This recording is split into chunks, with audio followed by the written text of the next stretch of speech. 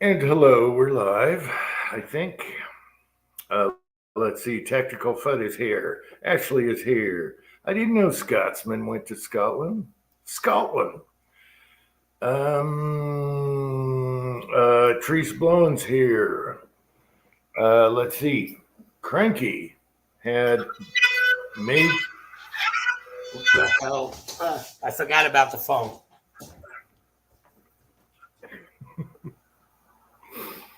Okay, Cranky had major back surgery. It ended up being 3 hours. And and that was Thursday. Happy to report that he's feeling good.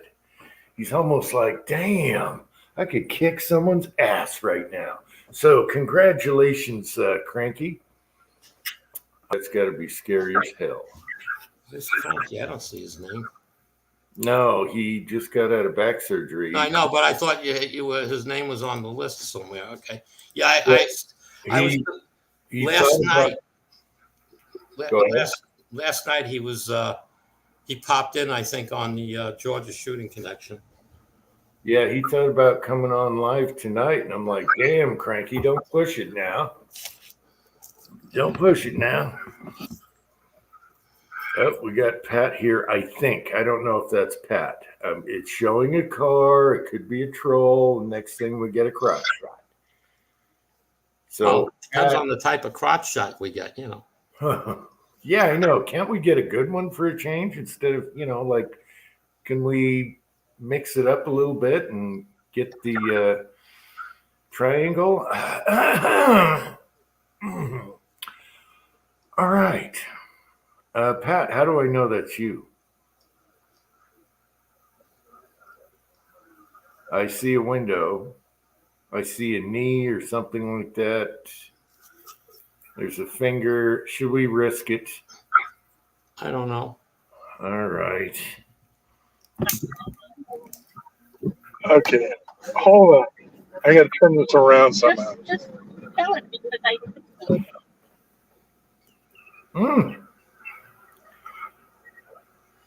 And he's the techie. All right. I'm the monkey. He's the techie.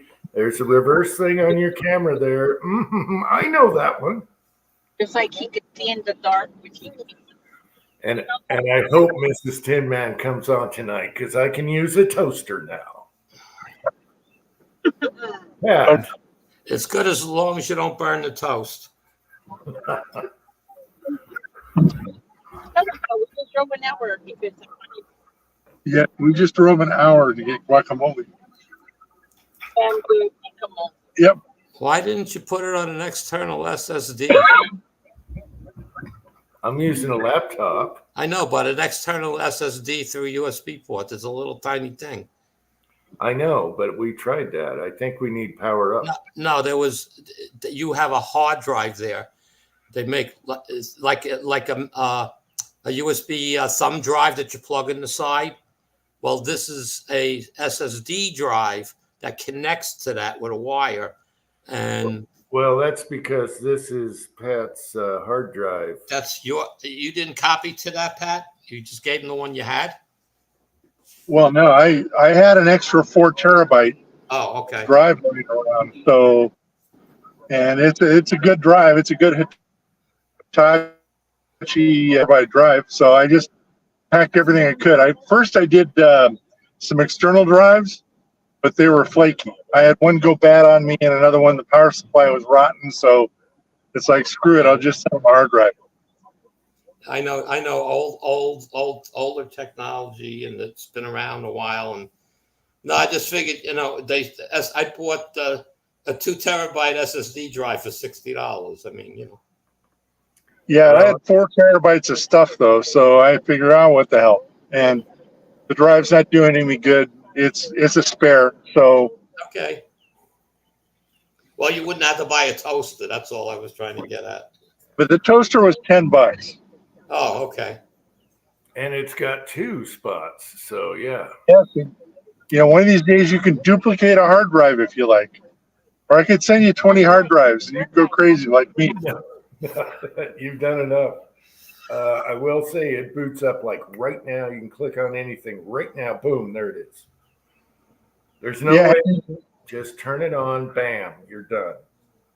Have you checked out any of the movies? I haven't checked the movies yet. I got to go through the movies, the books, all that stuff. You You Yeah, know? you got to look at TV shows too. We got all of the $6 Million Man and all. So you can look for the Bigfoot episodes. And, Well, a few episodes you played off of it. With Okay. stuff worked fine. Yeah, that was My, fun. I should have. I have to get off now and carry her burritos. She got $80 worth of burritos. Oh my God. You should see the Are size you of these fucking things too. kidding me? Jesus. Wait a minute, $80 for a No, burritos? no. Okay. He's gonna eat more than half of it. Shit, I can't afford to keep feeding this man. Is Pat exaggerating? Well, it was $82, but it wasn't just all burritos. There was a guacamole that was $20. Wow. I tell you what, I could use a good burrito, good Mexican food. Well, I'll tell you what, I'm gonna like video this thing for you because this is like one of the best places in LA. It's Manuel's El Tepeyac. 1936. Wow. That's when it was open.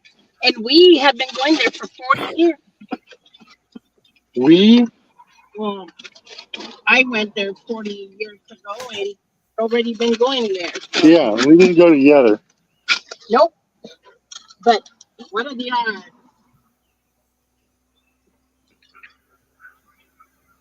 Don't torture me. Please don't torture me with the good food. Oh man, you should see this thing. It looks like a small child in swaddling clothes. Oh, we should have Thorzak's on and have it on the shoulder. Oh, if anyone got that out there, let me know. Yeah, we got it. I got it anyway. Hilarious. I could see Thorzak's with the big burrito on his shoulder. I hope he's doing okay. He had surgery too. Everyone's having surgery. I tell you Well, I that. thought he had his surgery. He was in rehab already. Yeah. Right. Okay. Well, they're home. Yeah, say hi to Jim. Pretty bird. Just don't duct tape his neck on. All right. Now they're quiet right now, but they'll start yelling at Sylvia. All right, Yeah. Pat, did you hear about Cranky? He came out of surgery. He's feeling great, ready to kick someone's ass. Wait, Cranky was in surgery? Major back surgery, 3 hours. Son of a bitch. Oh, he couldn't operate at all. He couldn't sleep. He couldn't do anything. His back was so messed up. And now he feels like a new man. He's already talking about going golfing with his son.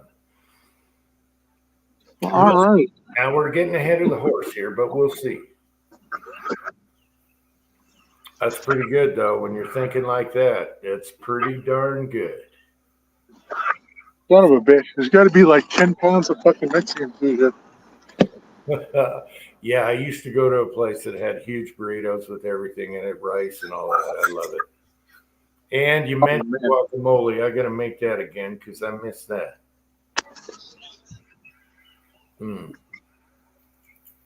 Andy, do you eat guacamole, Mexican food stuff? I eat Spanish foods. I'm not a, I burritos are okay, but I'm not into guacamole. Really? Yeah, I don't know, just too green for me.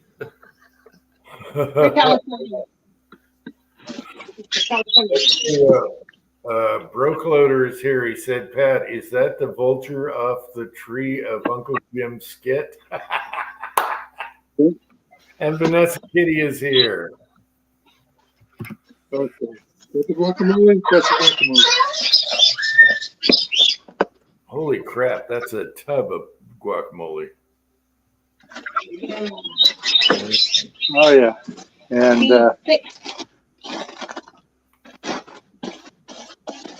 Let's see. One of these is my burrito. But you ran away, remember? You don't like people, you rotten birds. Do you know what's sad, Broke Loader? Do you know what's sad is right after I did that video, it had so much glitter on it, I burned it in a burn barrel. And I should have kept that scene for the side of the wall on the reloading room. Oh, well. Oh, yeah. All right, let's see those guys. Okay, that is a burrito. That is a nap. That is a nap waiting to happen. And I'm gonna hop off, you guys. I'm sorry for peeking over the chat and stuff. I'm gonna set a computer up in the back and be on in about a half hour. All right, sounds good. All right, Pat, enjoy.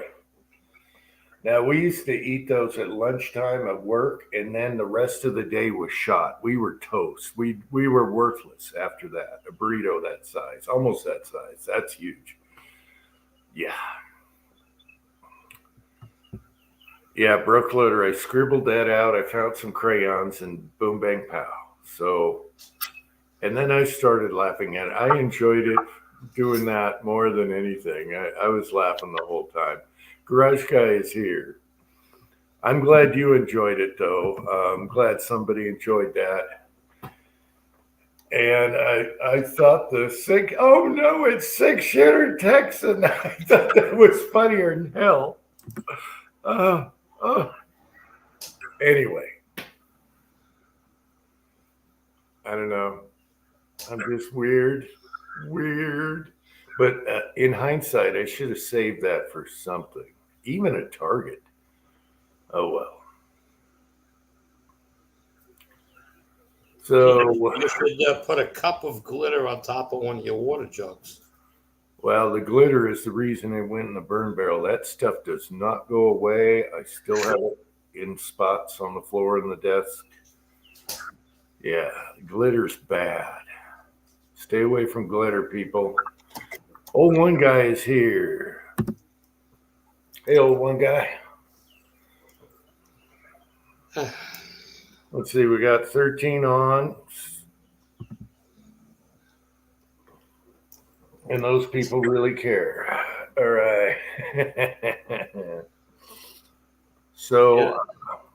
Okay, Andy had a scare today. You want to talk about that, Andy? Not too much, but Okay, well, wait. First, the number. no. The number one question is. No.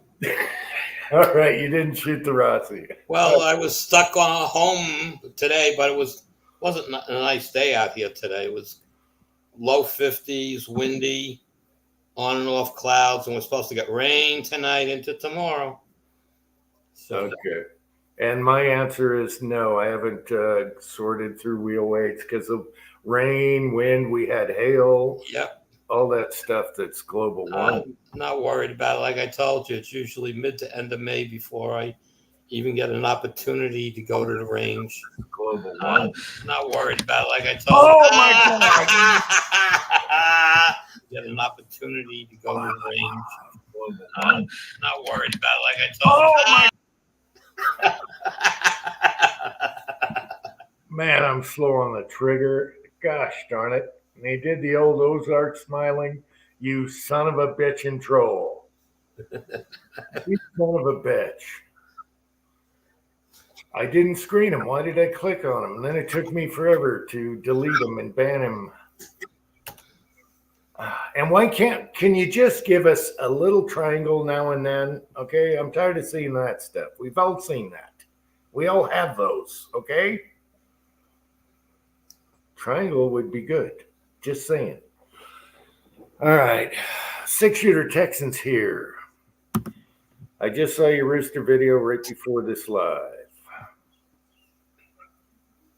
And oh no, it's 6-shooter Texan. It's 6-shooter Texan. Did you actually watch that 6-shooter Texan? Because you're in that skit.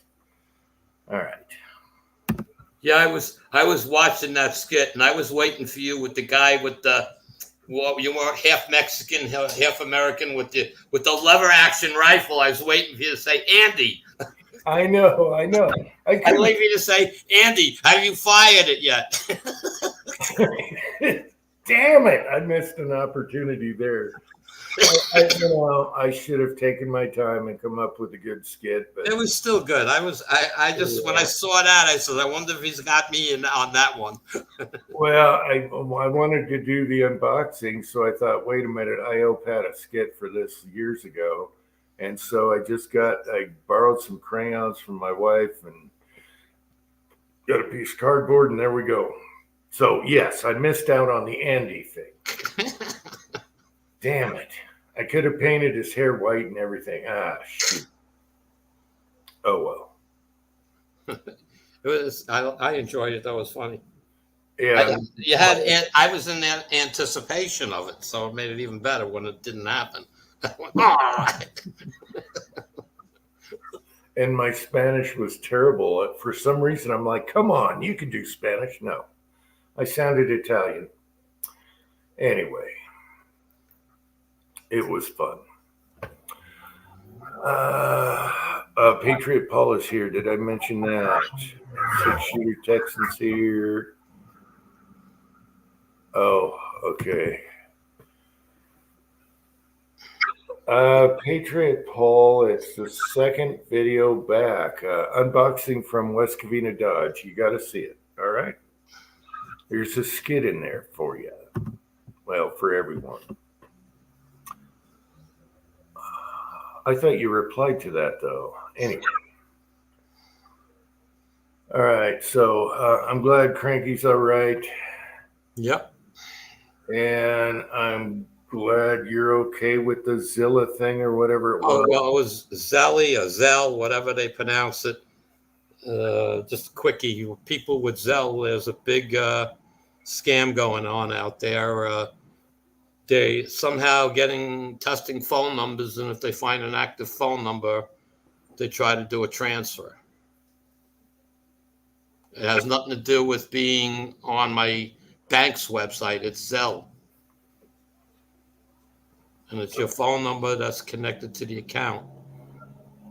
If you have Zelly or Zell, however it's pronounced. Andy's bank called him and said, wait a minute, someone's trying to get into your stuff. And so everyone be careful out there. They're really good at it. Yeah, well, I still don't know if I've been scammed or not. So, like I said, they were fixing things, so I had to assume it was the bank. Things were changing on my account, inside my account. They wouldn't, if the scammer could have got inside my account, he didn't. You know what I'm saying? He wouldn't have fixed things for me. Well, that's what they do. There's actually good YouTube videos on a guy that counter scams the scammers, and he gets in their stuff and even gets them on camera. It's a big deal. It's a big deal. They go after people all the time, so you can't trust anybody.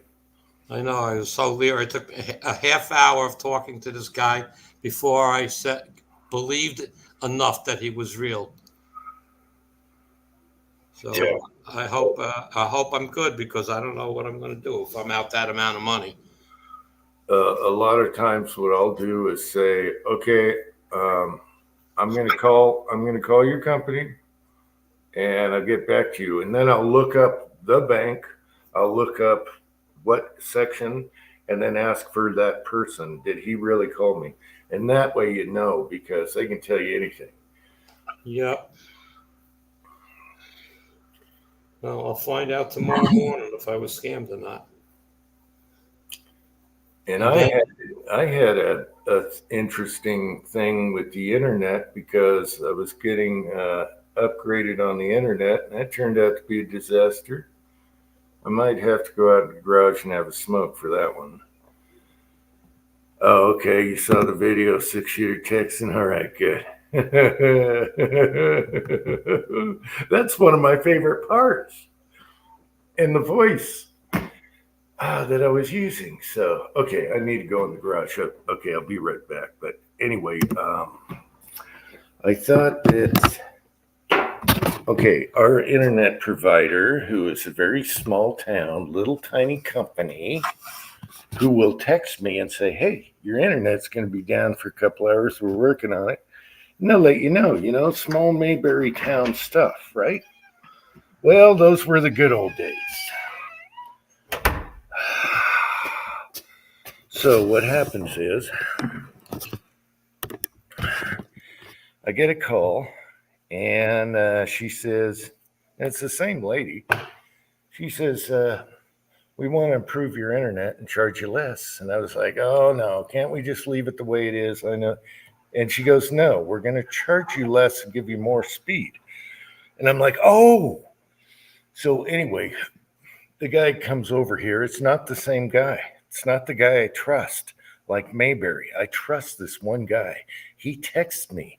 He's in my ear. Whenever I have an internet problem, boom, I can text him. And he answers right away. It's not that guy. So a guy shows up in a SUV, not a truck. And he's got to get on the roof. And I'm looking, I'm like, wait a minute, you're pulling up in this? Where's your ladder? And I knew something was wrong. I knew something was wrong. And there was something that rubbed me the wrong way the whole time. And he had a ladder in there that felt folded out and all that crap. Anyway, he's not my guy from Mayberry. Then I find out later, okay, he's got to install this transformer thing. It's going to give us way more speed and all that.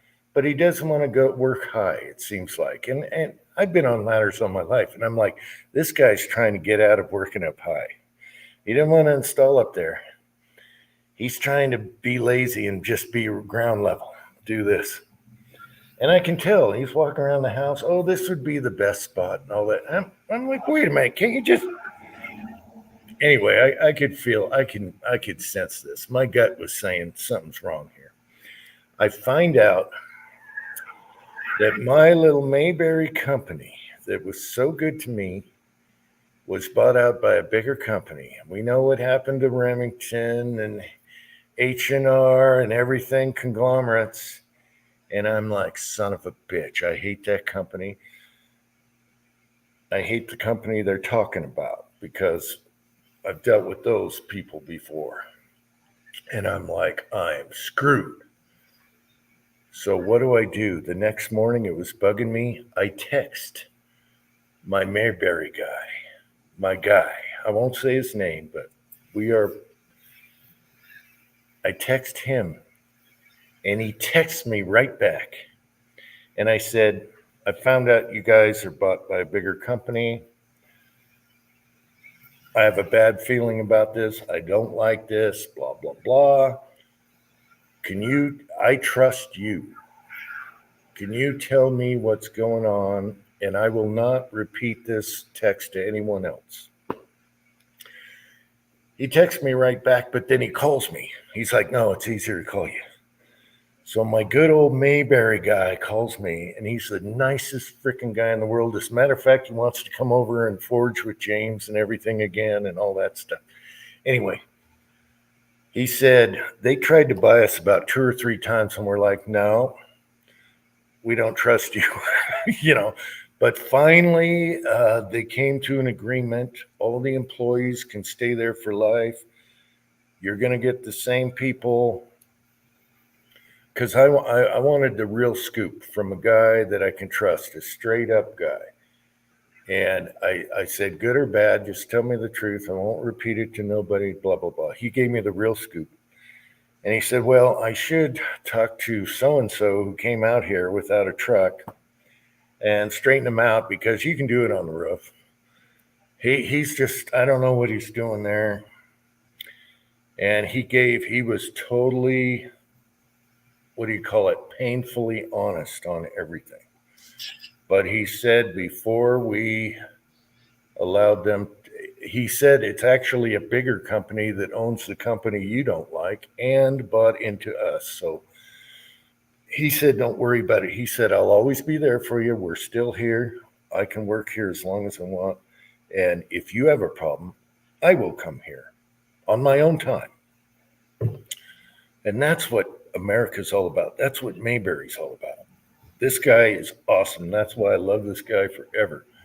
Any problem, I can text him, boom. And he right back. I mean, you can't get that with a big company. So I guess it's okay. And then I told him, don't talk to the other guy that came out because I don't want to cause any issues between you and him, even though you want to straighten his ass out right now. And so that's the gist of it. But give me Mayberry all day long.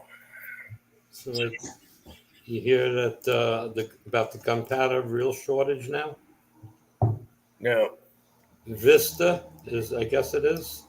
They own Alliant, I guess, and a few other powder people. and screwed everything up, which what I was worried about. Yeah. There's no more. All powder orders to all distributors have been canceled. One of the, I don't know enough about gunpowder. One of the main chemicals is in very, very, very, very, very, very short supply, and all powders being made are going to the military. And it's in short supply because of regulations. They're saying no. They came back with the COVID test used this stuff, whatever that ingredient is. Yeah, I was one of those channels. I was watching it before. Jared, is it Jared? His name? I can't think of what he calls. Oh yeah. Okay. And and there was a letter written to Powder Valley, and that they sent him a copy of the letter so he could read it out. And all powders that were on back order are no longer available, period, till further notice. Yeah, but if that only came from Jarrett, that is, what do you call it, clickbait. I'm not believing that one. I'm going to Mayberry for my sources, okay? Okay. Because, come on, there's equivalents. There's, no. Guns and Gadgets. Yeah, that's the guy's name. Yeah, I don't like that guy anyway. So I don't like that guy anyway. He's all clickbait. They're all clickbait. No, I'm not buying it. I'm not buying it at all. Ammo's a big business, and powder is included in that. And we just got to get through Bidenomics here. Get a certain person back in office, get the regulations off her ass, and drill, baby, drill. So, nitrocellulose, yeah. That's it. Yeah. That's it. That was used in the COVID shots. Which was BS. And while we're on the subject, Tucker just interviewed Trudeau's brother today about the COVID vaccines. And you all should watch that one. Okay. Trudeau's half-brother. And oof, there you go. I'm not buying it. All we have is a freaking regime right now that is BS. We get back to normal, everything's fine. You can synthesize the crap. I mean, come on now, people. Don't freak out. I can't. I personally am not concerned the amount of powder I have. I probably can't use what I have before I die. And I shoot a lot. So. Yeah, I got plenty. I only shoot 5 rounds at a time. Yeah, well, I don't shoot 5 rounds at a time. Yeah. I have so far this year. I've only shot in 2 rounds in the basement. So, and they were only 1 grain of powder each, so it wasn't. I didn't use much powder. But seriously, I mean, that Winchester powder that I have, I can't see myself using. What do I got left? 36 pounds of that, plus everything else I have. So, Hobby's Hobo's here. Hey, watch that Trudeau's stepbrother. He's a hippie. He looks like John Lennon. It's funnier than hell. Anyway, he was talking about Trudeau making everyone take the shot if they want to travel and all that crap. It's the same old BS. Watch that. I haven't even gotten through it because I had to do the live and do other stuff. But watch that video and watch the one about Amazon. Tucker did a thing on Amazon. Watch that one too. Don't be sheep, people. Jim Mag drums, 5 rounds. Yeah. Don't worry about it. These are all panic channels, clickbait. Don't freak out, people. That's when it gets bad, when everyone panics. Buy it when it's cheap and hoard. All right. Yeah, I can't watch him either, Patriot Paul. The guy came from frickin' Boston, for God's sakes. He lived there. I don't trust anyone who lives in, Boston. He doesn't live there anymore. I know he moved because people gave him crap, but I with all these channels, I listen to it and go, okay, just something to keep my ear out for. That's all. Well, same with the other guy. Everything is, great news or bad news for us. And then nothing has changed. He's just talking about what could happen. Give me the news when it's really news. I don't want your spam. To seeing this chick bait. And the Supreme Court has gone 8-1 against in favor of no bans on ARs. And it's okay. You go in, they're saying, well, they're just talking about it. Well, what the fuck? What good is that? I know. I want to say the decision was made. That's what I want to hear. It's all clickbait, so he can get the hits and make the money and go through his spiel. Before we start, check out so-and-so coffee or whatever. Yeah. I'm so sick of this. I just totally ban him off of my things. Do not recommend this channel. Anyway. All right. Don't freak out, people. That's the worst thing. It's just like taking the jab. I never took the jab. No one in our family took the jab. It's bad. Nope. A lot of repercussions for taking that. I never took it. Matter of fact, we were into it a bit when Fran was having her issues, and the heart doctor said, don't take it. It was a great way to test and control people and see how they react, and they controlled them good. Yep. You can't go anywhere. You can't do anything. And they killed them all off. You can't work for the government unless you take the jab. Mm-hmm. You can't do this. And I'm like, screw you. I won't work for the government anyway, so screw off. Don't fall for that crap, people. Be strong. All right. Anyway. So the internet thing was kind of the same thing. That's why I had to talk to somebody I trust. And that's what I told him. I trust you. Can you give me the candid scoop on this? And it will not be repeated. And he sure did. So he assured me everything's okay. And if it isn't, he'll come out and do the damn thing. So that's why I love the country. It's awesome. Yeah, well, it's funny because the guy, you remember when I bought the Dylan Square Bill D? Yeah. I know the guy from nowhere. He doesn't live far from me, but I know him from nowhere. And we were bullshitting that night. And I go, yeah, my parents used to have a place living up in the Catskills. He goes, oh, yeah, where? I says, Livingston Manor near Roscoe. He goes, yeah, I know it well. And he goes, so, sometimes people just say things, right? So we're talking and all says, yeah, when was the last time he asked me, when was the last time you were at Fin and Feather? I said, Fin and Feather? I says, you got to be kidding me. I haven't been up there for 20 years. So, I mean, actually probably longer than that now. And I said, at least 20 to 25 years. He says, it's still there. And his daughter is running it now. He's long gone because he was like 70, 20 years ago. Okay. And I said, so, he says, the place is still the same hole in the wall, but he's got everything you could ever want. And he says, I go up there 3 times a year, and I always stop at that place.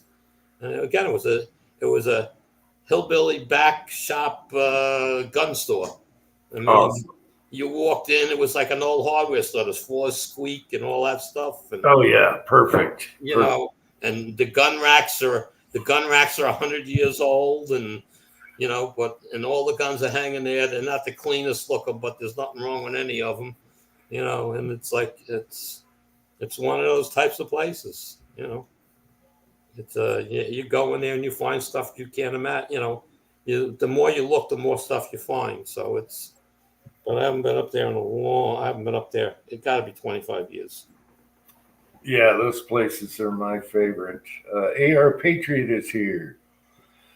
Yeah, we have my son's favorite pawn shop down south is like that, and they do auctions. And I've been to the auction and auctioned a few bought a few things, and it's just great. Everyone sits around. You got the hammer, and boom, sold. It's just the guy that owns the place, and it's great. I love it.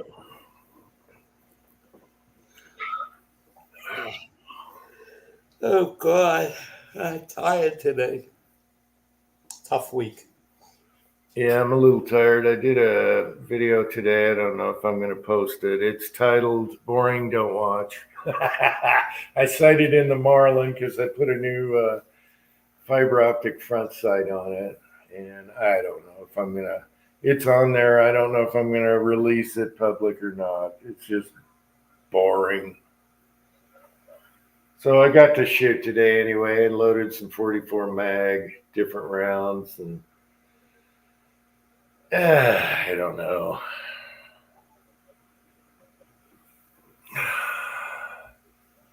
Hillbilly gun shop. Yeah, see, the problem is we're losing all that.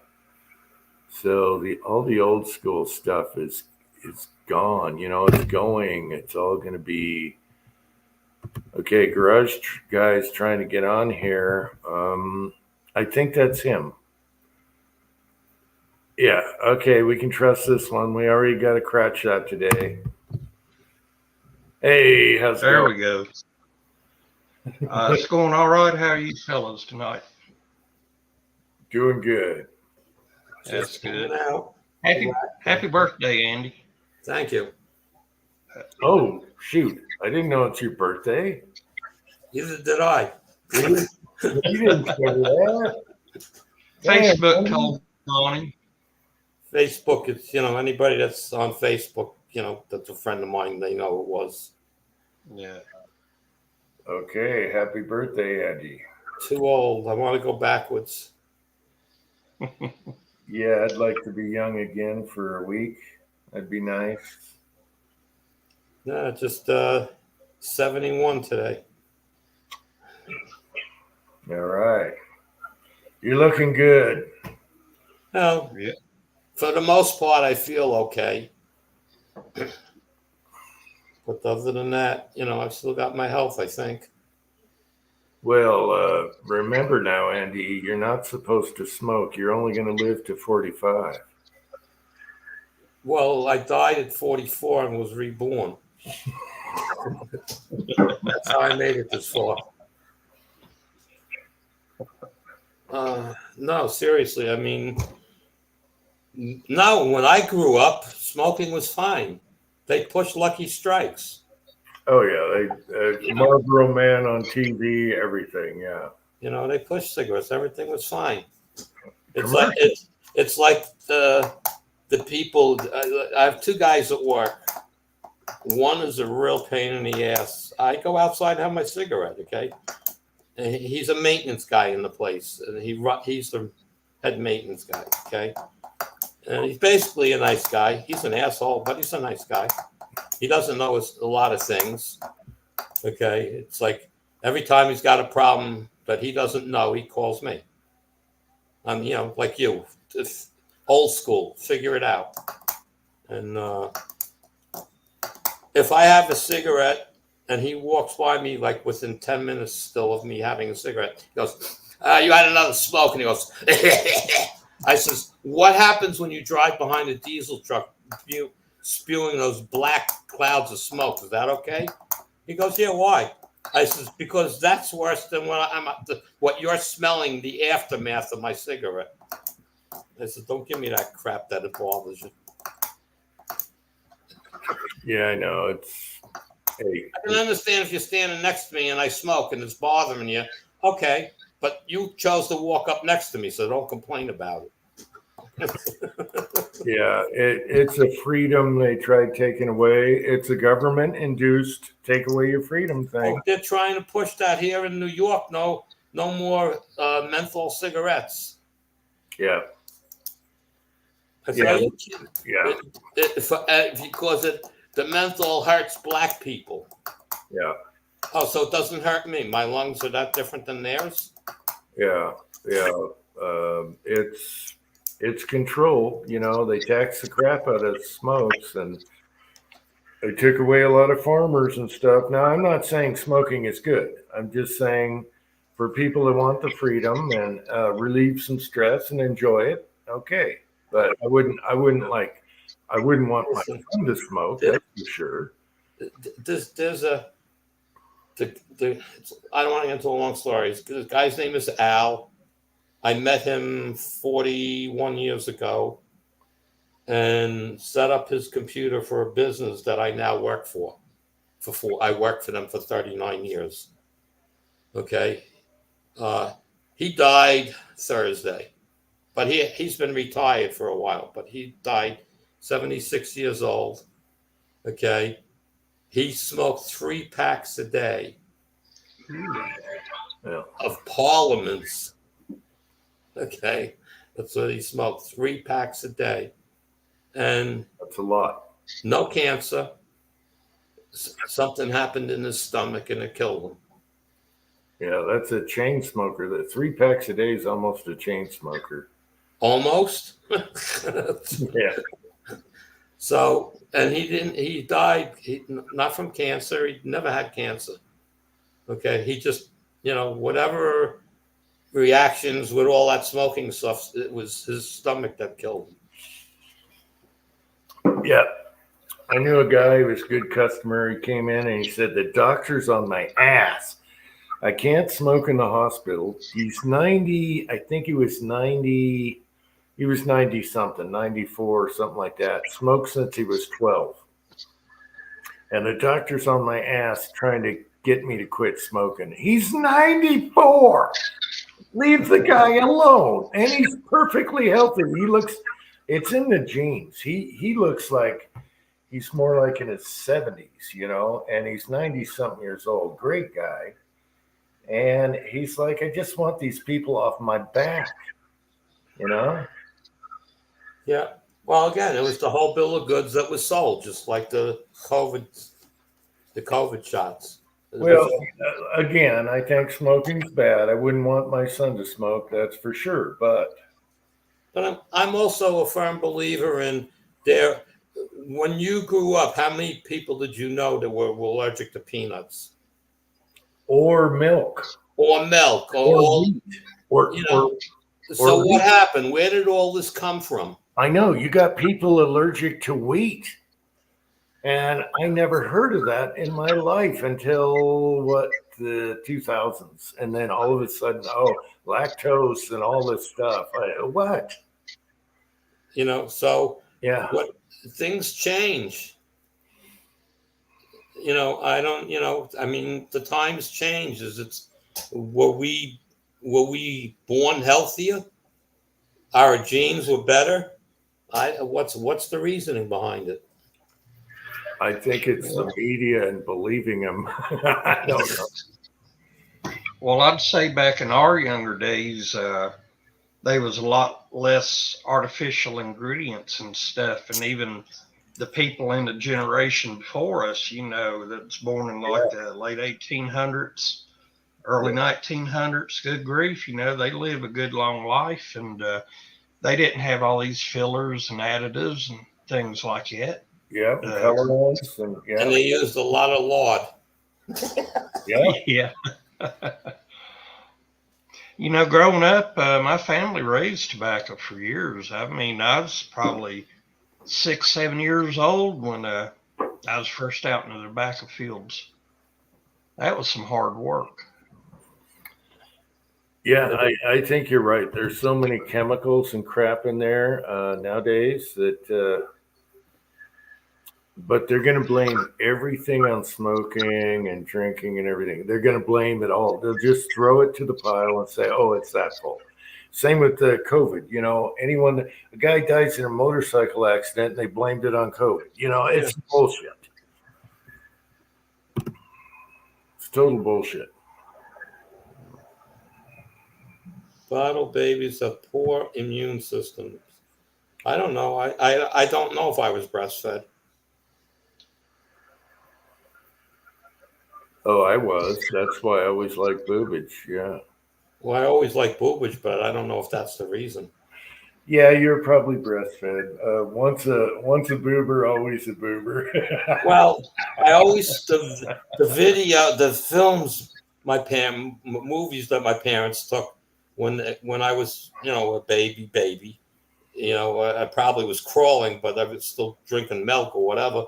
There was a bottle. There was never anything else. Mm. So I don't know. They took. Speaking of boobs, why can't the trawler show boobs instead of guy parts? I mean, it would make for a much more enjoyable live stream. I know. That's the problem with these trolls. They're sick. They're sick. I was just looking for a V bush, but no. Yeah. And then it would take longer to delete it. It'd take, my. Oh, I can't remember my reaction time. Mouse.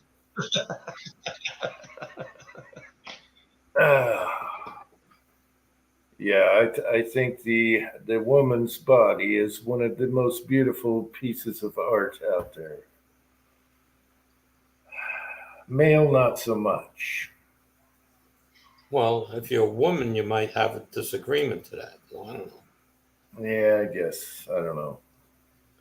Yeah, but I mean, he's not putting up a picture of a muscle-bound guy. He's putting up fat people.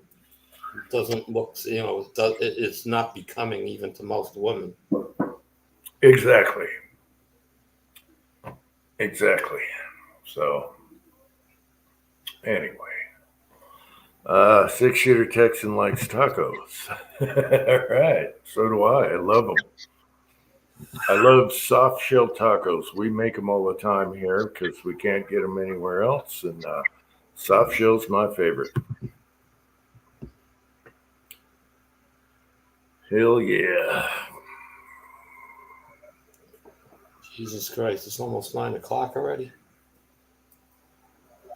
Let me tell you, that 3 hours on the phone beat the shit out of me today. Oh, I hate that. Especially like, say your cable or something needs something. You get a guy from India and then you got to talk to just give me someone that speaks English, and then that takes a half hour. That's why I like Mayberry.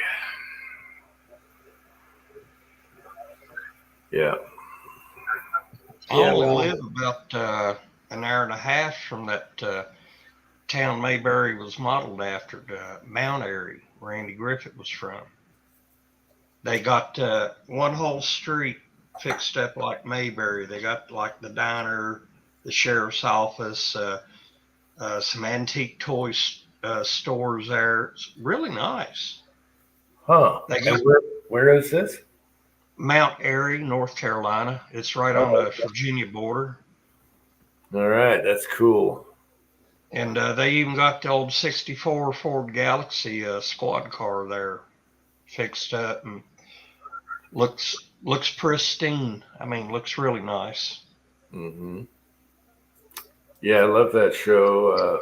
What's funny is when my son was a little baby, even as a baby, when that came on and you heard the whistling to the intro, he would perk up and he'd just be on that. He would watch. He loved that show. Every time that show started, he just perk up and then he's full attention span on the TV. Yeah, it kind of went downhill after Don Knox left, though. That Yeah, guy once that was- once it went color, it yeah. went, yeah. But that was a good wholesome show. There was a lot of good wholesome shows. Leave It to Beaver, all those. But now that is considered evil. Okay, it is. It's a detriment to women and all that stuff. Oh God, yeah. Oh, she was at home. I would have loved that job. Yeah.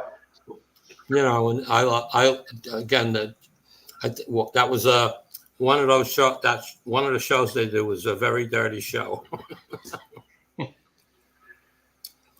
Ward, you were a little hard on the Beaver last night. Oh, hey, don't go twisting it now. There's no twist. His name was Beaver, and he spanked him the night before. So he spanked the Beaver,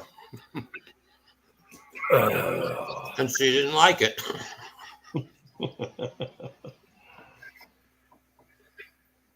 I don't know. Everything's upside down. I'd like to go back. I tell my son all the time, you got to be from the 1900s to the 30s. You're just old school. You didn't get born during your time. That's what I tell my son. Well, with his really old school. let's call his metalwork capabilities, his blacksmithing. Yeah, but everything he does, he loves old tools. He loves the craftsmanship of old tools. Right. He loves all that stuff, and I'm so glad he's like that, and even knows what that stuff is. He would go to swap meets, and he's going to another one in a few weeks here, a big one. He goes to the swap meets, and these old guys are selling stuff. And he's like, oh, that's a so-and-so, and that's a 19-something, da-da-da. And they're like, damn, how does this? And he was doing this when he was younger. And they're like, how does this kid know what this is? Yeah. And they love him. And so every time he comes, he's been going in for years now, 10 years, 15. Every time he goes, they all know who he is. And they're like, hey, James, Yeah. It's awesome. He knows what every anvil was made, all that stuff. Yeah. And it blows their mind. They're like, kids aren't like this today. Yeah. That's pretty cool. It must have been the Mayberry. All right. The world is very different. I was watching one of these.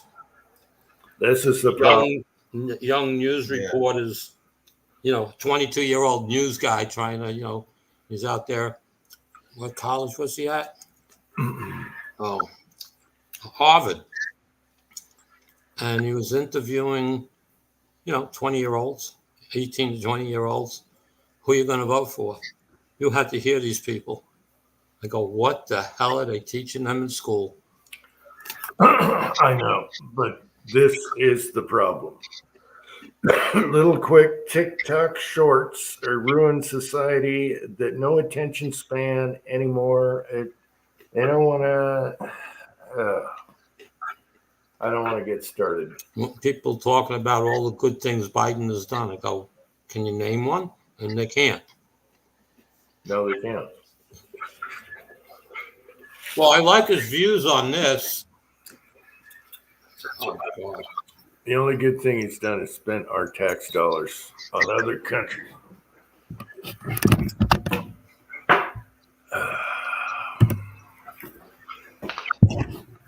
Anyway.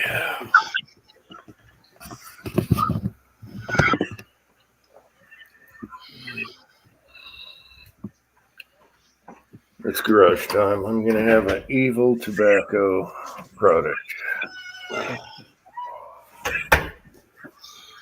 Well, I was looking at what Patriot Paul said here in the side chat about Bugs Bunny and Elmer Fudd.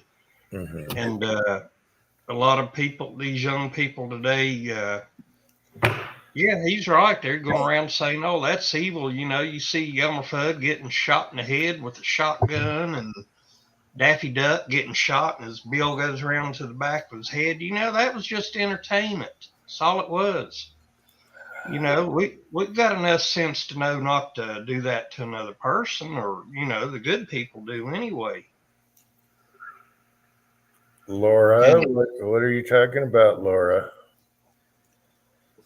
I don't know what she's talking about. Here we go. Yeah, cartoons were funny, but now I guess it's not humor anymore. And okay, here's the problem. People take things too seriously. All right. Well, that's what they interpreting entertainment that is supposed to make you laugh, make you forget about things, and they're interpreting it as like, no, that's dangerous. You shouldn't be doing that. It's like, what are you talking about? well, If you gotta think that way, that means your mind is like out in left field somewhere. I don't want to be near you either. about 12, 14 years ago, I bought a DVD collector set of the old Tom and Jerry cartoons. Raise my hand to God, it had a warning label on the back. And it said this was a sign of the times that these cartoons are made, because they'd show some of the cartoon characters are like, wearing a black face or what have you. Yeah. And it had warning labels on there about that. People should take them for what they were. Yeah, it was a different time, but people wasn't so, what's the word, sensitive back And in. now you gotta have warning labels on Gorilla Glue. Don't put it in your hair. Tom and Jerry was awesome. Cat, the hole in the wall. Yeah, nice. Anyway, I don't know. I'm hoping the kids figure it out and say, I'm tired of being condensed down to this. Let me think for myself. So hopefully the kids will fight back and come back. So Well, that's the only good part of some of these stupid college interviews or stopping people on the street, who you're going to vote for thing. When you watch some kids are standing there listening to the conversation that the reporter's having with other people, and then he finally gets to them, and the kids are shaking their head. It's like, these people are idiots. So there are some out there that are smarter.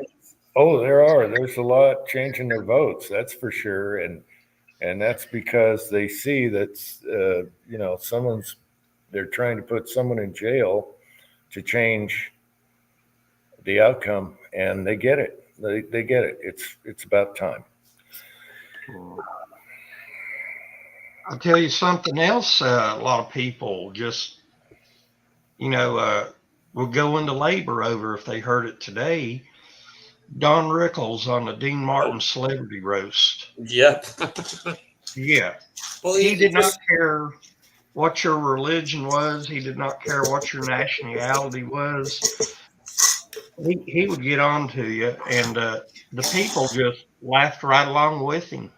Everyone got a piece, and that's what was great about it. Everyone got a piece. It didn't matter who you were, and that's how it should be. That's how it should be. Everyone gets a piece. I was about 22 years old or so, or 23 years old.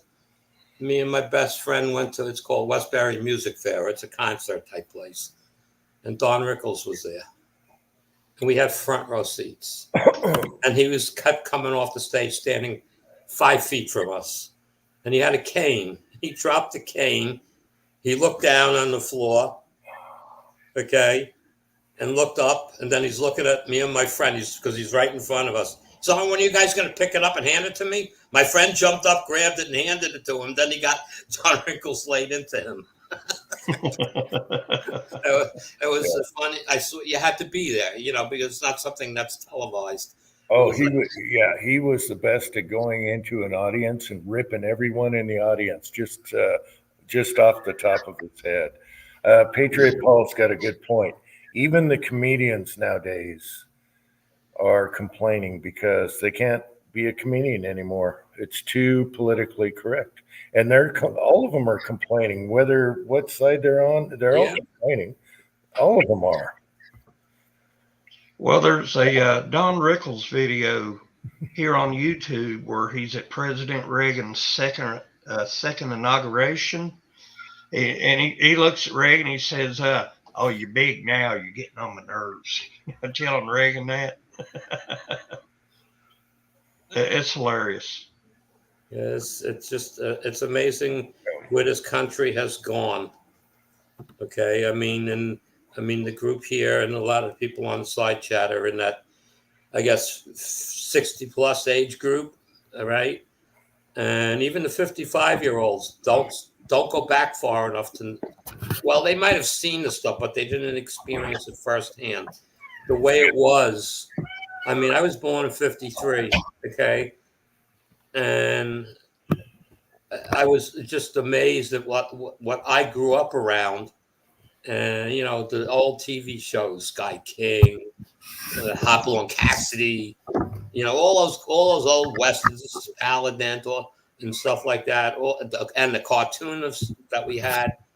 Okay, I mean, Popeye was always beating somebody up. Give me a break, you know, and you know, and things like that. So it's like that was entertainment. It was fun, and we enjoyed it, and we were outside playing cops and robbers and cowboys and Indians, and you know, with our toy guns, and that's how America grew up. That disappeared basically in the mid to late 60s.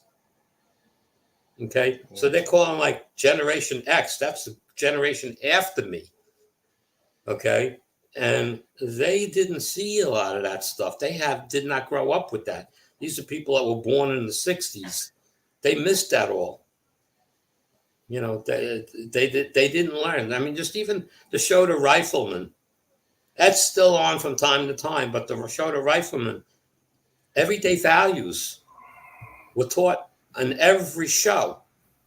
Principles, you know, right and wrong. Kids, Wasn't The Rifleman the first series where the lead played a single father? Yeah, Chuck Connors. Yeah. I met Chuck Connors. One hell of a guy. Yeah. He was this one when I had my computer stores in Port Washington.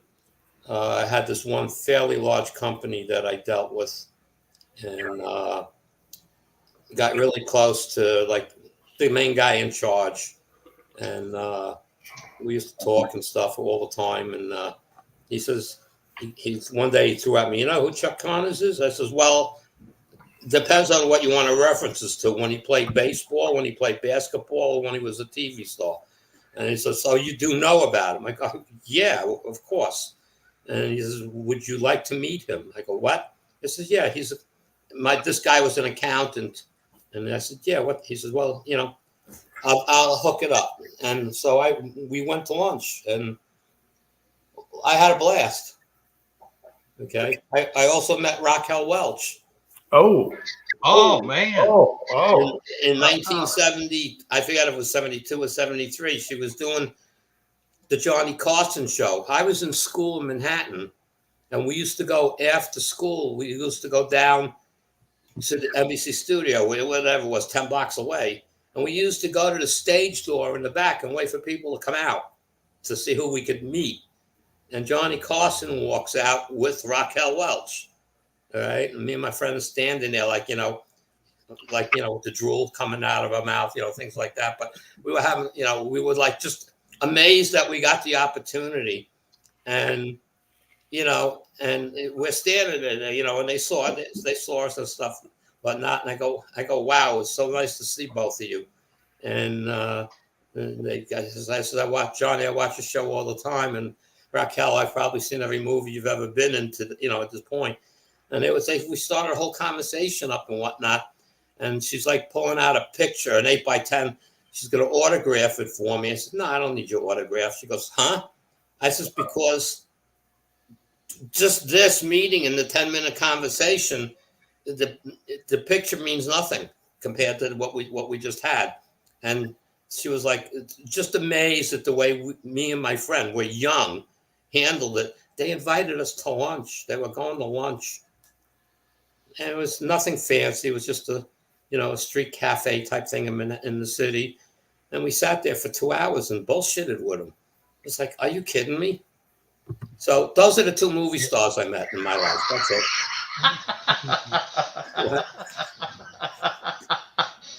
No, I actually took it off.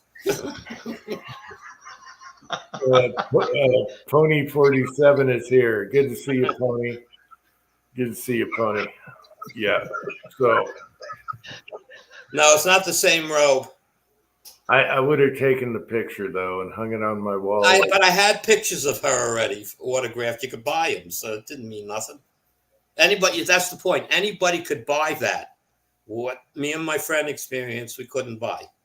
Well, nowadays you can take a selfie with her, and say, "Hey, hello, it's Uncle Jim, and I got the Welsh." All right. AR's looking for a link. Throw out a link. But so I mean, it again, life was different back then, though. Well, okay. Here's the problem. I lost my thought. Never mind. I'll say it again. Maybe it'll come back. Life was different back then. No, it didn't work. Oh well. No. People were more real. Okay, and so if you treated somebody the same way, that they're real people, not just.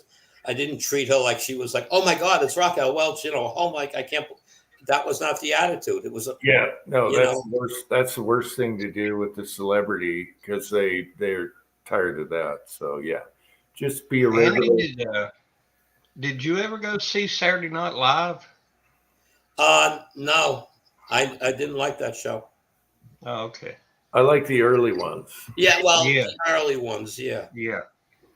But then then they got PC and told what to do, and yeah. When they were politically incorrect, that was fun. Everyone got a piece. Everyone got a piece back in the Belushi days, and yeah. Well, that was Belushi did a skit on there.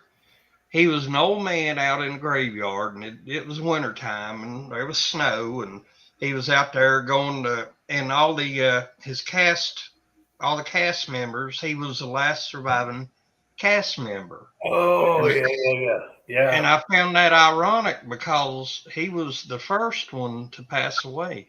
That's right. Yeah, I remember that. Yeah. And he's wearing an overcoat or something, and almost like a gangster, and he's out there, and yeah.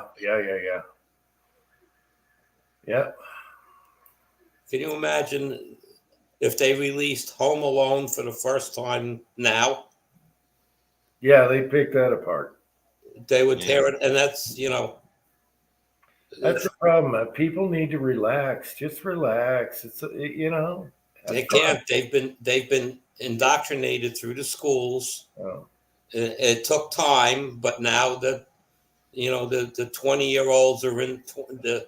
It's not. I think what it is the people under 2022 have woken up, and it's the people older than that in that 20 to 30 range that is screwed up. As far as the woke shit and whatnot. So I know people need to relax and just do what they want to do without worrying about what other people think. That's kind of how I do it a little bit, but not totally, who gives a crap, Is this really AR? Or are we going to get a crotch shot? It's probably really AR. Just in case. It's They're okay. Well, he could take a minute before he goes to the crotch shot, so be ready. Well, AR, you missed it earlier. Who was it when they Ozark? Oh, it was Ozark. Yeah. What happened this time? And he's going like this, and then all of a sudden, oh god! It's Ozark on the screen, and you thought it was really him, and then boom. Yeah, because he was animated. Yeah. I was trying to make sure I was on the right channel when I went into Google. I had several different names, channels to pick from. I wasn't sure, but yeah, I'm glad I missed that. Crazy. Well, you wouldn't have seen it. The side chat didn't see it because he went live. So yeah, the side chat's for it. Whoever this troll is, they're good because they got Ozark, Andy, West Covina Dodge, and somebody else. They got me. And they got you, yes. And so they're pretty good at it. So I got to be a little more careful. Every time I think I got it down, there we go. You drop your guard. Every time you drop your guard, he gets you. Yeah, I see that in a lot of other communities too, boy. But on a side note, I gotta give a guy A for effort, for putting in the work. It's not something that, he's got to go out there. He's got to record the original video, and at least he made an effort, and it's not just lazy. All right. It's weird. Right now, I'm trying to go into the side chat here. It says connect, so I've got to make sure I connect with the right channel. Something got reset in Google today on my PC. Oh, well, it should be on YouTube. Yeah, I got my personal channel though that I don't use. It tends to come up. Let me hit connect. See what happens here. I'll be right back. Let's see.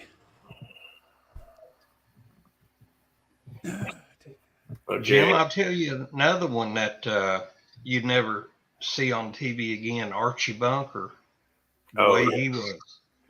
My dad turned me on to Archie Bunker on that show. Yeah. I think we were at a hotel. He said, "Have you seen this?" I said, "No." And he goes, "You got to check this out. It's when the show first came out." And I was laughing my ass off. Yeah. I'm on the right one. Oh, I wanted to come in because I like all the conversations about politics, this, that, and the other, and all the crap. So that's why I wanted to come in. Oh. The world's lost their damn mind. Yeah. They really have. I'll tell you something else that tore a lot of people up. Removing the Aunt Jemima name from the pancake syrup. That her family was totally against that. Yep. Yeah.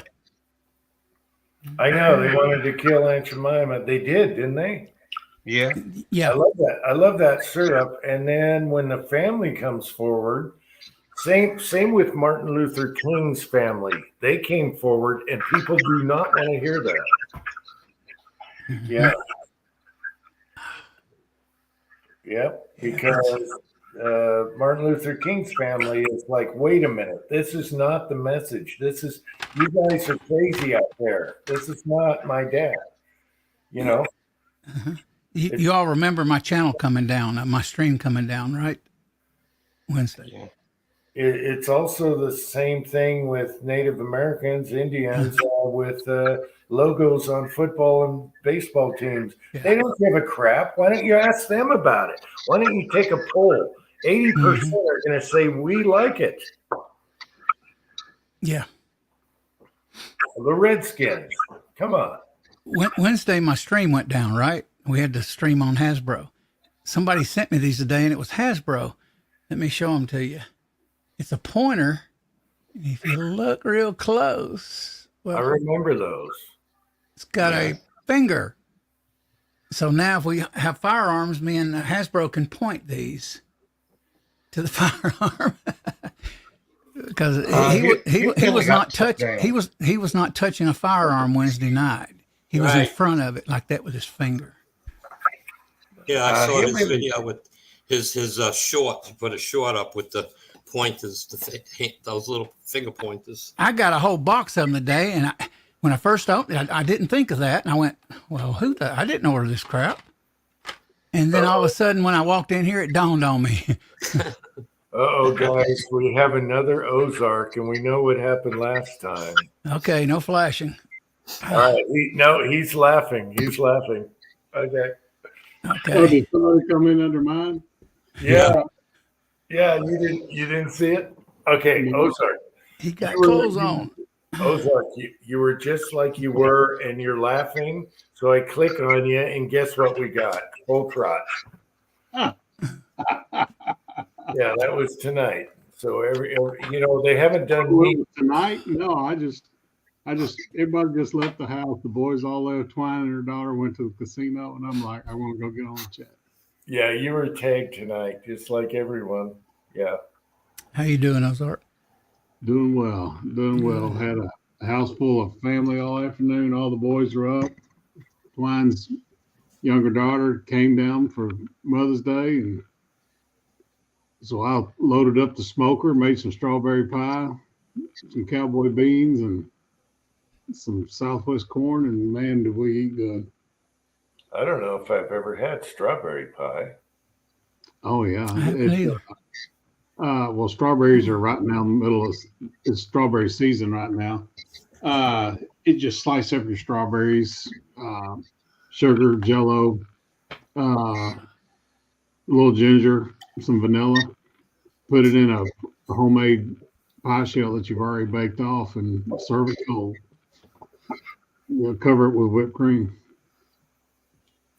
Nice. Yeah, it's like strawberry shortbread almost. Yeah, I like that. I love me some shortcake. I tell you that with biscuits. Oh, baby. The ladies group here in town was doing a bake sale in front of the grocery store when we went this morning, and I bought a lemon pound cake that one of them had made homemade. Gosh, this shit was good with some more strawberries on there. Yeah, I have one of my favorite cakes is strawberry shortcake. I haven't bought it in a long time. It was about 4 years ago, maybe. And I went to this supposedly really good bakery and bought it. The only strawberries were on top. Mm-hmm. I mean, what happened? My mother used to buy those little, the little bread things with a hole in it. Not a hole in it, but yeah, and you put strawberries and the whipped cream on it. Yeah. Oh yeah, you can still get those. Mm-hmm. But this homemade lemon pound cake, you can see the little pieces of lemon zest in it. Gosh, it's good.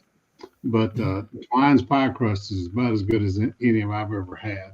It's her family's recipe. It's made with milk instead of ice water. Gosh, it's good. Nice. Yeah, Old school cooking. You can't compare to what they do today. No, pie crust is really easy to make. I mean, I love Hungarian goulash. My mother was Hungarian. Oh yeah. So, and actually, I know how to make it in Hungarian recipe, not some American version of it. And when we would go racing, there was this one diner we used to always stop in to eat before we hit the road. And one day they had Hungarian goulash. So I asked the waitress, could I get a tasting of it?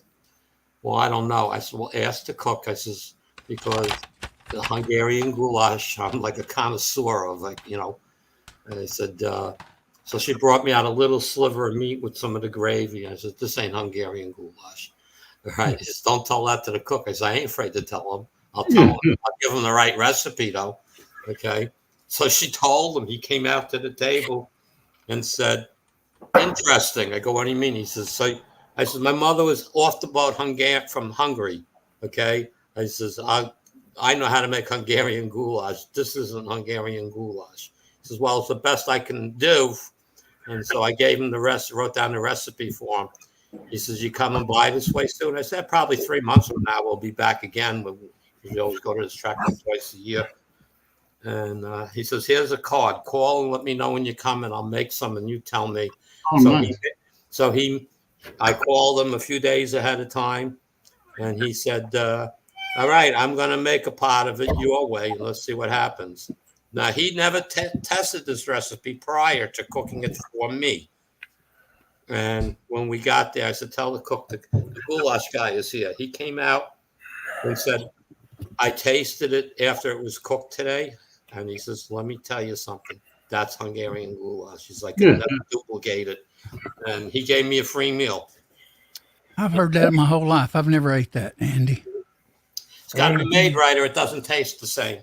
What about the dessert pastry with honey and what do you call it? Well, they had that. They had great Baklava? You talking about Baklava. Yeah. This Yeah, place had great pastries. Okay, but I mean, when he brought that out, and I says, "That's real close." I says, "Something is not enough of." I said, "I couldn't put my finger on it." I says, "But it's real close." And he was happy as hell. He said, so when we came back the following year, because that's like the first race we would go to, and I went in there and I said, "Let me speak to the cook." I said, "Tell him the goulash guy is here." And he came out. This is ever since I changed the recipe, I can't make enough of it when I put it on the menu. Nice. Well, that's a compliment to your mom right there. Yeah. So it was great. All right. Do you like baklava? I've never heard of it. Oh gosh, the Greek all the way up to Romanians up to Venice. It's phyllo dough with most of the times it's pistachios and honey, and there's like 15 layers of it. Mhm. Yeah. It's only about an inch thick. Yeah. Layers of thin, crispy layers. Mhm. If it's done right, it melts in your mouth, but it's crispy at the same time. They have to do it with the honey, pour the honey hot over it, or it'll just be a soggy, gummy mess. Yep. And it has to be. Baklava was Hungarian, but you're right. It's probably Well, that whole east from Greeks all the way up that whole eastern side of Europe, it's popular.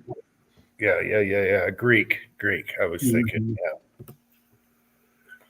There's a lot of good foods out there. Even my mom used to make, that Christmas fruit cake thing that most people don't like. No. Right? You would have liked my mom's. I never was into baking. You would have liked. I would not eat anybody's but hers. Hers tasted real. Everyone else tasted like, what the hell is it? Well, down in my sister's town, she lives in Texas, is a big fruitcake place, and they're supposed to be like the pecan capital of the world down there where she lives. And they make one that's just dried apricots, and oh my gosh, that's good. It doesn't have the maraschino cherries and all that, just dried apricots, and boy, I can lap that up. I just dropped my maraschino cherries in the floor out of the refrigerator yesterday. Ozark. Oh, what a mess. I got it cracked wide open. God.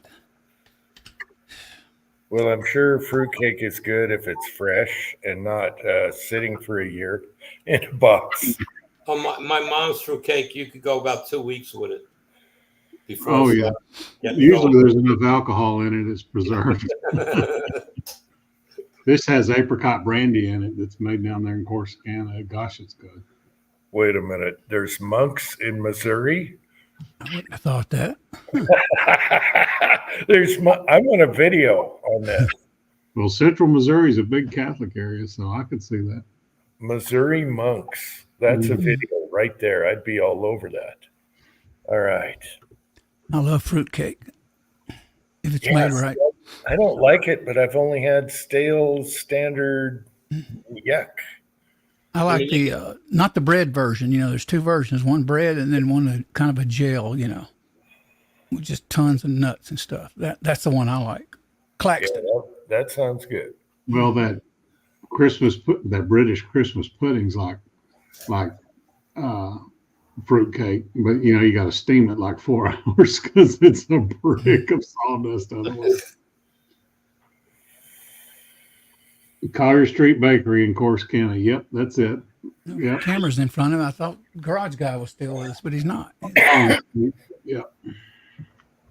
All right, broke loader. If we get a fruitcake from the neighbors or something, and it's the old stale stuff, we will definitely do a bullet test, hollow point test. That's funny. Yep. Corsicana, Texas, where Collins Street Bakeries, for where Wolf Brand Chili's from, and some other food like that, all come from down there.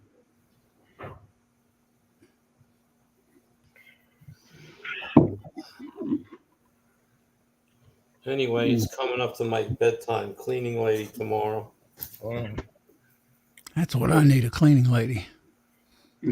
Ours comes Tuesday.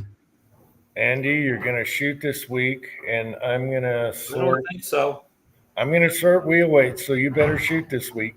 Well, I can. I work all week, and I doubt I'm going shooting Saturday. But the guy comes, he's working on my house, so I got to be here for him.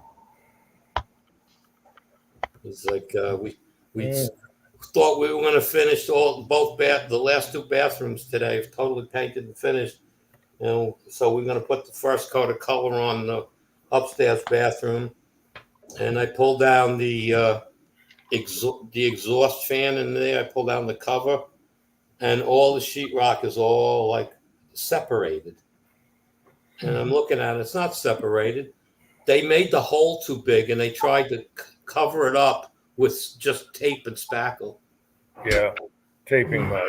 Yeah. But they did a shit job on it. But the cover covers it all, so you really don't see it. But I can't let it live that way. You know, the best way to fix that is get a bigger fan. Just cut a bigger hole. Well, that's it. I mean, it would have been a much bigger hole, but it's not so much that. It's just I don't know if I could find a cover for it. Right. I mean, the fan box I wouldn't have to change. That's screwed to a 2x4 and a rafter, so that wouldn't move. I would just have to, just cut the whole, get a bigger cover, like you said. But I don't know how much bigger they make, so I wasn't going to take the chance. I've seen where the insulation guys have screwed those up and, trying to suck air and steam and stuff out of a bathroom, and all it's doing is just pumping it into the layer between the insulation and the sheetrock. The sheetrock just ends up crumbling over time. Yeah, no, when you look at it, you can see that the three sides are cut properly. The fourth side is large, and they tried to hide it by just putting tape. They could have shoved some spackling up in the hole, put like some filler behind it, shove some spackling up and built it up a little bit. Probably would have been fine. That's what we did today. Put a 2x4 behind it, screw it all in, and tape and bed it. Can't get behind it too easy. It's buried in the crawl space. I use a can of foam to build it up, depending on how deep it is. Mm-hmm. Yeah, but I mean, so we just stuck some insulation up in there, and then packed in a bunch of spackling, let it almost dry, put some more, built it up till we got the first piece of tape on it, which we took half of the tape covers the sheetrock, the other half was cut and folded up into the exhaust box and spackled to the exhaust box, so we use that perforated tape that sticks on. So hopefully that'll hold it to the box, and we got 2 coats on it. We need one more skin coat, and it'll be fine. I don't like that mesh tape because you got to put your mud bed so thick with it. Well, I don't know. I mean, he's doing he cuts out the old crap, the old surface of the sheetrock and stuff. He lays down a piece of that tape, and then he puts a layer of that fiberglass mesh is definitely stronger. It's just you got to put your mud on thicker. Well, I hear you're supposed to. He put the mud on just to cover it up, and then he let it dry, and he put a second coat on it, and it was building up in layers. Mm-hmm. They say on the mesh tape, don't use pre-mixed mud too. I've done it, but I don't know. That's supposed what we're to. doing. It's to each their own. If you're just making a small batch, get the powder. What our guys will do is they'll take lightweight mud and they'll throw a little 90-minute in there with it, to speed up the process. Right. Mm-hmm. I got a repair back here behind my washer. I use the mesh, but I just use the pre-mix because nobody can see it. Anything that was like a major issue is in the 3 bathrooms was patched with several coats of mud, not thinner coats than one big heavy coat, and everything looks great. So we'll see how it holds up. So I mean, that's a whole lot better than what the builder did. lot of people don't realize that premixed mud only has about 2/3 of the water in it that's required. So Yeah. whenever you get it, you've got to thin it and whip it, and then when we get it in your trough, you got to get the air bubbles out of it by stirring it. But yeah, they don't put all the water in there with it because it makes the shipping weight lighter. Mm-hmm. Well, this was I Jim don't done know. his share of mudding over the years. Most of the painters out here and stuff, they buy the stuff in 5-gallon cans and just go to town. Yeah. I don't. I see them mixing it when it gets down like halfway. I see them add a little water to it, but that's because it's getting thicker because the water's floating to the top. Yeah. You know, I bought a lot of those 5-gallon buckets of that stuff. Most of mine goes bad because I don't use it all. It's moldy. So, anyways, I got to take my pills and get to sleep. Cleaning lady in the morning, and I'm expecting a phone call from my bank at he says 9 o'clock sharp. We're getting on the phone and make sure everything's been taken care of. He says okay. On a Sunday? Night. Well, it's their corporate offices, not the bank location. Just make sure and confirm their number. Yeah, well, I confirmed the number when he called. I checked the number that comes up on my caller ID. I typed in his name and came back with Bank of America, so I'm a lot more comfortable. You know. Guns and Water says, does she clean her clock, Andy? I like that. Does she clean your clock? No. Hey, do you have a old TikTok clock or a pendulum? No, I wanted one for years, and I had something in mind, and I slept at a friend's house that had one, and it kept me up all night. Mm-hmm. And it was not in the same room; it was 3 rooms away, and I could hear the thing ticking. So, son of a bitch! Our horrible. You hear it all night long too. It doesn't chime after 10 p.m. No, it's not the point of the chimes; it's the thing going click, click, click, Oh. click. Yeah, but Andy, there's a fix for that. A little tape, just tape it around the pendulum. You're done. Yeah. But then who wants to watch a tape pendulum swinging? My brother probably still does one in his den years ago when I lived there. God, I hated it at night. William Gainley is here. Hey, William. All right, everybody, have a great night. All right, Andy. We'll see you guys next week. Okay. Take care, Andy. Did you shoot Andy? That would be a no. I already got on his case. I do that every opening. But now he's on my case for the wheel weight sorting, so I can't get on him too much.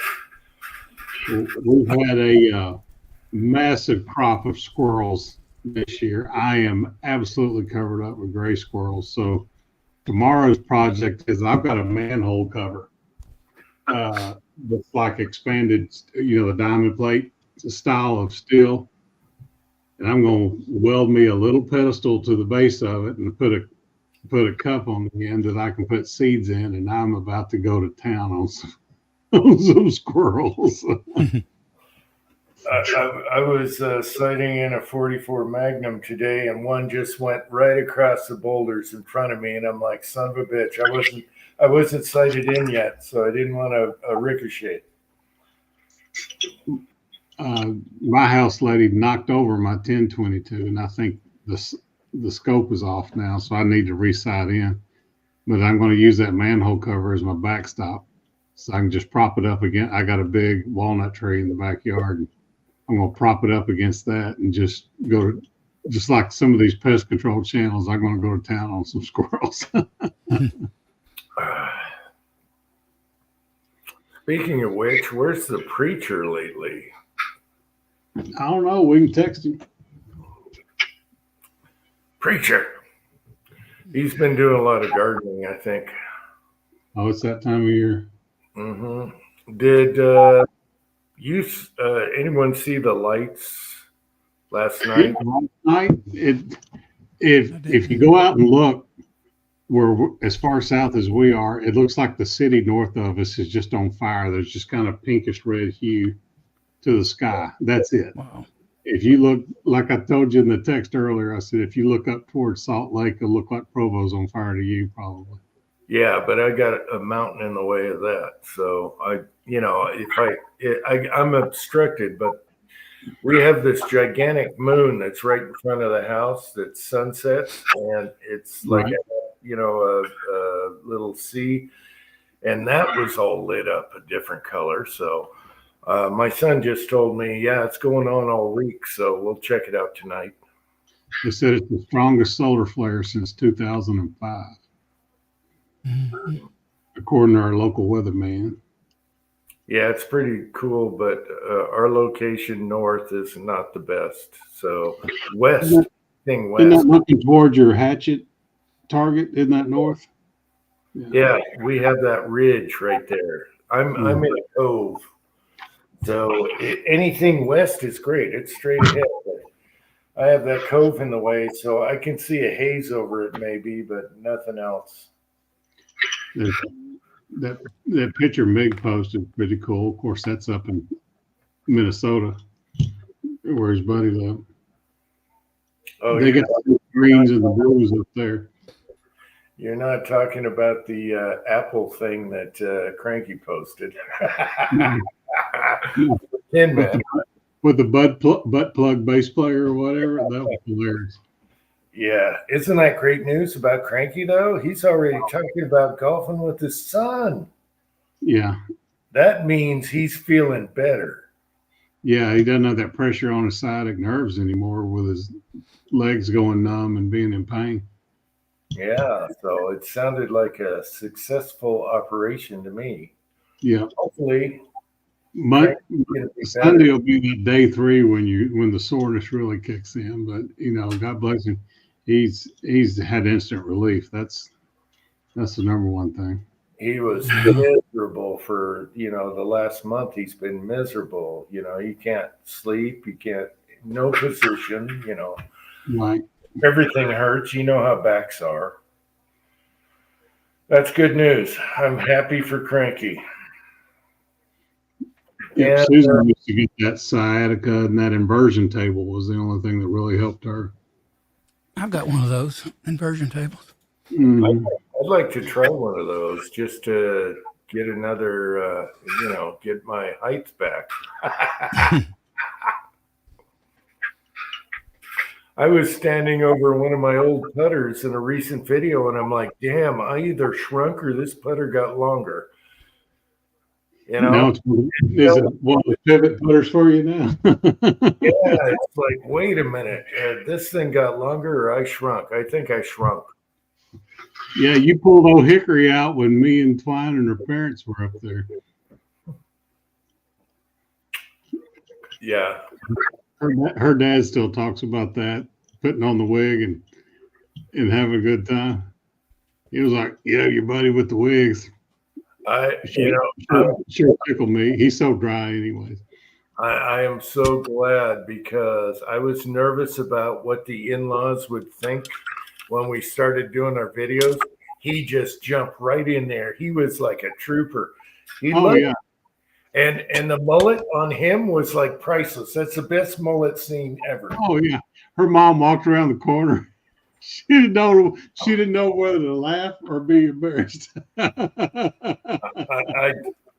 tell you what, I knew how you and Twine were, but I was worried when they came over, do I have to be conservative about stuff or can we just let it fly? And they were right there. They were right there. Love those guys. Yeah. Their parents are awesome. Oh yeah. Her dad's a hoot. He's got that real dry, quiet sense of humor. And the mom is super fun. Oh so yeah. There you go. What a couple.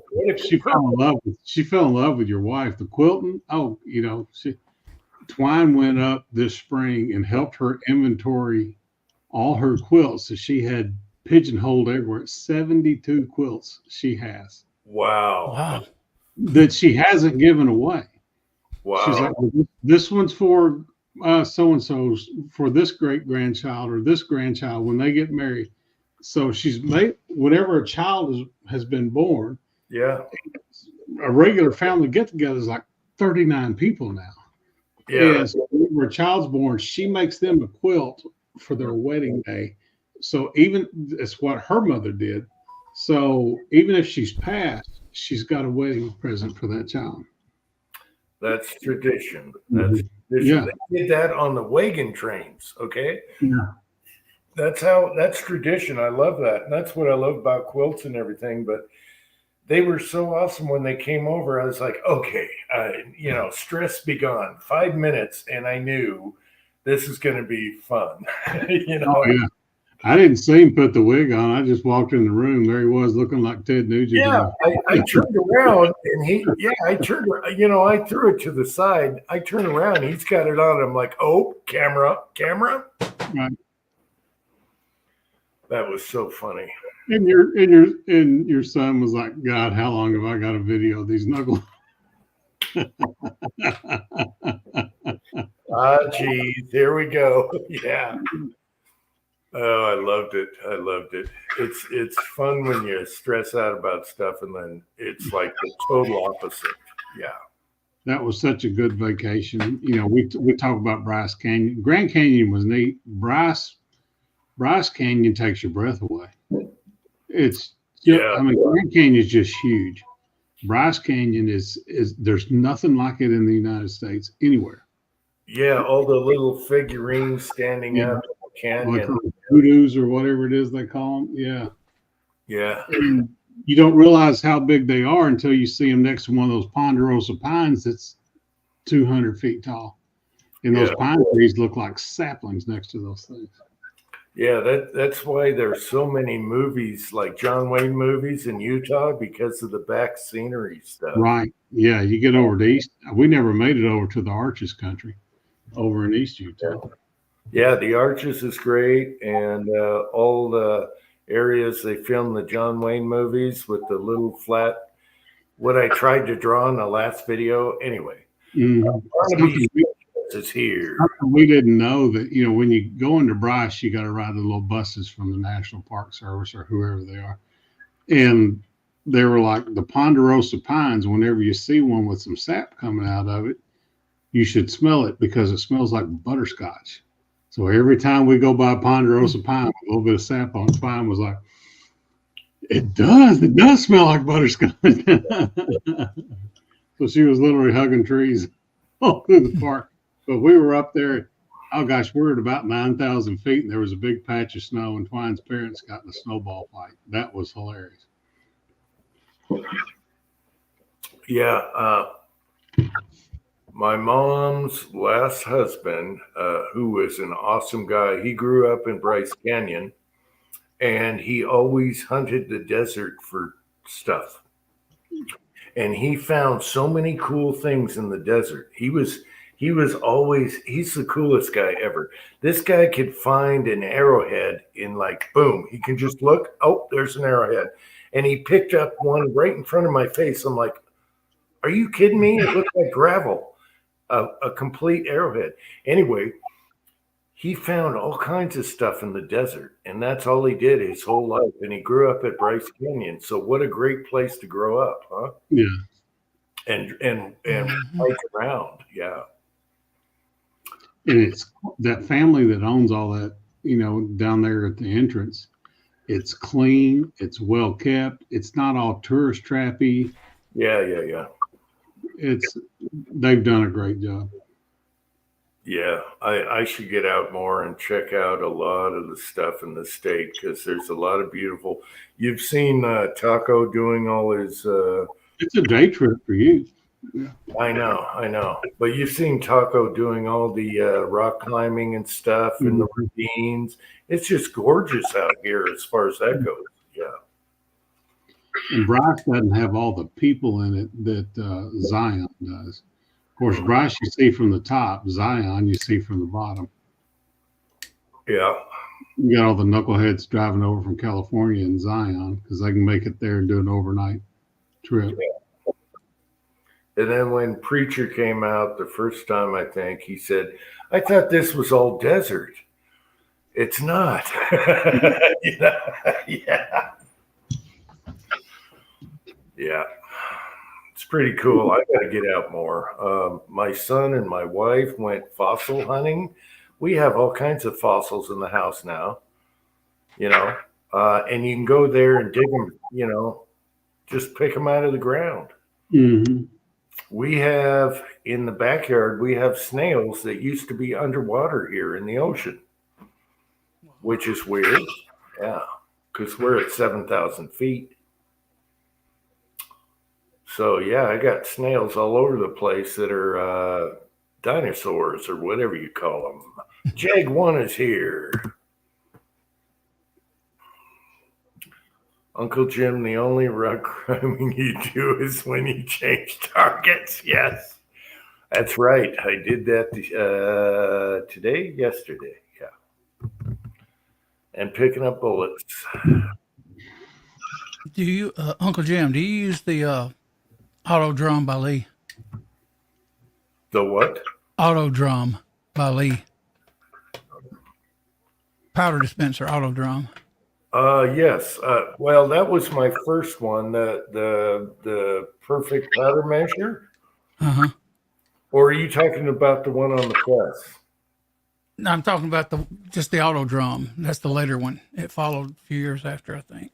The one when you use the press and it pushes up. I have that. It's plastic insert and it turns. I have that, but I haven't used it in a long time because I just go to the trays if I'm not using the Dillon.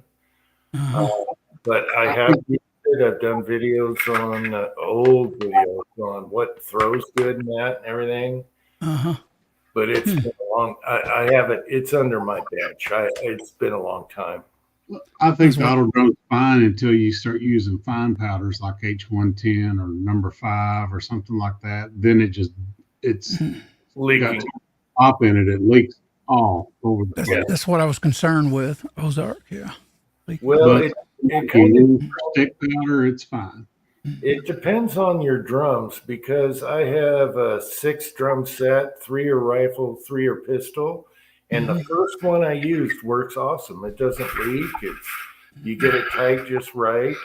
But I like to see my powder, unless it's a Dillon, I like to see that throw. So I kind of just took it off the wall. As a matter of fact, if you look at some of my videos, I got the princess that preacher shot the boobs out of is sitting on my powder drum stand that I made on the wall. That used to sit there, but now it's preacher's princess that's sitting there now. I was watching a fortune cookie video today, and he said if it leaks powder, just tighten it a little bit more. He said if that don't do it, he said try another one because all of them are not made to the exact same fitment. That you'll probably eventually get one that won't leak. You can try different drums. You can try a little graphite and tighten it down a little bit. There's some tricks, but I don't. For me on the 4-hole, I like to see my powder, so I don't trust it going through a funnel, going down the die. Right. I would rather just fill up a tray and put it back. I don't know. That's my way of doing it. I like that Hornady powder measure because the Hornady, the RCBS, the Lyman, it's all the same company, just different paint. But it'll cut stick powder, and it throws every single time. And there's Cranky. And I'll do a whole tray and like you and go that route, unless it's something I'm really doing a whole lot of. But still, I don't mind loading up 4 trays. Going that route, especially if they're in a blackout. I'm thinking about getting one and getting me a Lee turret classic to go with it too. Do the 4-hole. I love the classic turret. I think I have 12 turrets now, and that's my go-to. Yeah, and I will say, I was surprised. I bought Lee dies, threw it on the turret, and started loading 223 for the first time. And my gosh, it loads awesome. The brass, everything. I was surprised how well The Lee dies and the Lee turret press work with 223. And I'll probably be doing my 308s or Dylan dies. Echo used to do his 308, and he didn't have any concentricity hardly on a Lee turret with 308. Yeah, I'm gonna put my Dylan dies on the turret and see what happens in 308 because the 223 works. But you want these and use Hornady dies, the micro. Just I'm gonna get some Grendel dies in Hornady. See, I get tired of rifle. this. You're loading rifle, you can get the inserts for the Hornady bullets that perfectly match the bullet putting in. They're like $3, $4. Yeah, I'm gonna buy the Hornady next 6.5 Grendel dies at Midway probably. Because my second build is coming up. It's gonna be a 6.5 Grendel upper. So, but this is too much trouble. This old 3BR. I wanted just a simple turret with a auto drum, because they're affordable, 40 something bucks. I wouldn't buy one of these Redding again for like $200 for nothing. No way. If I did if you try the 6 arc, if you're looking at that Grendel size short action and AR platform, look at the 6 arc. You got more range. You're supersonic for another 400 yards beyond what Grendel does. Yeah, and it's the same brass. You can convert Grendel brass to 6 arc. Of course, there's a lot more 6 arc components available now. I already got the Grendel barrel. It was gifted to me from Eagle Run. Yeah. So I'm going to build it for hunting, though. It's 18-inch match grade barrel. It's real light. Looks like SOCOM barrel, actually. Yeah, I thought about a Grendel because it's so easy to, just throw an upper on there. And I just didn't want another die set, but otherwise I would get a Grendel. Yeah. It's a different magazine and a different bolt. It's then you got banana magazines for the Grendels and the arcs. But buy 2 or 3 of them, and that's all you need. Okay, there's a lot of people talking about the drums, using flits, all that stuff. Yeah, I've heard of that. I got lucky. I picked out a drum. It doesn't leak. I used 110 in it. I tested different stuff. And some drums might be different, and that's why you get a 3 drum set, of rifle and pistol. Just don't use True Blue H110 number 5, those real fine powders. Just don't do them, and you're fine with it. Oh, Tin Man is here. I hope Tin Man's wife is here also, because I want to give her credit. Hey, come on, Mrs. Tin Man. Mrs. Tin Man, I want to give her crap because even a caveman can do it. I want to check that out. Those are Lee Lyman M-Die expanders. Oh, yeah, you got to get those. They're probably the best of all because they're cheap. Yeah. What do they cost? Like nothing. Yeah. They're great. And I accidentally stumbled on that when I got a die set and it was in there. And I'm like, why is this too easy? Why are the bullets just, yeah. So it's nice. Lee made they got to make more calibers. They did a great job on that, and it's hardened steel. You're never going to have a problem. It's not like aftermarket crap. Yeah, I'll check them out. Oops, waiting until we got Cranky and Tin Man going at each other. Come on, Cranky and Tin Man, get on here. The Trump rally in his hometown, he's all fired up. Oh, I'm so happy for Cranky. He wants to go kick someone's ass now. His back is good. He wants to kick some ass. Mrs. Tin Man here. And she's still giving me crap about the cassette. Mrs. Tin Man. All right, you were right. This was easy. You put this in, you turn it on, you plug it into your laptop, and boom, bang, pow. You were right. I'm a stupid monkey. I had the fear of the unknown, and that's a bad thing. Once I did this, stupid easy. No monkey needed. So there you go, Mrs. Tin Man. I hope you enjoyed the troll tonight. Oh, okay, I see your video on them, Uncle Jim. Yeah, I enjoyed that video where you opening that up.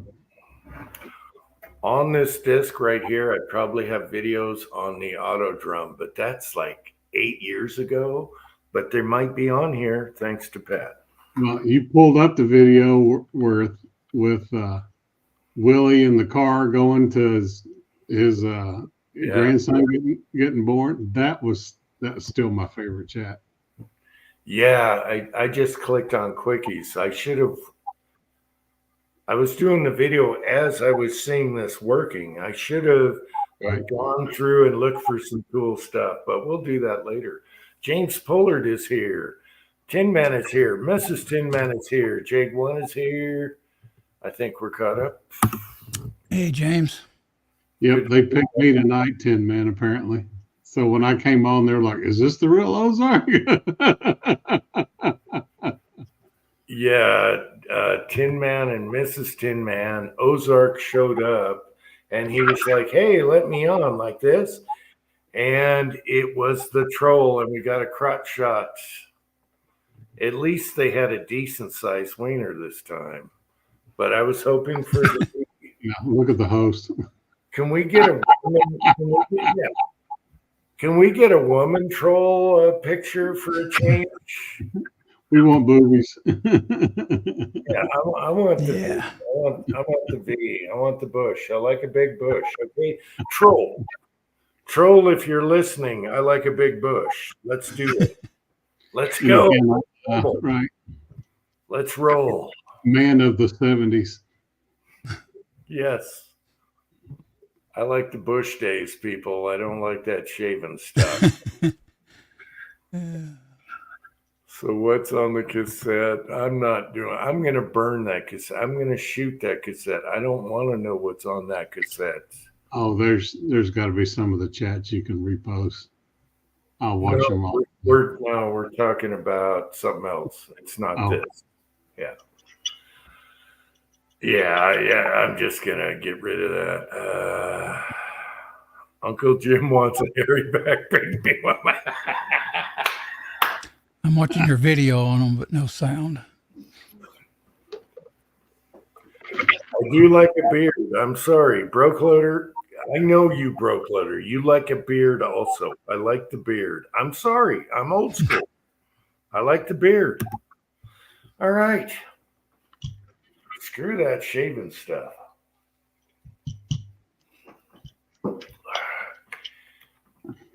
I don't want a teenager. I want a woman. And that has a beard. Smooth as a tea bag.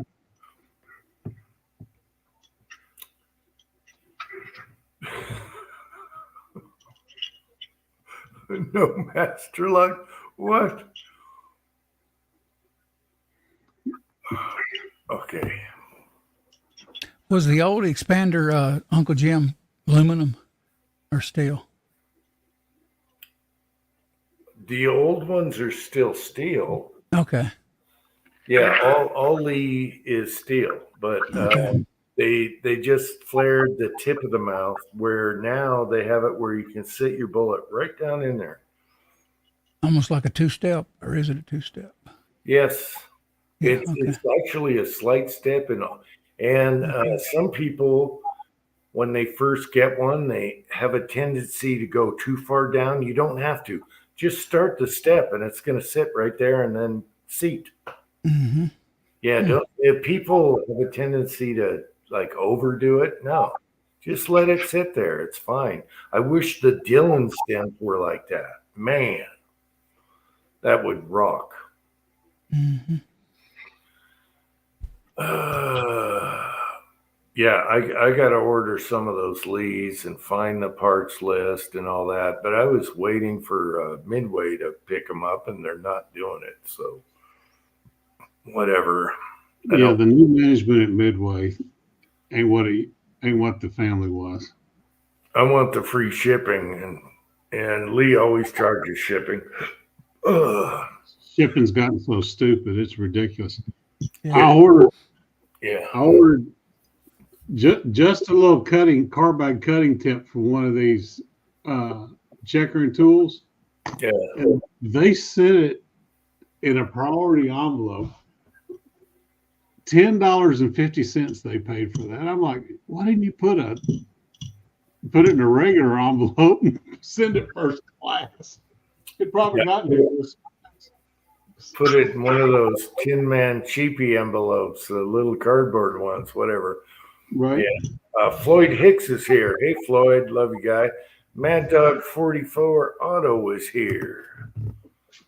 Let's see. Midway and also Cabela's has a bad price to order things.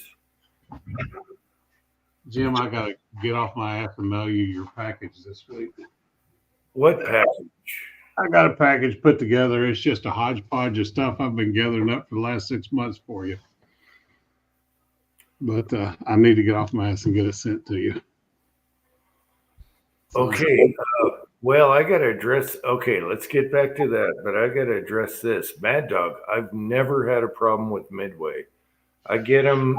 I'm out in the boonies. I get them in 4 days. And I get free shipping. Now it's $99, but it used to be $49. So I don't know about you. I know Tin Man has slow shipping with them. I've never had a problem. And they switch over to post office box once they get here. So 4 days. I've always had Midway in 4 days. I've been lucky. I hadn't had issues. Yeah. I'm local Bass Pro, so I don't order online from them. I tell you who's been slow with me, and that's all Brownells. I guess Brownells has always been slow. It takes them like a week, 10 days to ship it, and then it gets here. Yeah, I guess it's where you live, because Tin Man has had slow shipping with Midway. I have not. What's funny is a 4-hour drive for Tin Man to get to Midway. I know. He's so close and he gets so screwed. I love their birthday pricing also. So I'm loyal to them just for that. I don't like their NRA spams and all that crap you got to go through when you order, but whatever. Yeah. Wow, Paul gets them next day. What?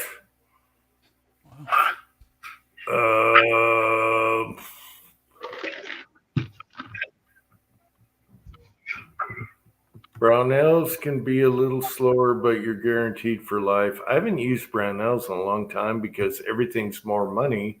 But if there's something you really want and not sure about, they will little knick-knack oddball part. Brownells has it, Yeah, and they'll replace for life. So I had a Browning high power threaded barrel I bought from them because I knew I could return it. And guess what? It had no shoulder on it for a suppressor, and it went back. Yeah.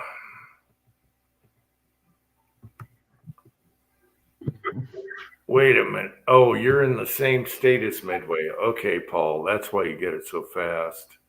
Hey, I'm fine with 4 days shipping. I'm fine. Oh, I'm in Missouri too. Cranky is trying to get on, but I don't know if it's Cranky. All right. It's too late. Yeah, I bought a bunch of stuff from Midway recently during my birthday. Punches, stuff like that. Cranky just tried to get on, but I saw a skeleton face as a logo, and I'm not clicking on it unless I know it's Cranky. So, Cranky, if that's you, tell me yes or no on the side. And then we'll go from there. Yeah, Paul, the Elk River, we had 5 inches of rain, then 4 days later had 4.5 inches of rain. The Elk River was up and rolling.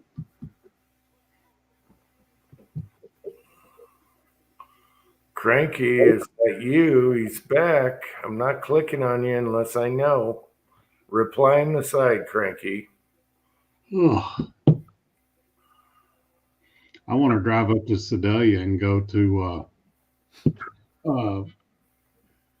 gosh, I'm gonna bring that Brass Company and the Sierra Bullets and Starline. They're right next door to each other. Same family owns both of them. Wow. Nice. Yeah, I like that brass. If it's reasonable. I bet a bunch of 44 mag Starline. I got something else for you in Starline.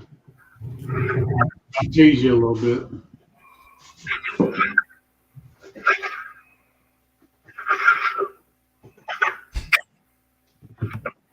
Cranky, answer the question. Is that you? Because I'm not clicking on you. I know what's coming. And I want to push this time, people.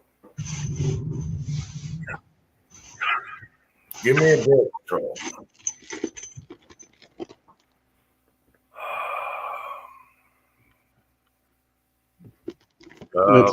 That's in your box. 200 pieces of 44 special. Wait a minute. Wait. Why aren't you going to speak 44 special? Because I kept 300 of them. I'm sending you 2. I still got to send you that package you forgot to take on the airplane. Oh, right. Yeah, those heavyweight 300 bullet or 30 cows.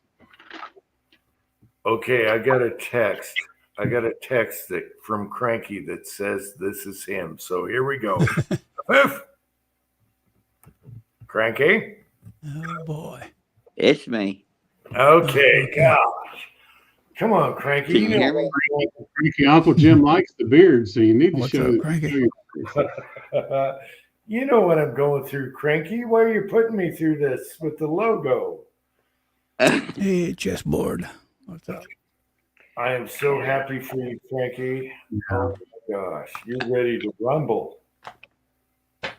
Yeah, well, I'm still in a lot of discomfort, but it's all like just back pain, just from the surgical site. All that's going to heal. All that radiating pain in the hips and legs and feet and all that stuff went away like instantly. That is awesome. Yeah, I used to feel like there was an invisible hand on my foot all the time, like someone was just hugging my foot. That pressure on your nerve. Yeah, that went away. Like Did your knees did a hurt a good lot? job. That sciatic pressure. What disc did you have fused or done, Cranky? I actually had a fusion done like 20 years ago, and I guess so. I started to get some wear just above it, like in the L4, L5 area. So they went in and did what's it called, a laminectomy, I think it is, where they remove like a chunk of bone from basically, because I had compression in the canal, and then also in like both of the side areas where it goes out the side. So they just kind of remove the bone that's in the back. So there's basically nothing for the nerve to compress up against. Right. And seems to work. So it's the way the difference between a neurosurgeon does it versus like, an orthopedic. Man, if you're fixed, this is going to be so awesome. I know you've been dealing with this for a long time. Oh yeah. You and your son can get out there and go golfing and stuff. You still got a closet to finish. Yeah.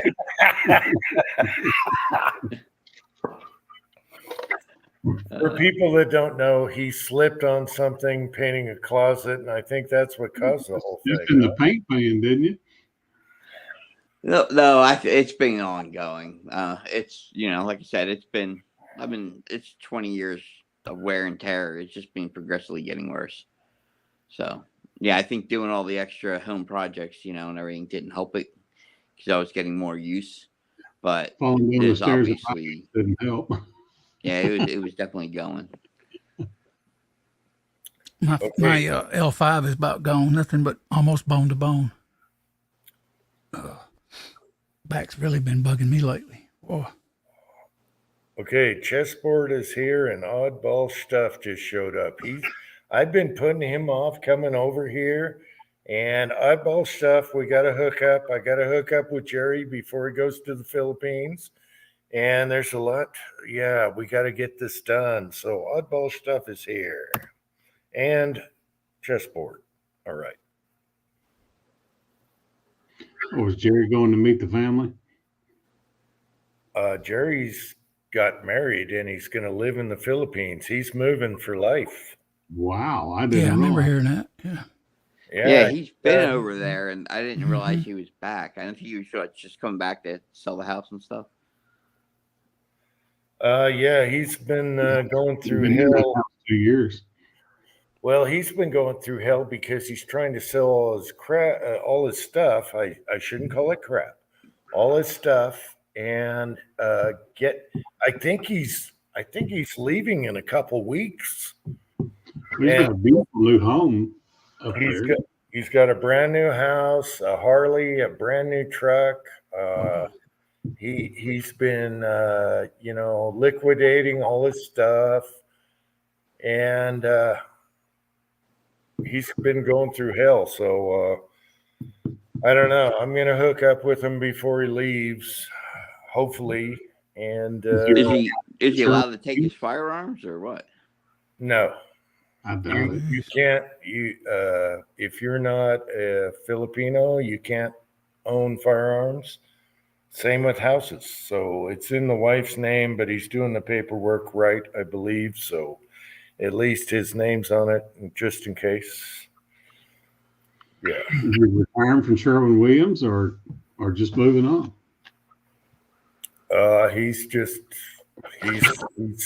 He found his new wife and he's happy, and he's been going through hell trying to liquidate everything. So yeah, you know how that is, and it's worse when you're leaving a country instead of just going down a couple states. So it's tough.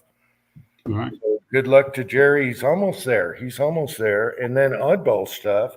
I should have had a month ago over here picking up Easter eggs with bluefish. Damn it.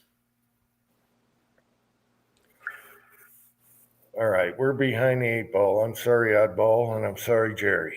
But I do got to see Jerry before he leaves one final time. What do you guys think on a basically brand new mint condition 650 with some upgrades, with the case, all that, everything with it? What would it go for now, used? I can't tell you. I'm a 550 guy. I like to put the bullet on, and I like to put the brass in. So I like the 550, but maybe I don't know what the challenge is between the 750 and the 650. Shell plates are different. I think there was. Isn't the 650 pistol caliber only? No, you can do rifle too. Oh, okay. Yeah. Mine's No, mint, not a it's scratch on it. just It's got upgrades, ball upgrade, thinking roller it was- upgrades, everything. There was something about the shell plate on the 650 or something, and then the 750 on the priming. They have their glitches. I tell you what, if you can find a used 550, take your time. That's as fast as I want to go. Yeah, 550 is 550s are- wonderful. Well, I want to. Yeah, Craig's got one. I want to sell the 650 because this is almost new. I got all the books, manuals. I may sell the Forester, and I'm going to buy a RL 1100. That's what I'm wanting. Commercial grade press. You gonna get the electric drive when you do that? Pardon? You gonna get the electric drive when you do that? No, I'm just going to do it manually. Yeah, 550 is as far as I go. That's as fast as I go. So I couldn't tell you. If I had to do over, I wouldn't have bought the 650 and the Forester. I would have put it towards the 1100, RL 1100, when I look back on it. Yeah, I don't shoot that fast. So 550 is all I need. And I got an old beat up loose one. So Yeah, I know Viejo Walter likes his 550. yeah, Tin Man has 750. And I think Cranky decided on the 550. He loves it, right, Cranky? Yeah. Yeah. And that's fast enough for me. I like to put the bullet there and I don't like automated shit. Yeah, it's plenty fast enough for me when I want to dump off a bunch of pistol ammo and things like that. It just. Oh yeah. I just did a You know. few buckets of 9, and that was fast enough for me. Yeah. But I don't know. Yeah, but I run 9 through there, 45, 38. You know, I run basically every pistol caliber I have through there. I do like how they throw. I like how the Dillons throw. They throw good. Yeah. Yeah, I do. Guys, I'm gonna go turn the big screen on and watch you. I'm gonna head out of here. Appreciate the invite and being on here with you guys. Yeah, it's good to see you. About to lose my dang voice tonight too. You can probably tell. Yeah, it must.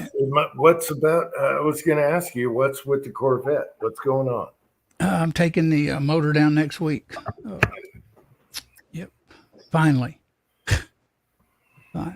So I expect he'll have it a couple of weeks, maybe 3, till he gets it back, in there and running. Because he's got to do, side jobs too. So he's only got one helper, and he's the owner, so he leaves a lot. Leaves his, helper there to work at times. But finally, yeah, I went and seen him the other day, and he said, "Bring the motor down." I said, "Okay." Well, This motor you had held hostage for a long time. Oh God, a whole year. A little over a year actually. When Memorial Day gets here, yeah. Hopefully, I'll have it by. If I take it to him by the 20th, I'm hoping I'll have it by at least mid-June. Allow him 2 or 3 weeks to get it going. So hopefully, I'll have it. He knows I wanted it by Memorial Day too, though. But I didn't get my way on that. So. Well, it'll be fun when you take that first drive. Oh, yeah, top's gonna be off. Hope it's sunny. I'm gonna take the top off and I'm gonna ride around for hours, man. Oh yeah, Cruise, I yeah. picked up my new truck on Monday, so yeah, I know the feeling. But good seeing you guys tonight, man. Take care. See you, All right. AR. Not, Yep. yeah. Great. See y'all. Bye. all right. Have a good one. You're getting a truck, Ozark? Yeah, I'm selling my truck to the company, and I'm getting the 24 Ram Bighorn. So Are you going to put a big horn on the front? it's already got one. Don't have to worry about it. That's a fancy. No, you need the Texas horn on the hood. The big. Oh yeah. Hey, if it's called the big horn, Growing up a Razorback fan, one thing you learn to hate that's built into your DNA is the hatred of Longhorns. So. So he. Yeah, but Truck. if it was me and that truck said Bighorn, I'd have the biggest horns I could find. They would scrape the sides of cars. I had a fraternity brother that had like a 72 Cadillac. I mean, it was a yard yacht. You could put 4 people shoulder to shoulder in the seats. It was the big one. And he took a cutting torch and just cut the hood off, or cut the top off of it, made it a convertible. And he had the biggest set of Texas Longhorns you ever saw, bolted to the front of that thing with a big brush guard. We would drive around campus in that. It was a chick magnet. They wanted to get in that big old yard yacht. And he had it painted purple of all colors. Oh, that's funny. That's funny. It was a hoot. Got about 4 miles to the gallon. That big 550 cubic inch engine, Cadillac engine in it. Rode like Cadillac though. It was smooth. Turn right and left. It was long.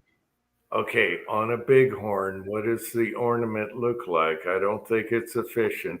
Bighorn sheep. Yeah, it's not big enough. No.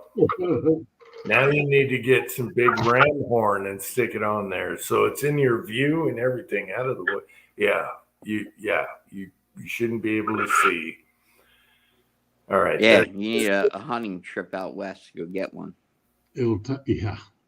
That's a get on the list for 10 years hunt right there. Yep, that's one of the hard ones in the country. Mountain goats and bighorns are the 2 hard ones to get tags on. All right. Good night, Gunswatter. You're listening until he sleeps. Okay, I got you. All right. Yeah. They put her name on a truck. You better Back it up. You better back it up.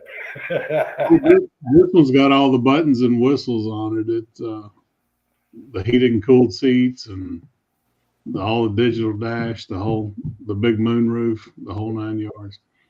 It'll take me a month to figure out just how to work the dash. Yeah, I have no idea. I'm used to a bumpy drive and all that stuff. Yeah. I drive a Dodge Warlock now, and it's a little set up, a little more sporty. So this one's got the foot rails that, the sideboards that pop out and come back in. It's an old man truck. No, mine's not even an old man truck, but it's plenty. You're in a truck when you're driving it. Oh my gosh, the Black Beast just kicked someone's ass. UFC's on tonight. I'll go grab me a refill and unfill my bladder. I'll be right back. Okay. Did you watch any of the rally? No, I didn't catch any rally. I'm watching UFC right now. I love the Black Beast. He's from Texas. And I think he just knocked a guy out, so I got to watch the rerun. Anyway. Okay, Cranky, I wanted to ask you about this. Do you have a golf club set? Oh, yeah.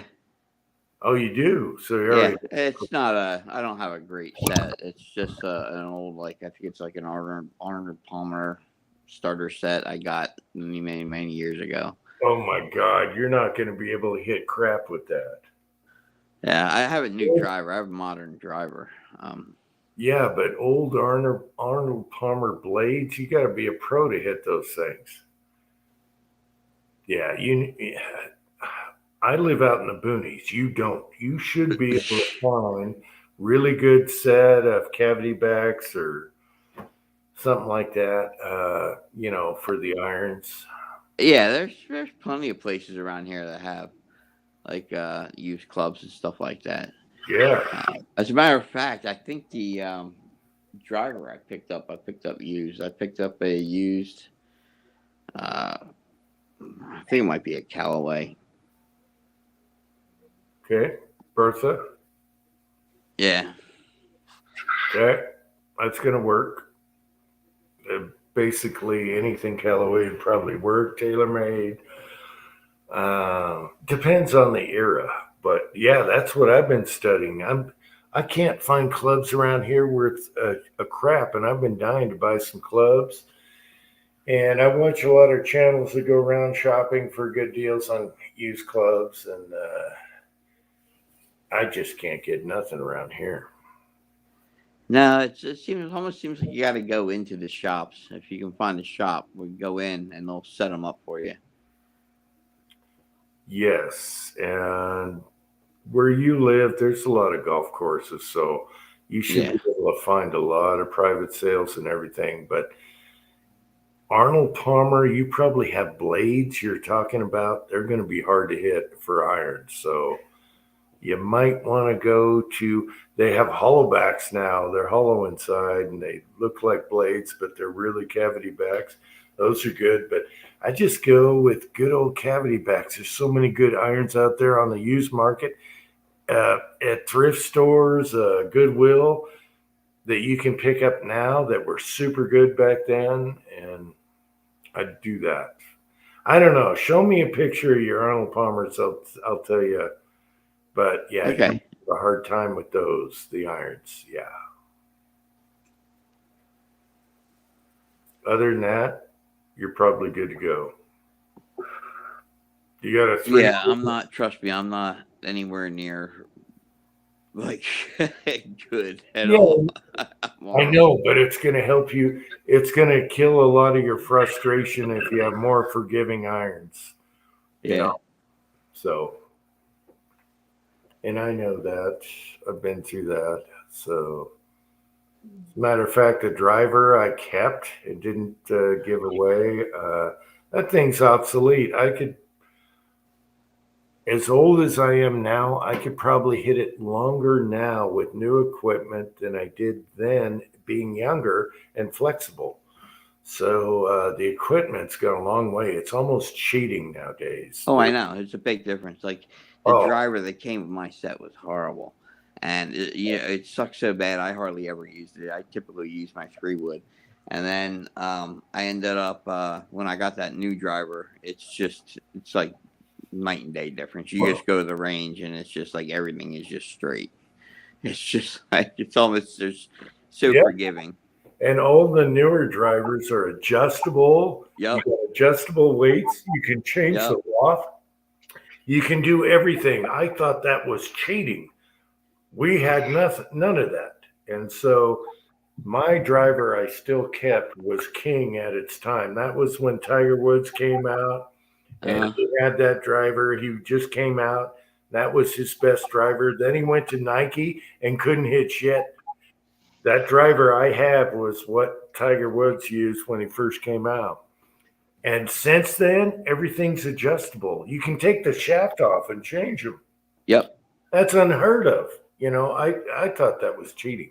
Anyway, You change the angle. Yep. Yeah. Change a lot. change the weights, everything. So I'm going to find some older stuff that's cheap that is really good. I know it's still hangs with today's stuff, but a lot cheaper. But I I can't. gave up golf. I got too many other hobbies. Yeah, well, there's too many. There's no stores around here where I can get that stuff. So you guys in the cities are lucky. Yeah. Well, trust me, I would have given it up if it wasn't for my son wouldn't get involved with it. So When I became self-employed, I no longer had time for golf. Well, a lot of people don't get this, but golf is a lot like target shooting. It's very similar. It's the same as guns. Different thing. You got a little stick. You're trying to put a ball in a hole and so many shots, and it is infectious. You cannot, once you're hooked, you can't get off of it. Yeah. That's why I didn't ever take up turkey hunting, because I'm like, I'll have to have all the shit. I'll have to learn how to run a call. yeah. That's why I never really got into fly fishing for the same reason. Oh, I learned how to fly ties from my brother-in-law, and that's another one that I basically gave up, was fly fishing, because pick one, or pick your poison. And I still have I got a ton of flies. I could pick up the rod and go fishing right now, but I don't have the waders anymore. I don't have the shoes, and you can't use the bottom shoes anymore. They've been banned by U.S. Fish and Wildlife or EPA or some kind of crap like that, because the felt on the bottom of them, you could have parasites. You could transfer from one river to the other, blah, blah, blah, blah. Most fishermen fish the same rivers the whole time. So, Tucker, as he fly fishes, that's his favorite thing. He's up in Maine. He's in prime territory. We got great trout fishing around here. I'd love to come up your way and catch brookies and what I call them, greenheads. They have up your way. There's a lot of trout, yeah. Mm-hmm. Some goldens. Let's see, what's side talking about? Gold now? There's only fool's gold. I don't know. Yeah, I miss golf, but I'm too old now, so I need the equipment to help. Now, the greatest thing, Cranky, is simulators. If you got some extra cash, Set one up in the basement. Simulator. You could do a simulator in your garage. You play every golf course. It'll tell you how long you hit it, your launch angle, your spin rate, your club head speed, everything on a little device that sits right there. And you can hit it into a net or use the screen. And you're playing golf without going out on the golf course. I am so jealous of all these guys that have simulators. The good ones though are over $5,000. Oh, there's got a Pat sighting. Mrs. Tin Man, please give him permission to come on. Wi-Fi problems. Be on soon. Pat, you are the techie of techs. That means he's buying ice cream. Yeah, there's some excuse because I'm the monkey and I have no problems here. What the hell? No, there's another ultimate chat when Pat put his phone in his pocket and didn't realize he was still in the chat, went to McDonald's and ordered ice cream.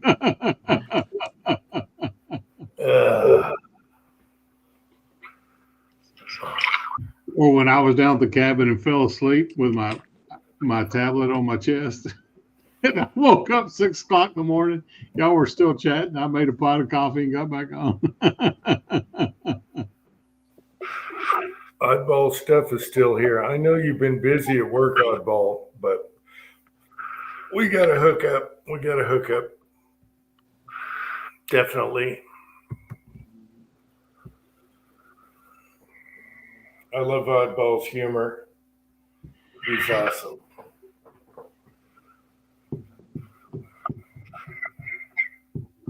We need a mass ejection from this country. Yeah, we need a mass deportation. Yeah, well, we gotta wait. We gotta wait for a fair election, hopefully. Do y'all think anything's going to come of the all the suppressor mess over the next couple of years through the courts? I think they're gonna. I don't think it's gonna go through. I wish it would. I think, What, the Hearing Act? I think That'll never happen during this Congress. no. The Texas suppressor law. I think they're going to split, and it's going to be bad. I'm not looking for. I don't have high hopes.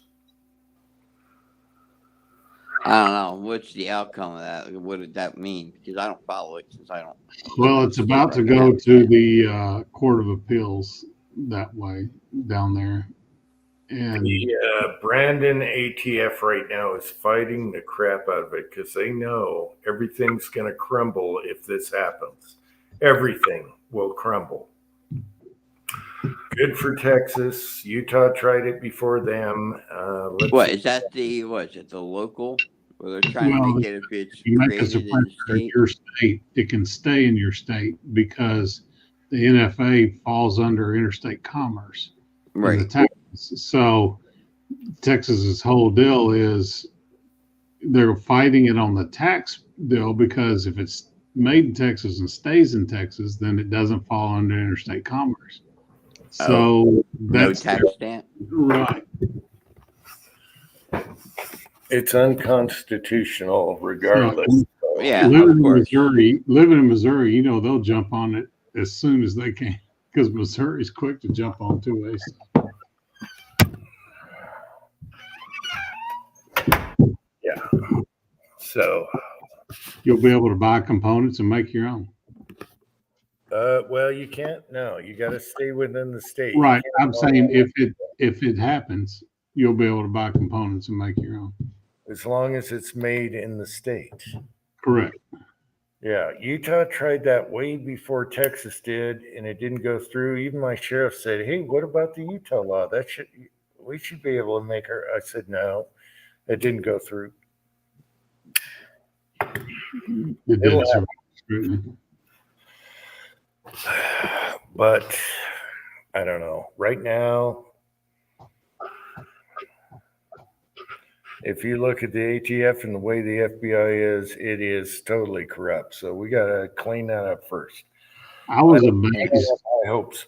I was amazed when they went to this AI system on suppressors. If you've been through their system electronically, then, you know, same day, 24-hour turnaround on a stamp.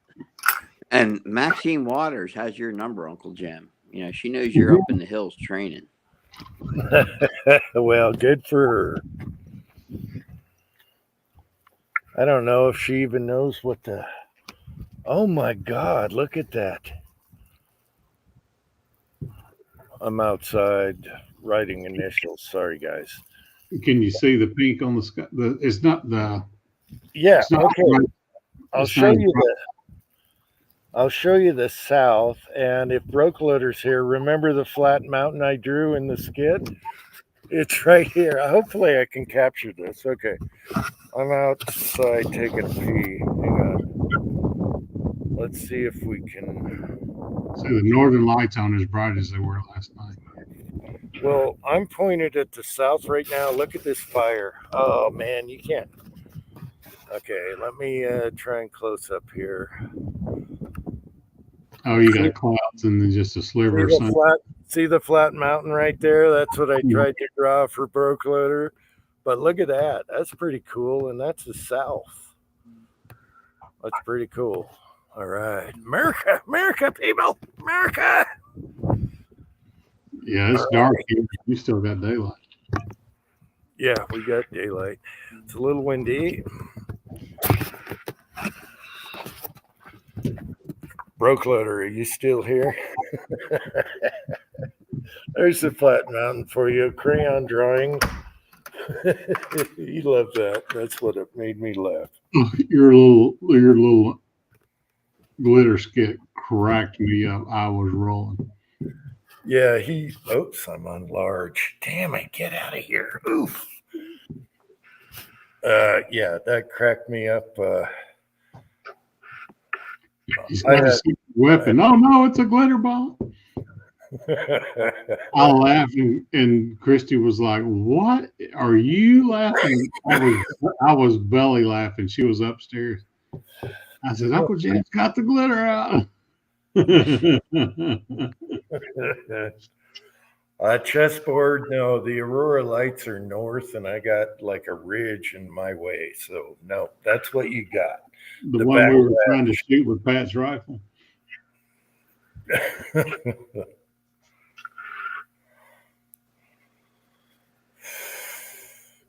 It's still light at Jim's house. It's dark here. It's not as bright as it was last night. Well, right now I got 8:36 p.m. and that's about sunset. So that's what you saw. Well, and you got clouds too, it looks like. That was on the west side, west south from my house. It's pretty though. Broke Loader's gone. Otherwise, he would have recognized that little flat mountain I showed. And the pointed one. Anyway. It's the happy place before the dirt nap. Mm-hmm. Yeah, everyone out there, find your happy place before the dirt nap. I guarantee you, you're going to love it.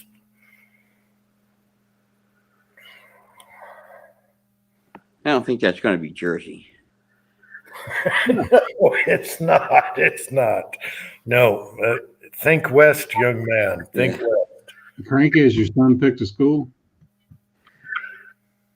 No, we're still going through getting him registered through the GED program. So once they, he gets access to that, they'll look into trade school. Oh, he's going to go trade. Okay. That's a good way to go because college is screwed. You're paying too much. You got too much. You got to owe. Do this great. And he's not into the liberal bullshit. He doesn't. No, he can't tolerate that. He's got less tolerance for that crap than I do. Do the trade thing. They are dying for employees. They are dying, and all you got is overeducated college kids, and you got people that don't know nothing. The people that are in the trade schools are where the jobs are wanted right now. The University of Arkansas told them, first 10th that goes up, you're kicked out of school. Yeah. And if you put another 10 up, you're going to jail for trespassing. So they were like, don't even think about it. God love them. Yep. Tucker had a good interview on the trades, so there you go. With what's his name? Dirty Jobs, that guy. Oh, yeah. Mike Rowe. Yeah, watch that. They're dying for people, and no one's Mike, out there. Mike Yeah. Rowe lives in the belly of the beast in San Francisco. To have a conservative in San Francisco, I know that's a weird spot. and he's a guy. He majored. You know what his degree's in? Opera. Oh, Mike Rowe was an opera singer. That's why. Whoa. I mean, he's got some pipes now, and he's a bass at that, bass baritone. I didn't know that whatsoever. Wow. He's a man of all trades, I guess. I used to listen to his podcast all the time, but it's kind of like Joe Rogan. It's so damn long that I never have a chance to finish them. Yeah. Yeah, he had a good interview with Tucker. Tucker's just rocking it right now on everything. Sergeant Bulldog is here.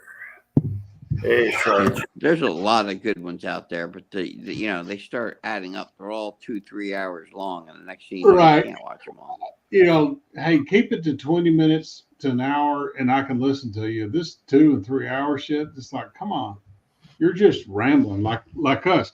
I'm here rambling. I'll get on our chat. We'll talk about anything we want. Well, that's why sometimes I'll there's put Kitty. them on when I go to sleep at night and just let them play while I fall asleep listening to them. Right? Yeah, I gotta sleep to talking and stuff. Usually it's DB Cooper stuff, but yeah, that's how I go to bed. DB Cooper stuff. Yeah, my wife hates it, but I have to hear stuff when I go to bed. It's nighttime stories.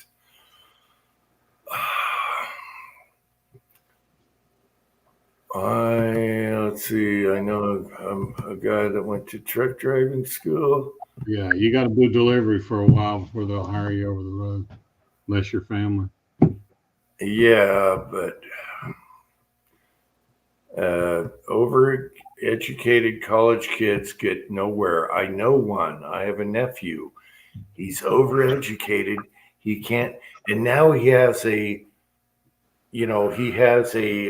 pedestal where his income should be and his job should be, and he'll never get that job because it's not out there. They're overeducated. Get a trade, do your thing, make a lot of money, have a family. You're good, and you're not going to be as stressed out. Well, it's like our restoration company we opened, a year and a half ago. Mhm. I will hinch somebody with 10 years experience from another company because you cannot, my saying is you cannot train experience. You can have somebody take all the classes in the world, have all the certifications in the world, but some grunt that's been out there doing it for the last 10 years, certifications or not, they know more. They know how to get it done. They might not be able to look at a chart and figure out this, that, and the other, but you know something? I got software to do it for them. Yeah. You cannot train experience.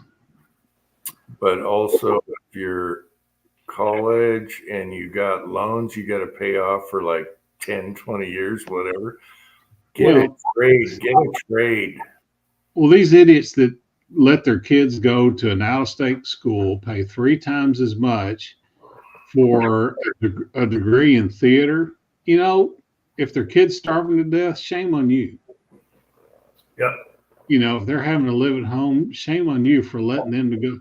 You should have, you have to guide your children in the right direction. If you just let them flounder and do whatever the hell they want, you don't know what color hair they're going to have, how many piercings they're going to have, all that other shame on you.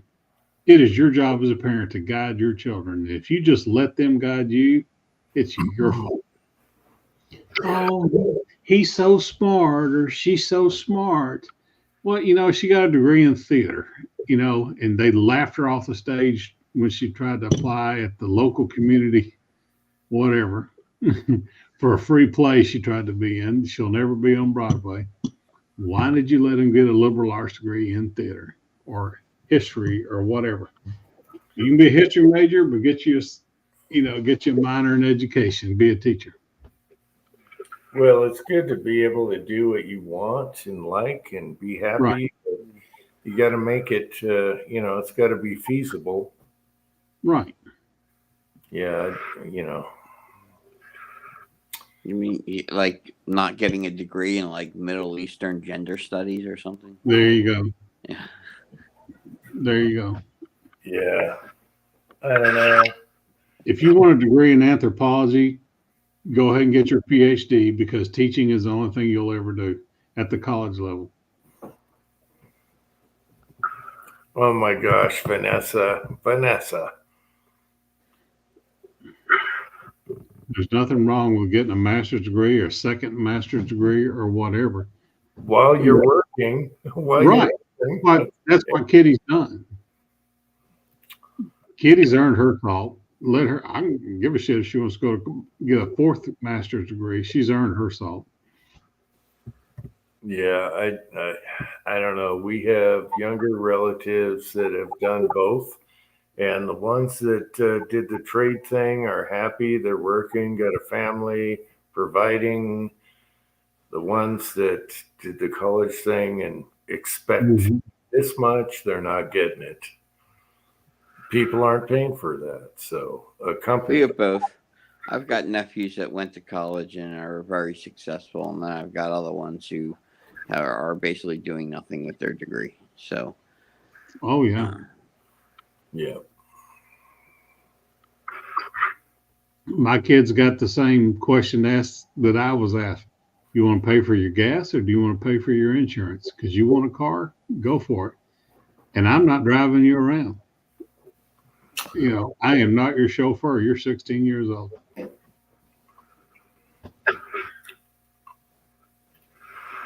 You're going to save up for your first car. Yeah. My first job, I worked on a dairy milking cows at $12.50 and milking $25 a day on the weekend. That's back when minimum wage was what, $3.35 an hour or something like that.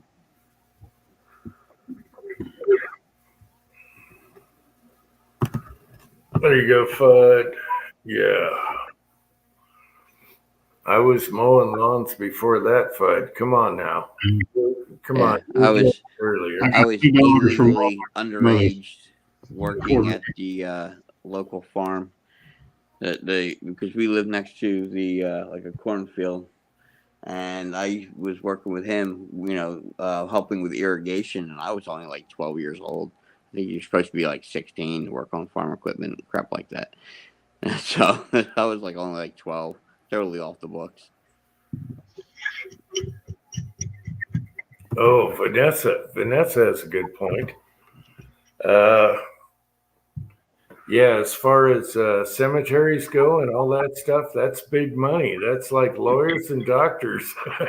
So yeah, if you can get into the dying racket, oh yeah, there's big money in there.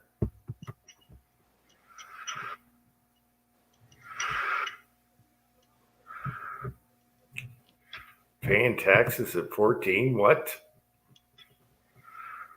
I didn't pay taxes till 18.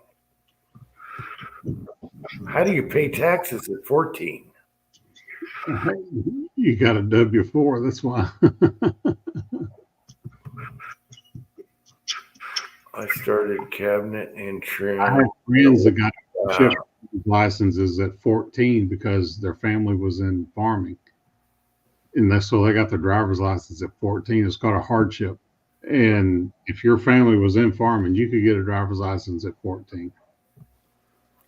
6-shooter Texan, I could use some good cabinets. Let's see. No complaints digging graves. That'd be kind of fun, especially if you could go for. No. Oh, that's bad. Not with all the rock we got in our soil, you wouldn't want to. Yeah, that's a racket in itself, selling tombstones, urns, and graveyards. That's kind of a racket. Yeah.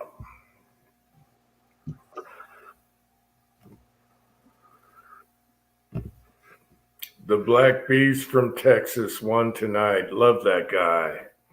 The Beast. That's awesome. Kid man must have fallen asleep on the couch. So, Cranky, are you laying down or sitting up? Oh, I'm laying down. I can't sit very long. Yeah, I'm only supposed to sit no longer than like 20 minutes at a time. Yeah, you've only had surgery a couple days ago, so I don't blame you. Yeah. You got a long road to hoe with your healing. I'm glad your pain has gone away. That's a good sign. The pain you had before the surgery. Yeah, all the sciatic pain and stuff is gone. It's, like I said, it's just the pain now is just like right around the back, right where the surgical site is. Yeah, of course. Yeah. They cut out a section of bone, so you expect it to, be kind of sore. You got to heal up. That's good, though. All that muscle they separated to get to it, that's the real soreness. Yeah. Is there going to be a bunch of follow-ups or what? It shouldn't be. Basically, I have a follow-up, on the 21st, and then I think I'll start my physical therapy at that point. I think they expect like 4 to 6 weeks. Physical therapy. Yeah. Because if you don't, you're just going to get stiff and immobile if you don't do that physical therapy. Oh, yeah. No, I definitely need it. Like I said, I tried to do it before the surgery, and they wouldn't, she wouldn't work on me. Too much basically, pressure. I went to the one appointment, and she was like, you know what? Go back to the surgeon, and unless he tells me everything in this report, in this MRI report is fixable with therapy, I ain't touching you. So I tried to get it worked on before the surgery. They wouldn't do it. I'm glad you had a good one. I listened to the Social Security deal in the side chat. I listened to Wall Street Journal every morning, their podcast, and they were talking about when Social Security was started, there were like 35 payers to every recipient. And now there's 3 payers for every recipient. And the average life age has gone up 16 years from when it started. So it's an unsustainable process because everybody and their dog can get SSI nowadays, where SSI should be a separate program from Social Security retirement. But, Congress in its wisdom has bundled them together.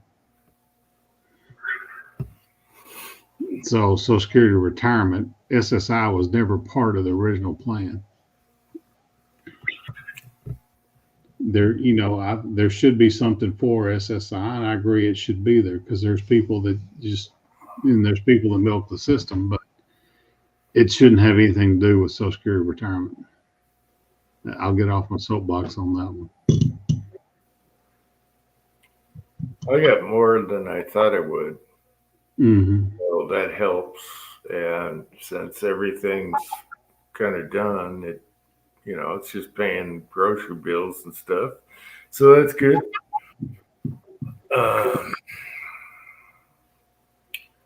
It's, I don't know. I'm happy. I got more than I thought I would. Believe me. So, and it's not, it's not huge. It's enough. I don't know what's going to happen in the future, though. And again, I took it right now because for people that want to wait on the Social Security and make a few $100s more a month, no. Take it now, invest it, and you'll make more than the government will ever give you 2 years from now. Do it that way. What the hell is this? Boxing? No. Okay. TV off. Boxing sucks. All right.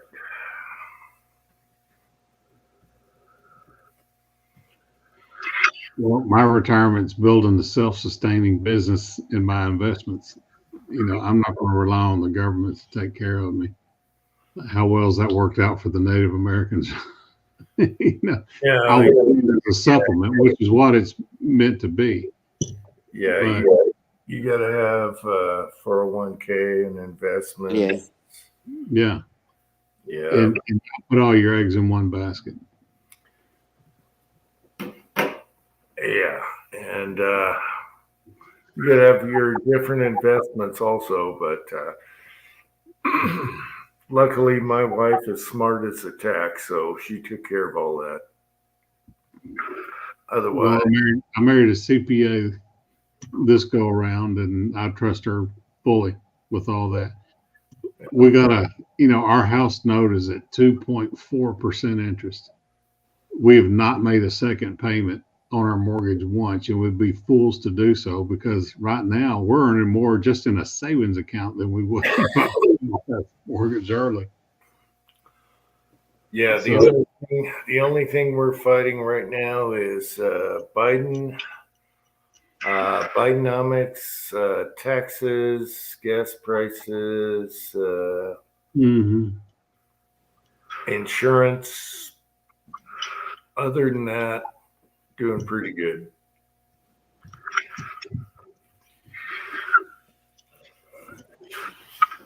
She can't survive 4 more years of Bidenomics.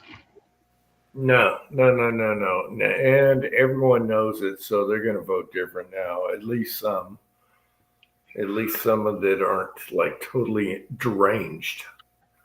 I think it's going to be uglier this fall than it was 4 years ago. Oh yeah, because I still think they're going to try to cheat or do something. Oh, they're going to pull out everything they can. They've already done it for the last 2 years with all the lawsuits. I know, and everything's failing. So what are they going to try next? Cranky, I got your text. Let's not mention my name, but Cranky posted a text. It's a guy with my name, first name, last name, that rigged the votes for 50,000 votes, yeah. put Yeah. 50, what was it, 50,000 votes Something like that. Yeah. Changed 50,000 votes to Biden. onto one of the voting machines. He just stuck a thing in there, boom, bang, pow, 50,000, and they caught him, and it's under my name, and I'm pissed. Yeah, so I blamed you. Well, no, it's you know how Superman has the anti-guy, the Antichrist, whatever. It's the opposite guy that did that. You know, yin and yang. I'm here. The anti-Uncle Jim. Oddball is still good. For I'll 15, tell you 16, about that when we meet up. But a guy with my same name rigged some votes, and he I got fought for a decade and a half. There was a dude in Illinois with my exact name on my exact birthday that had an outstanding traffic ticket in the state of Illinois. So every time I went to renew my license, I would have to fax the Secretary of State of Illinois, and they would have to fax back, no, this is not you. This dude is. And later I found out it was a black guy, and the reason he hadn't paid his traffic ticket, he was in prison. So I'm like, he's in prison. Charge him with the damn traffic ticket and get out of my life. So 3 or 4 years ago, it finally went away. It was too. Yeah. I had a manila envelope in my safe deposit box, and when I went to renew my driver's license, I just pulled all that crap out, and I would show them all the old faxes, and they were like, "Okay, we'll fax that same bill." And they got to where they'd do it for me. And it got, what was funny was on the other end, they remembered who I was out of Illinois. The same name, same birthday. You know, that's happened a lot with the stupid terrorist watch list too. Oh yeah, I know people who have had that problem with every time they try to go fly. Their name matches someone that's on the stupid watch list, and they can't. They have to go fight that every time because some knucklehead with the same name. Yeah. Kyle is here. Hey, Kyle. He's getting off work, I think. Get on that rickshaw, Kyle. Get on that rickshaw. Mr. Kyle Lusk. And all oddball stuff said the sunset was gorgeous. Yeah, it was very pretty tonight. Yes, it was. But we have them all summer. They're beautiful. Even winter. Winter is awesome. Yeah, it's just more south in the winter. Yeah, I love summer because it's straight on with me, so I can watch the sunsets. Did you have less plowing to do this winter, or you just did less videos? Less videos. We had a good winter. Winter before that was huge during the global warming thing, and this winter we had a lot of snow too. So yeah.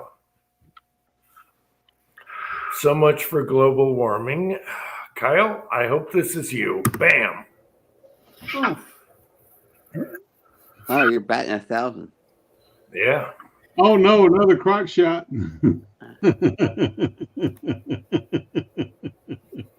Kyle, everybody doing? Kyle Lee. Good. How you doing, Kyle? Just fine, sir. Good to see you, Kyle. Good to be seen, sir. Tagged Ozark tonight, so the troll did a fake Ozark and gave us. Troll got me tonight. Yeah. Yeehaw. Yeah. Oh, there was a fake Ozark. Yeah, fake We Ozark. don't have a big schlong, so at least. Oh, Yeah. I think Kyle is probably next on the crotch shot list. It was Kyle that we popped up the first time they yeah, that was pulled the logo. No, it was not Kyle. no, well, they Yeah, claimed it I was don't Kyle. think we They stole your logo. Oddball, we got to hook up. I got to hook up with Jerry. After that, Oddball, we got to hook up because there might be some things I want to give you from Jerry. All right, so let's do that. That's why I've been putting you off, Oddball, and then we'll do that. All right. Kyle, They you got checked. the- You checked. They got in the with- Georgia chat last night. Do what? The trolls got the Georgia shooting connection chat last night. Oh, did they? Wait a minute. Crowd shot? No. Yep. Oh yeah. Oh, really? Yes. Must have happened when I wasn't watching. I didn't. watched I didn't some- start I watched watching it until about 11. an hour into it. No way. Did they, Kyle? Yep. Was it early or late? I don't really remember. Jamie just said something about it. I bet Jamie took a dump when that happened. He's too tighty. He's a little tight. Oh, I bet he crapped his pants. Yeah, he's the only OG left on that chat. Mm. If he changed the time slot, I could get back on it for at least after 10. All Have right. you talked to Chico lately? They're I not need just picking. Okay, they're not just picking on me. So they got them too, huh? Ah, that's funny. And they do not like that. I got on the after chat when I got home from work, and Jamie was telling me about it.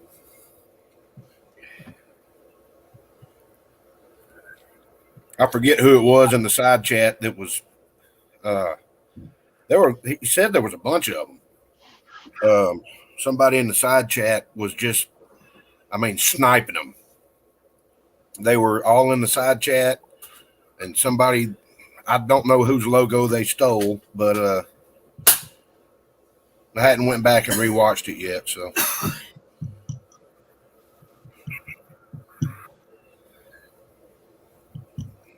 That's too funny. I've asked a couple of times, have you checked in with Chico lately? I need to see how he's doing. I saw him. Of course, he was at my wedding, and then I saw him on a live chat somewhere. I can't remember which one it was, and we chatted a little bit. He's just so busy. He seemed to be okay after that shooting. What shooting? He and his brother were involved in a shooting. You didn't know about that? When was this? Yeah, a couple of gangbangers walked up on them and they took them out. Oh shit! Yes. When was it? Right before your wedding, about a week. That's why I probably didn't say that because of the way. Wow. Yeah. Well, they looked great at the wedding. How didn't you know about that? And we What are the knew past? about it. I don't know. I think everything's okay though. Angel said he probably didn't say anything because of the wedding. Mm. Yeah. Yeah. You're in the middle of that. But That's a yeah, good that point. was deemed righteous shooting. And it was two gentlemen, and one of them didn't make it, and the other one has been charged with attempted capital murder or whatever it is, and kinds of stuff. But yeah, it was in front of a bunch of family and their mother and his son. They were all there. Well, I guess Chico's clean then, right? Yeah. Okay, good. I mean, he sat in the back of a police car for a while they chewed on things, but it was deemed self-defense. Yeah. Self-defense situation right there. At least they didn't take him to jail. I think some of his sheriff's buddies showed up and probably helped things along. Yeah, I bet that did happen.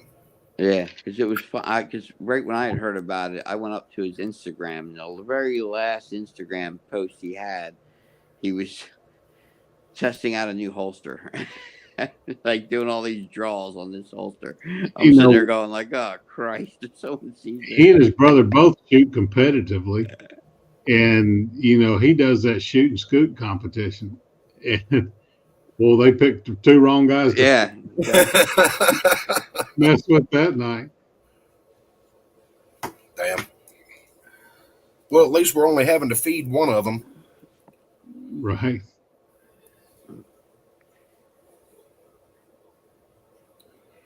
But it all went down just split seconds. Well, he seemed fine. Mm-hmm. He seemed normal Chico to me. Yeah. Yeah. We need to check on the inside, though. Yep. He was one of the sharpest dressed people there. Oh, yeah. Chico always looks good. I was telling Angel, I've never seen him in anything but a greasy T-shirt and blue jeans. He cleans up good. Now, somewhere where there's going to be ladies involved, Chico's going to be looking good. He brought a really beautiful girl with him. Mm-hmm. Look at that sunset. Just a crack. We still have lights out. It's way dark, and we still have lights out. It's weird. Look at that. It looks like a fire on the horizon. I had to pay, so there you go. Had to pay. Too many dots. Tim, you've been seeing northern lights up there? Me? We saw the glow, the pinkish red glow last night quite easily. It's not near as bright tonight. You got to look due north. If you got a bunch of lights around, you're not going to see it. Yeah, I don't have a good view to the north. Yeah, neither do I. I got to stand behind my house because I got two neighbors with floodlights that point in my direction that just absolutely night vision. If only you had a projectile dispenser to put them lights out. Oh, I got one that'll do it, but I'm not going to shoot their houses either. Not in my backyard. We had the last 2 days of weather been just absolutely gorgeous here. 74, 76 degrees, low humidity, nice breeze. Of course, we had 11 inches of rain in 9 days before this. Damn. Miss Kitty, what are you doing in the attic? Who's calling me at 11 o'clock? Your local congressman. That's a regular phone ring. Miss Kitty, what are you doing in What? the break? Who now? B-Rad? Well, shit. What happened? I didn't know that. You better mute it, Kyle. All right. Oh, it's getting chilly. What I didn't show here was I had lightning storms out there. What the heck is going on out here? Solar flares. Lightning. Yeah, Kitty, you ought to be able to see the northern lights. You're in what, Connecticut? If you don't have so many lights around you. Speaking of Connecticut, I hope Julio is doing okay. I haven't heard from him for a while. Yeah. Well, he's replied to videos. I just haven't seen him for a while. Yeah, I bet if you threw him an invite, he'd show up. I do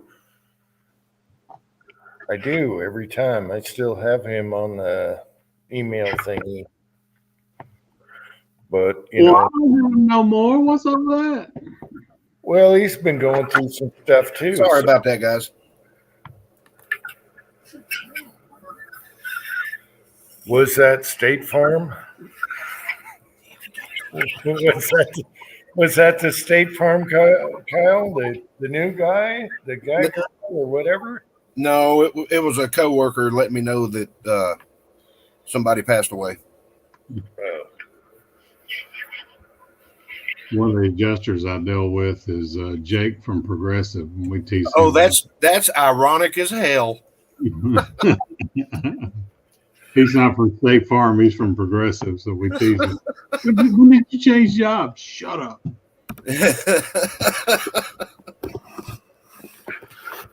Oh, that is funny. Yeah, we're supposed to be having all kinds of solar storms headed this way. Oh, cell service has been atrocious the last 2 days. My Starlink hadn't been affected by it, though, so that's a good thing. You're what now? I have Starlink internet, Oh, gotcha. so it has not been affected by it at all. I was going to ask you about that in case West Covina is in the side. Are you the real West Covina? No. The only time Starlink jacks up is in the thickest of thunderstorms. I don't. Okay, Pat is. I think there's a piece of that quesadilla left. I think I was. Is Angel out there with you, Kyle? Do what now? Is Angel out there with you? Yes, sir. Hey, Mrs. Lusky, how are you?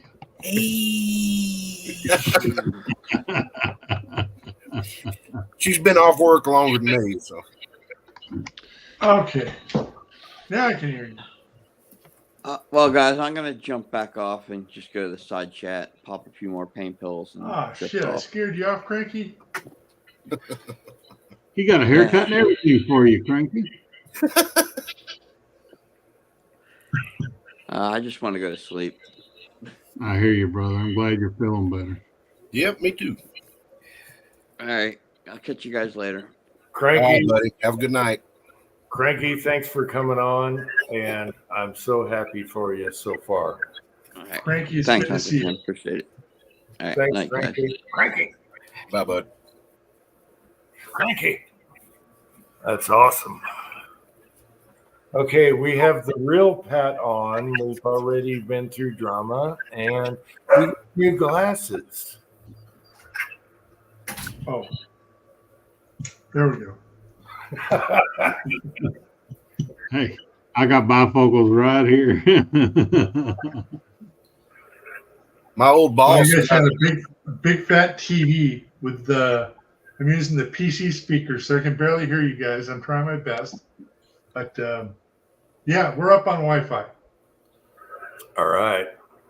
My old boss went and got a new set of contacts, and they're like trifocals.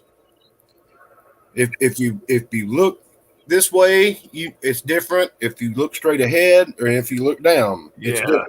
It's a These pain. are those transitions. They're like trifocal. So if you're He finally went back to the eye doctor, whatever you call them, and he said, "You can have these back. I fell down in the kitchen 5 times." Yeah. Yep. I gotta go take an Uncle Jim. I'll be right back. Yeah, I went through the same thing. The guy goes, "Hey, you want bifocals at the bottom?" And I was like, "Yeah, well, that would be good." And it drives me nuts. So now I got to go back and just get regular driving glasses. Yeah, they told him, "Oh, you just need to get used to him." He said, "I ain't getting used to nothing. You can have these back." Yeah. Yeah, I should have never put those on down below, because when I'm driving, I was like trying to see the dash, and oh man. Right. Yeah, these were 3-way contact lenses. Good I God. know. I went with the 2-way, and that's bad enough. Yep. He goes, after the 3rd time I fell in the kitchen, I just took him out. He said, "It's much safer this way." Oh, So Pat, there it is. Pat, this is total awesomeness. Changed my life. That is so awesome, Pat. So awesome. All right, you're gonna have to browse through some of the shit I sent you. Like all of Batman. You want Batman? Knock yourself out. Well, I grew up on Batman, and I think I went to I forget where I stopped. It was good actor. Anyway, the guy that blew puff smoke in the guy's face, that guy, that's where I ended on Batman. You know, the guy that blew the. I gotta come right back because I gotta plug some headphones in. I can barely hear you guys. Okay. Be right back. I'm Batman.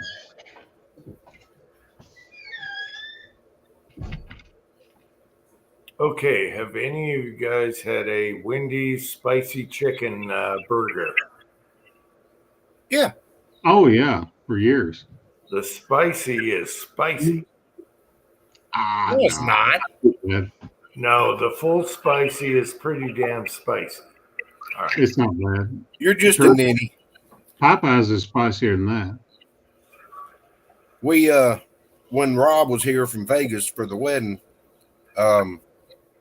he ordered this thing of this set of hot sauces, and it's all over YouTube. It's a TV show, Hot Ones, I think. Yes. And you start off with this one, then you go to this one, and this one. Yeah, this yeah. one. And the bomb is always the nastiest for people, and then they get worse, but it's better. Yeah. We were having pizza. I went straight for the bomb. Put it on my pizza. Rob says, "You're crazy. I'm not even touching that bottle." And I started eating my pizza. I'm like, "Man, that's good." He goes, "Are you okay? Are you numb or what?" And I'm like, "No, I'm fine." I said, "Hell, I got hotter shit than this in the fridge." When we were in Nashville a few weeks ago, we went to a Nashville hot chicken place, and their hottest was a mix that was scorpion, ghost, habanero was like the 4 or 5 hottest peppers in the world all together. You had 2 people at the table finish their plates with that. And one guy was from New Orleans, and the other girl was actually local to me. And they were like, "Oh, it's pretty good." And I had the mild, and it was way hotter than anything that like Wendy's or Popeyes or whatever cranks out. But it was smoking hot. But to me, Nashville hot should be hot, but then dipped in honey. But they didn't have the sweet and hot mixed together at all. Yeah, if it's hot, I want flavor. And the complaint about the bomb was it had no flavor compared to stuff hotter than that had flavor. Right. It had flavor, But there were other ones in that kit that had a lot more flavor, which is good. I mean, was it hot? Yeah, but that's what I wanted. You know, I put hot sauce on my pizza, and that it was good. All right. Good night, Sergeant Bulldog. I'm going to go heat up a spicy chicken because I'm starving. I'll be right back. And Oh, I should go get that burrito. Can you hear me? Yeah, baby. I can hear you now. I love spicy Mexican. Okay, I'll be right back. I got to eat. Yep. Chessboard's right. And Patriot Paul's right, too. You go ahead and put the toilet paper in the freezer. Well, you know. Oh, I'm sorry. That was Kitty that said that. The real hot sauce doesn't burn me on the backside, but you start putting the actual peppers in there, boy, it works all the way through you. But even the hottest sauce that I can tolerate doesn't bother my backside. But boy, you put a mound of jalapenos on something, next day I'm like, damn. When I lived in Calhoun, I had a huge garden, and I had all kinds of peppers, and I had the full ordeal: peppers, tomatoes, onions, potatoes, corn, everything. And I was picking habaneros. Hey. I was picking habaneros, and the call of nature suddenly hit me. And so I went behind my little garden tool shed and relieved myself. Boy, that was a mistake.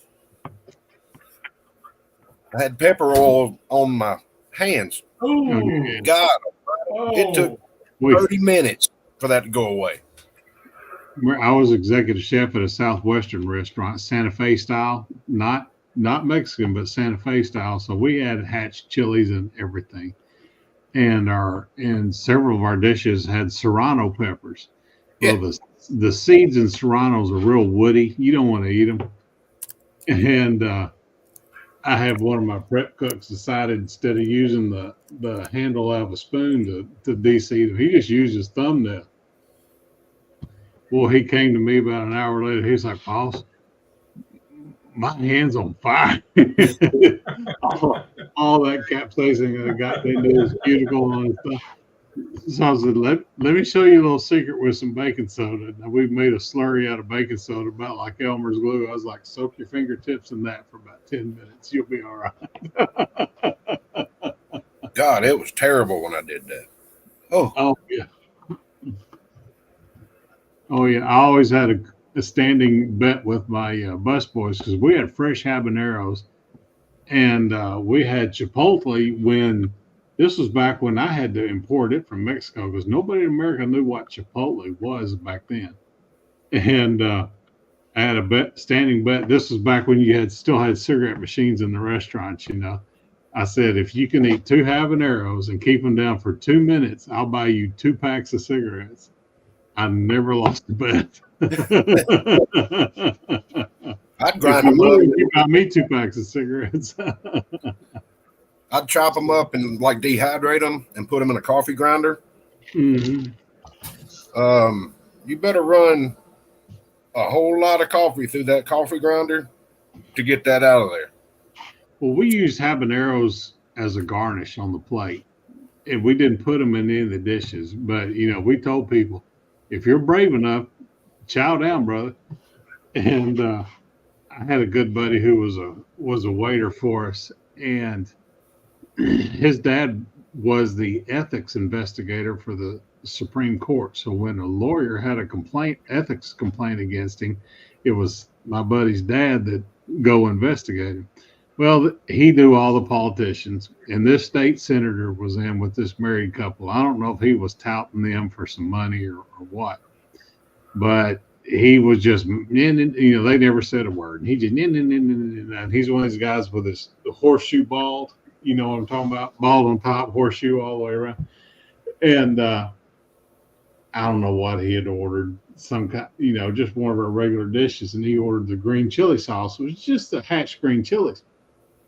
And he pulled my buddy Martin over the table and was like, "Hey, boy, I told you I wanted something hot and spicy. And you, by God, better bring me something hot and spicy." So he's just American. So he was like, I need you to fix me up. So I just went and got a couple of green habaneros and diced them up like they were jalapenos. And then we had we had people all the time bringing us hot sauce in. "We want you to put this on your tables. We want you to put this on your tables." Well, these people brought, it was called Dave's Insanity Sauce, and it was nothing but rendered down habaneros and vinegar, and it's maybe some salt. But I mean, I've just put my pinky in the lid and touched it to the tip of my tongue, and you could feel it just like a grab going across your tongue. That Dave's Insanity Sauce is some of the hottest I ever had in my life. I've got the ghost pepper Dave's Insanity Sauce in the fridge. And it's stupid. So he took him that little ramekin full of habaneros and that Dave's Insanity Sauce, and it looks like A1. It's kind of a brown. Yeah. But he puts those habaneros all over his enchiladas, and he pours that Dave's Insanity Sauce on it like it was ketchup. Poor bastard. So my buddy Martin just stepped back and put his hands behind his back, and the old boy took a bite, and Martin goes, "Is that hot enough for you?" And I was watching, you could see the sweat just beating up on top of his head. That dude never spoke another word, but he had made such an ass out of himself. He finished his dish. Woo! I couldn't imagine what his butthole felt like. God almighty. I bet he put a quarter. I bet he put a quarter cup of that Dave's Insanity Sauce on his enchiladas. God almighty. Had a guy at work wanted to try it, and he just put up like, I would say, a large drop. Not just a, like a toothpick size drop. I mean, like one knuckle of his finger was covered in it. He was holding a styrofoam coffee cup over a trash can, drooling. He goes, "This is hot. This is hot." I'm like, "No shit. I told you. I asked you if you want to try some hot sauce." And that Dave's Insanity Sauce, they started in like Northeast Arkansas, Paragould, small town up there. And he was like, "We literally just cook down the habaneros, add the vinegar, add the salt, and we puree it." He said, "That's all it is." And they just concentrate it. Yeah. So it doesn't matter. I use it in, like, when I cook like chilies or stews or something like that. I'll put like 3 or 4 drops in a 7-quart Dutch oven. That's all you need. And that's brutal. Just 7. I could imagine just a few drops. Just brutal. I'm like, if we put this on our tables, we'd be sued. You'd have to sign a waiver to eat. Now, Pat, where are you now? Because this is a different background. Different venue. So this is the grandpa's house in the back. So there's a 1-bedroom, mother-in-law suite in the backyard. In California? In California. Wow. And you got a boombox, it looks like, in the background. That's an old XM radio boombox. And you got relaxo chairs. That looks like a chilling spot. Oh, yeah, it's not bad, except it smells like old people. So I got an ozone generator coming probably Wednesday. That's because you're in there.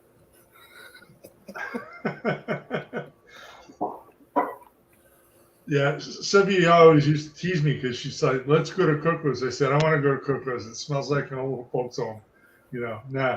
Mushrooms and pee together, Yeah. So anyway, it's she's been cleaning and stuff on it, getting the kitchen grease off and everything, and he's out of here. So this is where the 3D printer is living. Hey, the kitchen. The chairs look comfortable. Everything looks chill. It looks all right. So that's what I was doing today. My chore was I got to get a PC for Sylvia to watch her Netflix and all her other crap when she's in here. And so it's all hooked up to a 40-inch TV now, and so yeah, we can go hide if we need to get some work done too. I'm trying to figure out what's behind you. Is that a lamp? If you move your head forward, yeah, what is that behind you? It looks like a lamp. That's a lamp. Yeah. Okay. So there, see? Yeah. That's awesome. It's a lamp with a decorative stand. Yeah, that's Grandpa's place? What? Yeah, Grandpa moved in with the other sister, so he'd be closer to where he needs to go to get laid once a week and get away from Sylvia. So Is that an air conditioning unit sitting on the table? yeah, it is. So I replaced the one in the bedroom about 2 weeks ago. Turns out a piece of ivy had stuck itself in the fan. That's all that was wrong with it. So brought it over here, but they're all sideways sliding windows, and I got to whoop up a bracket to put an AC in here. Is that a Swiffer? Oh yeah. Yes, it is. Yeah, it is a spray Swiffer. Do you have dogs? No. Okay. All right. He's got birds. Don't get that Swiffer juice around dogs. Buddy of mine, he bred those. Y'all may not be familiar. The Tennessee Volunteers have a mascot named Homer. It's a hound dog, right? He bred them. He had 3 of them die because of Swiffer juice. Wow. Wow. I hadn't heard of that. Okay. No dogs here. No cats either. There's some cats in the backyard that are semi-stray, and the birds yell at them all day. So after they get up, they have their breakfast, they go take a nap, and then they get up and yell at the cats. But cat. So, but no dogs. So I will keep that in mind. That if Sylvia gets a Maltese again, Swiffer juice. Yes. Going back to peppers, me and one of my old bosses, we just sit there at the service desk and eat jalapenos out of my garden. You know, no big deal. Banana peppers, whether they're hot, regular, or whatever. We just eat them. And so I just put a mixed bag of peppers on the service desk. And I didn't tell him that there were extra hot habaneros in there. He just rips them off a big old bite. And he's like, oh, man, that's good. And then, like you say, the sweat starts pouring. He's like, oh, God. Yeah. He took the water. We had a 5-gallon water cooler, you know. He took the 5-gallon jug off the water cooler and sitting in the middle of the shop just drowning himself. No milk to be found, right? I'm like, Ray, I am so sorry. I should have told you. He goes, we do this all the time. What the hell was that? I like raw peppers, but even a bell pepper gives me indigestion so bad. Now, a cooked pepper doesn't bother me, but man, if it's raw, it just tears me up. I'll have heartburn for days. Wow. Even bell peppers. Now, when I was 20, out behind the dealership in the alley, there was a Mexican house in the alley. And so every Friday, we go and go get, some, what do you call it? Carnitas and burritos and some sausages and a couple cases of beer. And everybody would unwind. Management and the workers would do their thing and blow off the steam. Okay, after about 3-4 hours of that, when the owner would go home, there's a habanero bush right there before anybody knew what the hell a habanero was. But, oh, man. And that's when the bets would come out. I dare you to fucking eat the habaneros. Usually you get drunk enough to eat a habanero, too. But not sober. I wouldn't eat a habanero sober. No. All There right, used to Pat. be a little Thai restaurant local here, and in front of them, instead of shrubbery, they had those little Thai pepper bushes that had all the peppers. You know, they stick straight up, but they're only about as big as your pinky nail. Right. Woo! They are little power bombs. I mean, you take a bite of one of those, and it's like Kyle says, your nose is just running uncontrollably. You're drooling uncontrollably. Pat, when you're in Vegas, do you ever go to the Sahara Lounge? Did I? And now suddenly he's roboting. No. Am I still here? Yeah, you're here. Okay. Whenever I go to Vegas, Have you ever been to the Sahara Lounge? It's like on the corner of Sahara and DEI. nope. Never been to the Sahara Lounge. No. I used to work like a half a block away from there, and we'd go there for lunch a lot because the food is amazing, but it smells like old people like crazy. I mean, there's 90-year-olds sitting there at the slot machines, just chain smoking. You know, we called it Zombie Land. With pee running down their legs. But the food there is amazing. It's just bar food, you know, like onion rings, club sandwiches, you know, that kind of stuff. So the Sahara what? The Sahara Lounge. Sahara Lounge. It's on the corner of Wow. Sahara Boulevard and DEI. Gonna Desert have to give that a Industrial shot. Boulevard.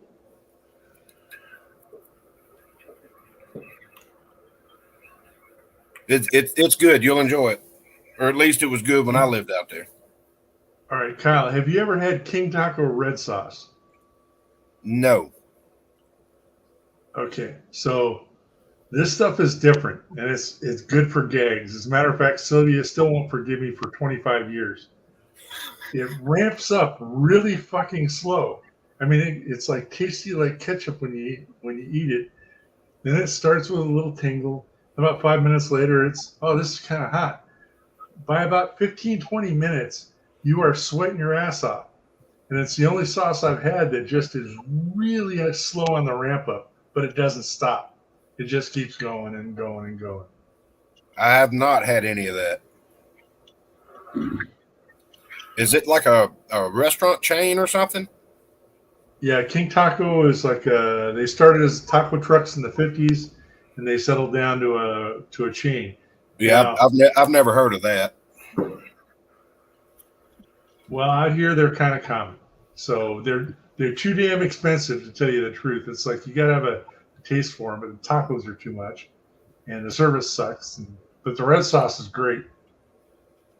Yeah, I've never heard of them. They're not popular over here. Pat, if you like Korean barbecue, you need to go to that 888 Korean barbecue there in Vegas that we went to. It was amazing over in Chinatown. It was amazing. 888 Korean barbecue. It's one of those deals where like you pay a set amount. Mm-hmm. You know, they've got like 3 stages: the cheap, the medium, and the expensive stuff. You got an hour and a half, and you can order as much as you want off whichever one of those menus. You can order the stuff below, but you can order, you know, up to that. It was that, and it's got the little grill in the middle of your table. Yep, we got one of those here. Absolutely amazing. We got one of those here. Yeah. So we've got a Koreatown down the street. That's, you know, I was teasing Preacher with the, the Myeongdong Tofu barbecue one time. But no, there's Korean barbecue. Once you hit the Koreatown, and it's about a mile from here, they're everywhere. Yeah, we love it. I've been to 2 or 3 since then, but that one in Vegas, that 888, good stuff. 888? Yeah. All right. I can't remember what this one's named, but it's the same thing. Got the grill in the middle of the table, and they just keep bringing it. You tell well, this place is nice. They'll change the grate out on your table because you're grilling pineapples and right. everything from squid to beef tongue to, whatever. But Yep, we didn't same have kind of thing. anything. And the big wedges of ginger, and you grill that. Oh man, that was good. That was a little firebomb right there, putting that big chunk of ginger in your mouth. But it Yep. was good. We had that experience too. Mm. But I think I'll they've have to changed give that it a from shot. all you can eat, though. Well, this place is all you can eat for an hour and a half. That might be what they did down here, because when me and Angel went there, see, we make it a thing to go to a restaurant that neither one of us has been to at least once a month. Right. And that one popped up, so we went there, and it was literally all you can eat. And of course, it didn't take me long to get just smack full with everything that I've got going on. She gets a little bit more, and then I said, well, bring me half a portion, but the food was amazing. And yeah, you just sit there and cook it yourself. And it was like $13.99. And we were there for like an hour. I mean, a lot of it was, chit-chatting with each other and that kind of stuff. But then I heard that they changed it from all you can eat. So they might have put a time limit on it. But if you can't get full in an hour and a half, you got issues. Right. Well, this place, you had to make a reservation. It wasn't anything overly fancy, but it was so popular, you had to make a reservation. Oh, wow. Ours hadn't caught on yet at this point. Yeah, this was like 8 of us, so we had to, but it was good. They're building a electric vehicle battery plant right up the street. Well, I don't know, maybe 6 to 8 miles from here. And we've seen a huge influx of Korean people. And let me tell you, they're the ones that are going to be running the battery plant. The only Americans on the scene are the ones building the building. That's it. The rest of them are all Koreans. And they love spending money in a liquor store. I mean, holy Jesus. Had one come in there and they love to gamble.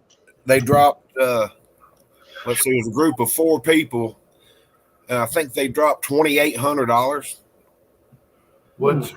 Okay. They didn't get really high dollar stuff. I mean, it was just normal stuff. They just got a crap ton of it. What is their favorite booze? Soju. Soju? It's like a Korean wine. Oh. Or a Korean moonshine. All right. And of course, they got different flavors. And of course, we've ordered, if they ask for it and we don't have it, we'll get a little bit and see what happens. They come in and buy it by the case. Like you almost need a box truck to haul this stuff back. I mean, they spend a crap ton of money. And of course, our cigarettes are not the cheapest in the county because we have to buy them from somewhere else and mark them up. Well, they'll come in there and buy cartons and cartons and cartons and cartons at a time. I'm like, good God. I mean, a pack of Marlboros is, I think, $11.29 after tax. Oh my God! I quit when it was $17 a carton. They'll buy cartons of them. I bet this stuff is going to the defective parts return crate back to Korea. God Almighty! And they'll come in like groups of 4, and only one of them will speak English. So he's doing all the talking. And then one of them wants to buy something for him, and you have to tell him or tell the other guy to tell him how much it costs. And then he pulled out a pack of cigarettes, and I'm like, yeah, here you go. And he goes, no. And I'm like, you want 10 of these? God. I quit smoking when premiums. I used to smoke Marlboro Lights and Winston Lights. Yeah. $17.50 a carton. That's when I quit. Oh wow.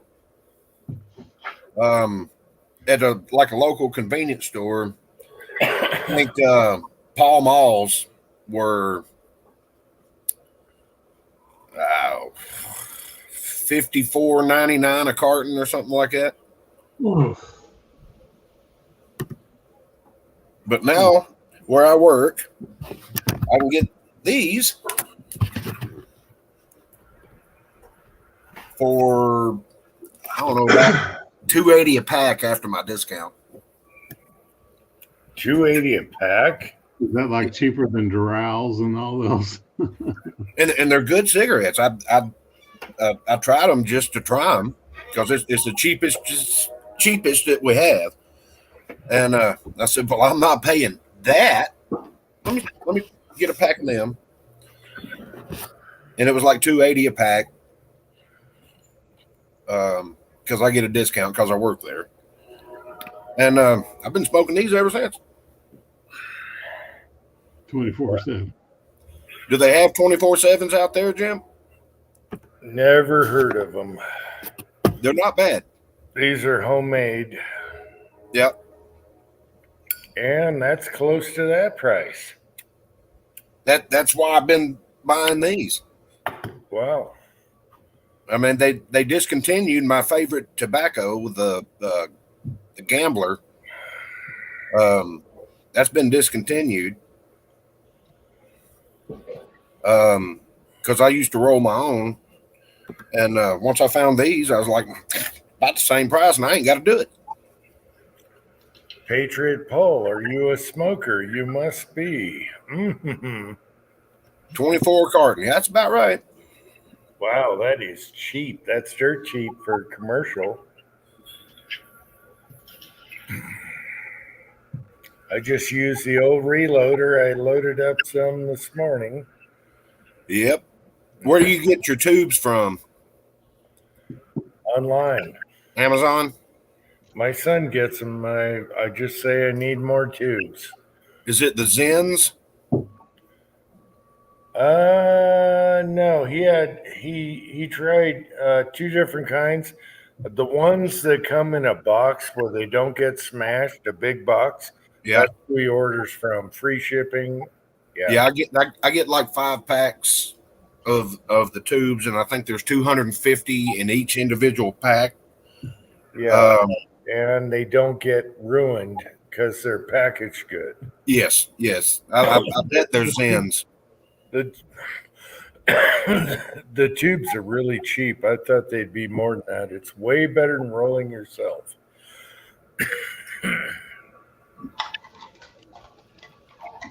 Be right back. Okay, Pat. He'll be right back. With the pouring off the barbecue. I like Pat's new spot, though. Yeah. But it smells That's the fun. bachelor pad right there. Don't let it burn, Pat. Hey, I like Pat's new chilling spot. Don't you guys? It's chilling. He's got the ghetto blaster. He's got the chairs. Yeah, the massage chairs with the console in the middle. All he needs is like a pole in the middle, and you're good. I didn't say that. Oh, you did. We have video evidence of it. I didn't mention the pole. All right. A few yoga blocks, and you're good to go. I filled up the smoker this afternoon. Did pork tenderloin and brats and ribs and some cowboy beans. That was good. Cowboy beans by themselves are a meal. I got a bunch of jerky in the dehydrator put in there this morning.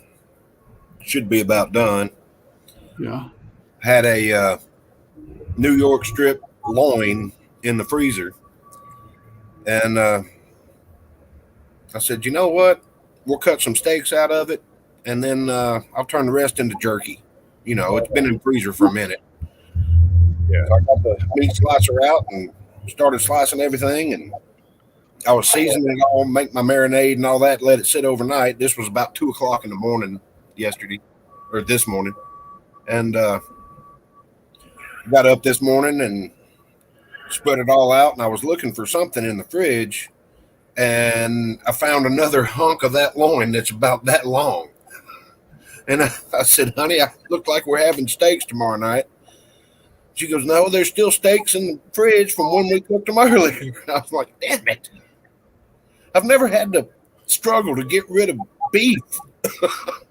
Make a roast out of it. I absolutely love beef jerky. I want to make some more. What do you guys use to do your beef jerky with? One of my favorites, just teriyaki and black pepper. That's what I did teriyaki, and I did the same thing. I use ginger powder in there with it. That gives it a nice zip. I use a little bit of what's this here sauce? Yeah. And a little bit of soy sauce. And you don't a whole lot. You just need, and then just, flip it around every hour or two if you're home. And it doesn't take much. And I'll put a little garlic powder and a little onion powder. And then on a couple of the racks in the dehydrator, I will sprinkle cayenne pepper on it. I don't put pepper on it until I put it on the racks, because otherwise it's just going to stay in the marinade. I want it to be on the meat. I just sprinkle it on it once I get the rack loaded, and I'll make 2 or 3 racks with cayenne pepper, and the other one is just regular, what I just said. I made some teriyaki jerky this go round with a little cayenne pepper on it. Okay, so Ozark, you use a dryer too? Yeah, I've got a couple of dehydrators, and okay, I just, I like it both ways, either the grind and make the sticks like Preacher does, or the slices. What I love about the sticks is they're all done at the same time. Where, oh my gosh, we have a sighting.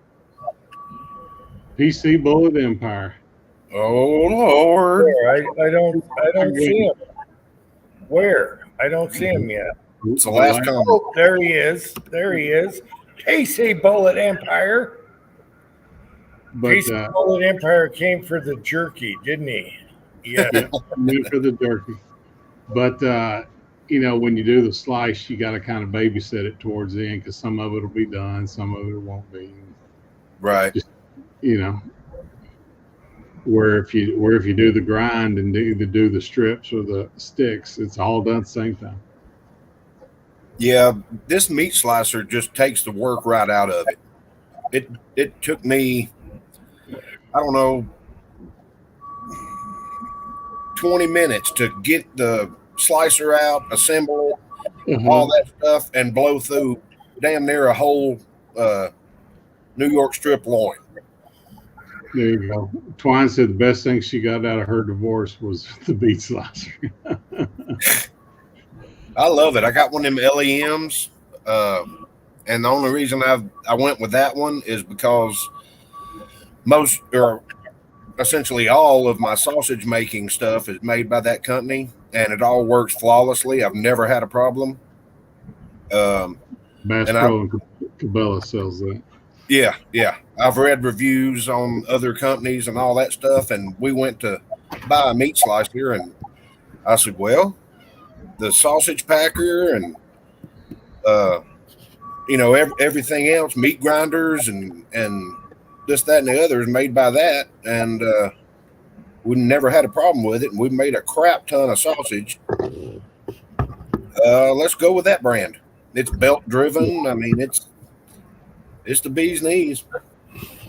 Yep, we slice up that deer pastrami on ours. Man, it's good.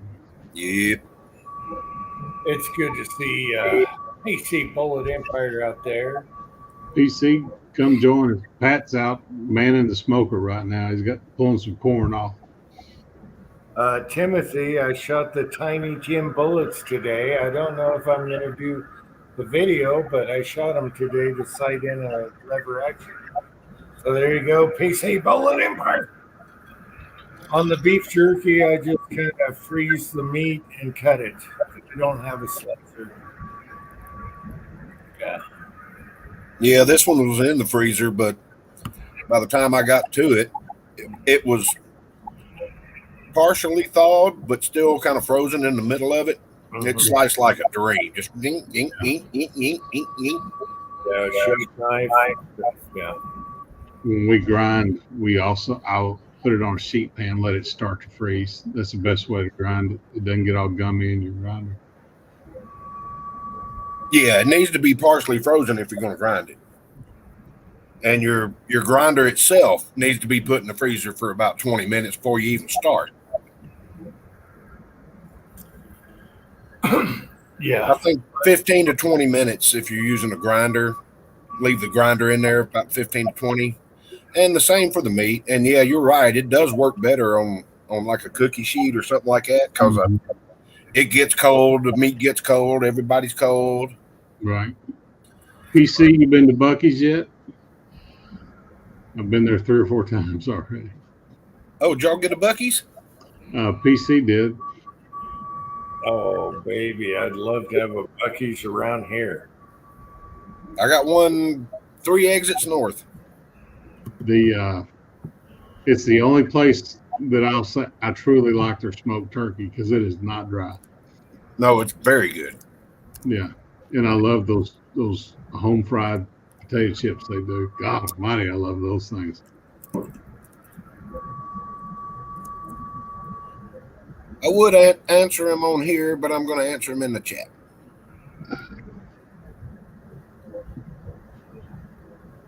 Good. Tim, how's your son-in-law doing? We hadn't talked about him forever.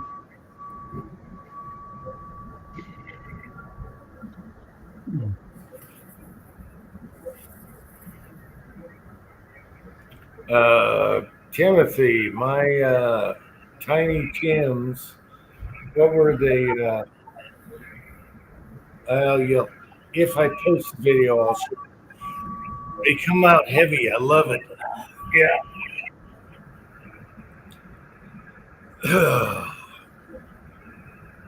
150.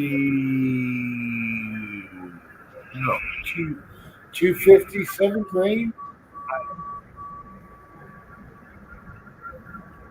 Oh my gosh, she gets them every Friday. Oh, the tri-meat sandwich with the brisket, sausage, and turkey. Yeah. Oh my gosh, that's a pile. Their brisket sandwiches are great. Yeah. They'll be in there. Oh, brisket! Chop it up now. Yeah, Timothy is spoiled. He gets that every week. You bastard.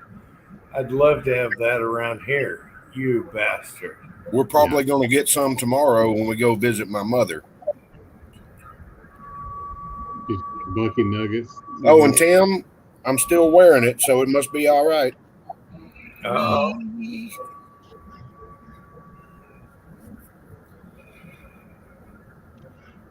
Hey, where's your frogs tonight, Kyle? I don't know. There's no frogs. It must be the water. I don't like the northern lights. Well, there's enough chemicals in this pool right now to kill an elephant, so it has to be the water. It turned the frogs. You got a shot going up. You're doing a shot. Yep, Kyle's frogs aren't reproducing it. The water turned the frogs. All right. The cicada. Katie did. Yeah, there's no frog noise tonight. What the hell is going on here? Maybe they're just not used to the pool pump running. I don't know. No, the world's going crazy. It's the water. It turned the frogs hay. It turned the frogs hay. Now they're not reproducing. Or they're identifying as something else. Or they got the COVID vax.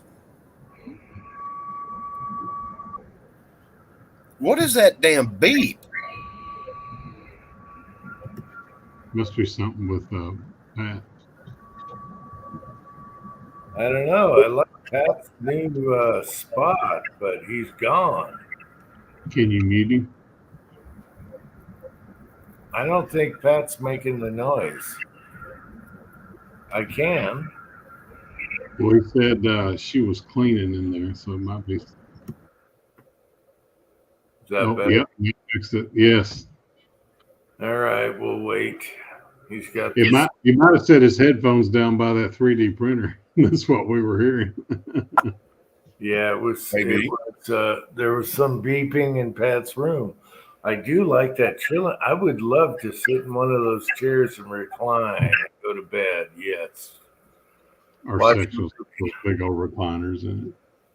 Watch a movie, eat beef jerky. My favorite is beef jerky, watching a movie all day long. That's my favorite. Yeah, Tim, last night they were a lot brighter. You can still, if you can go look north, it looks like the city north of you is kind of glowing on fire, kind of a pinkish red glow. That's the northern lights. And I just for Timothy, it's called Arkansas and Missouri.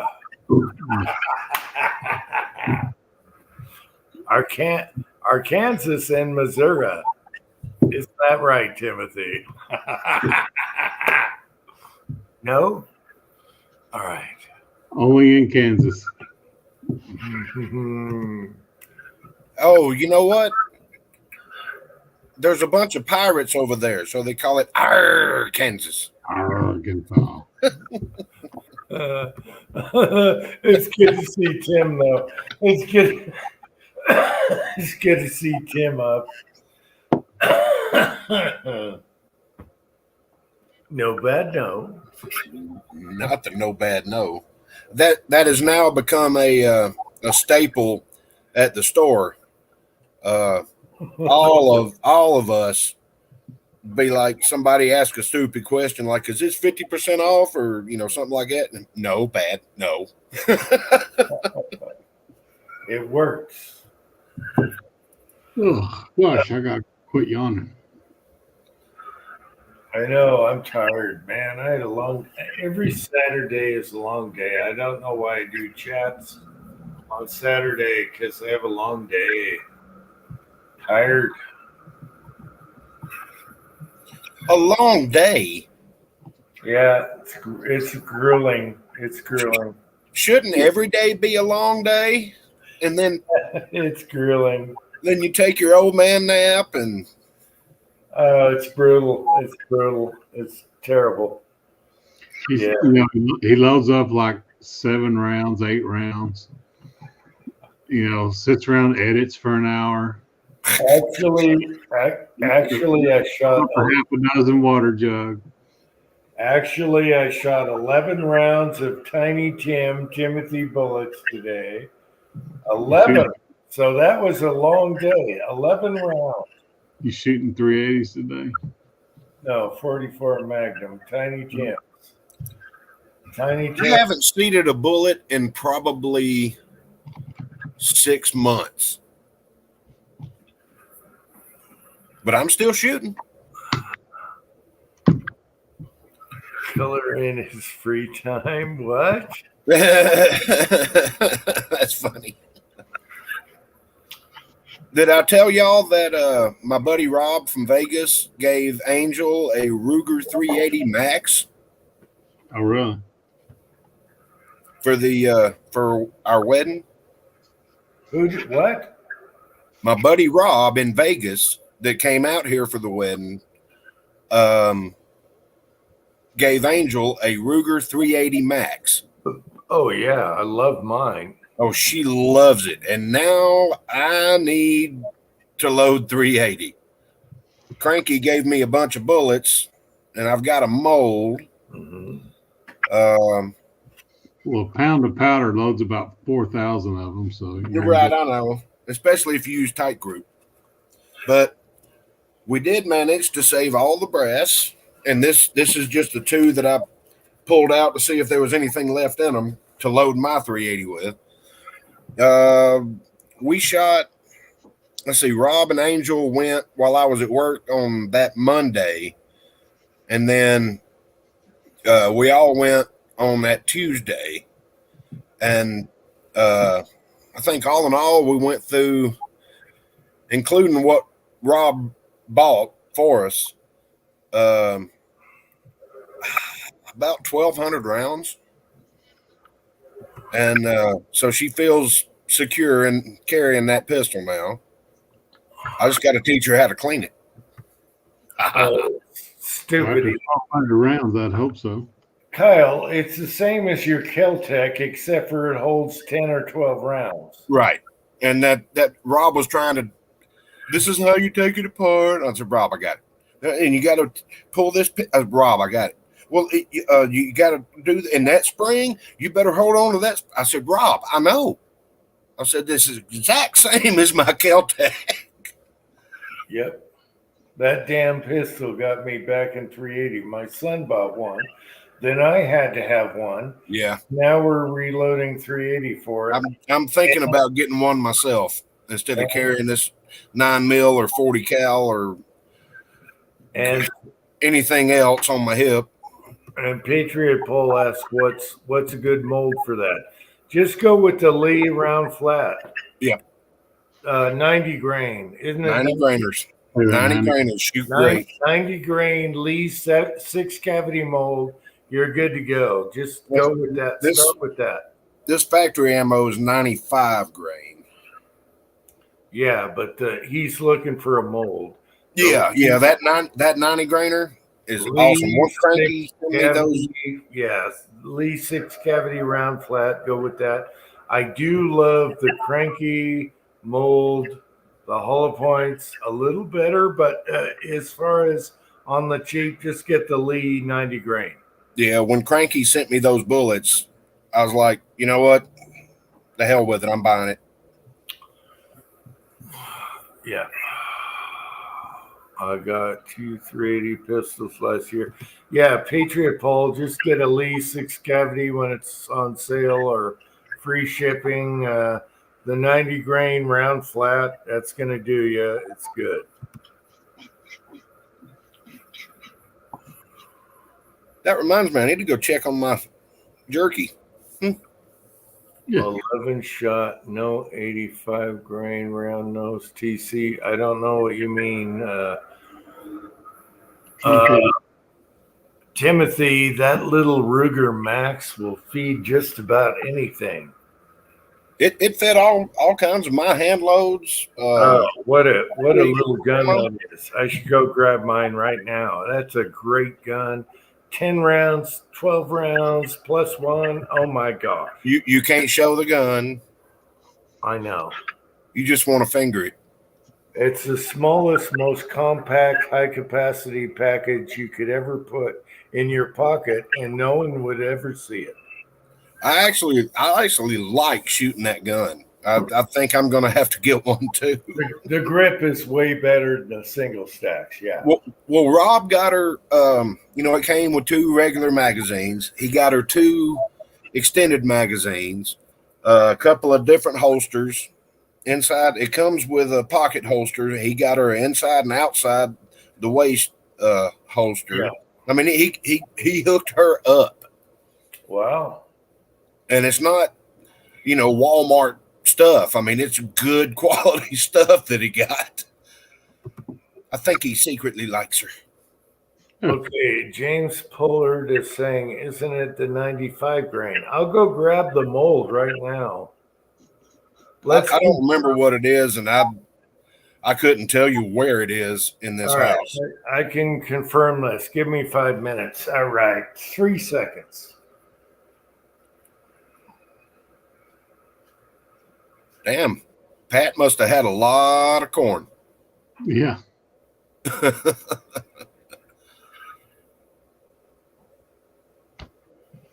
Well, I'm not too far for some bed. Finally. Oh, yeah. Paul, the trigger on that pistol is amazing. I was really impressed. Every time Angel tries to shoot mine, she's constantly pulling it to the left or the right because the trigger is just garbage. I mean, I could do a trigger job and all that, but I want to know that if I need to pull it out of my pocket and use it, I don't want it to accidentally go off.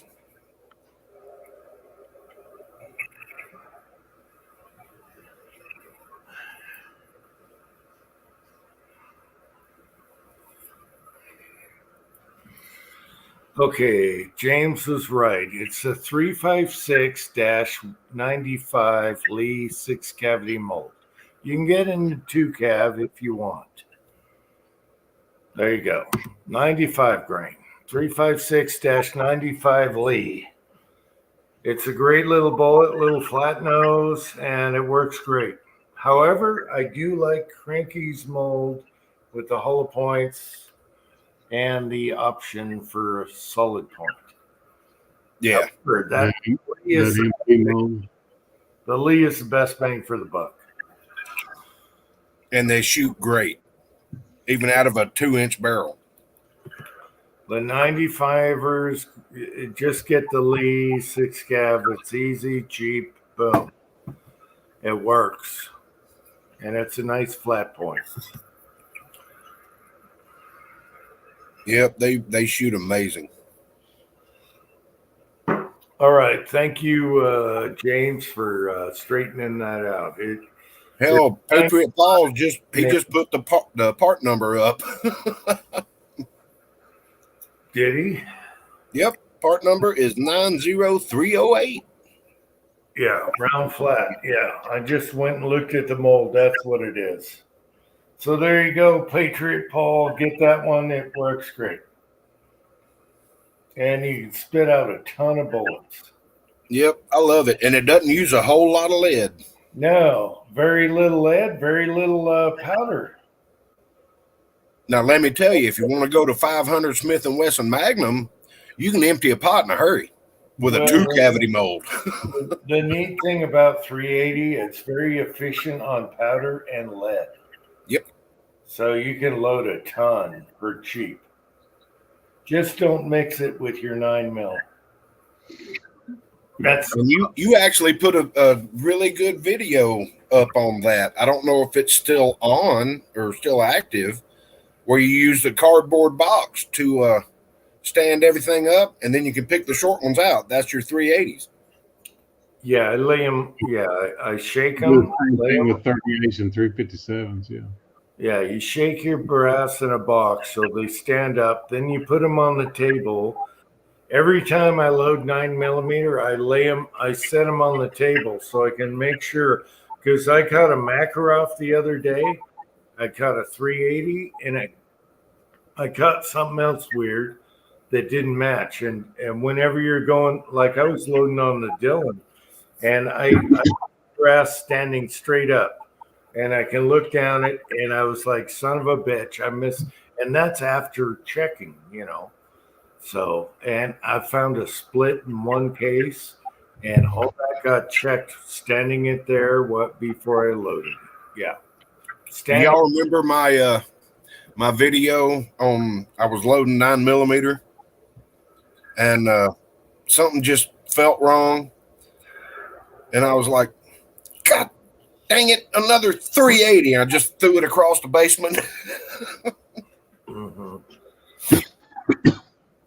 I made a 380 Magnum is what I made. Yeah, I hated 380 until we got 380s. Now I like it, But yeah, well, Cranky sent me that kit that he sent, the box that had a set of dies, some brass, a bunch of his bullets that he cast up, and it was like, here, now you can load 380, because I was bragging about my little 380 pocket rocket, and he sent that to me, and that's what got me started loading 380. 20 pounds of fire hazard in the front bedroom. Good to see you, Tim. Oh, yes, America.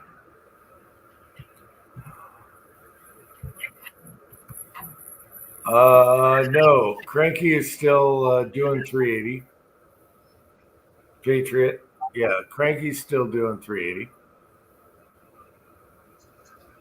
Yeah, he sent me that little care package because I was complaining so much about having 380 because I just pick up range brass. I'm like Chico. I'm like a brass magnet. And I'd be loading 9mm, and this is before I even got a 380. And he sends me all that stuff, and he goes, now go get you a 380. Now you can load for it. I'm like, wow. Cranky sent me some primed brass 380. A bag of it. Primed brass. That shit's gold. Primed brass with CCI primers. And a hollow point mold to borrow, which is awesome. That thing, that's the best. It's an MP 380 mold. That thing is the best hollow point mold I ever tried. Good old Cranky. Cranky. What is Tim talking about? A vacuum cleaner at the range picking up brass. You know, Milwaukee makes a battery powered one now. No, I think they're talking about Pat's carpet, shag carpet.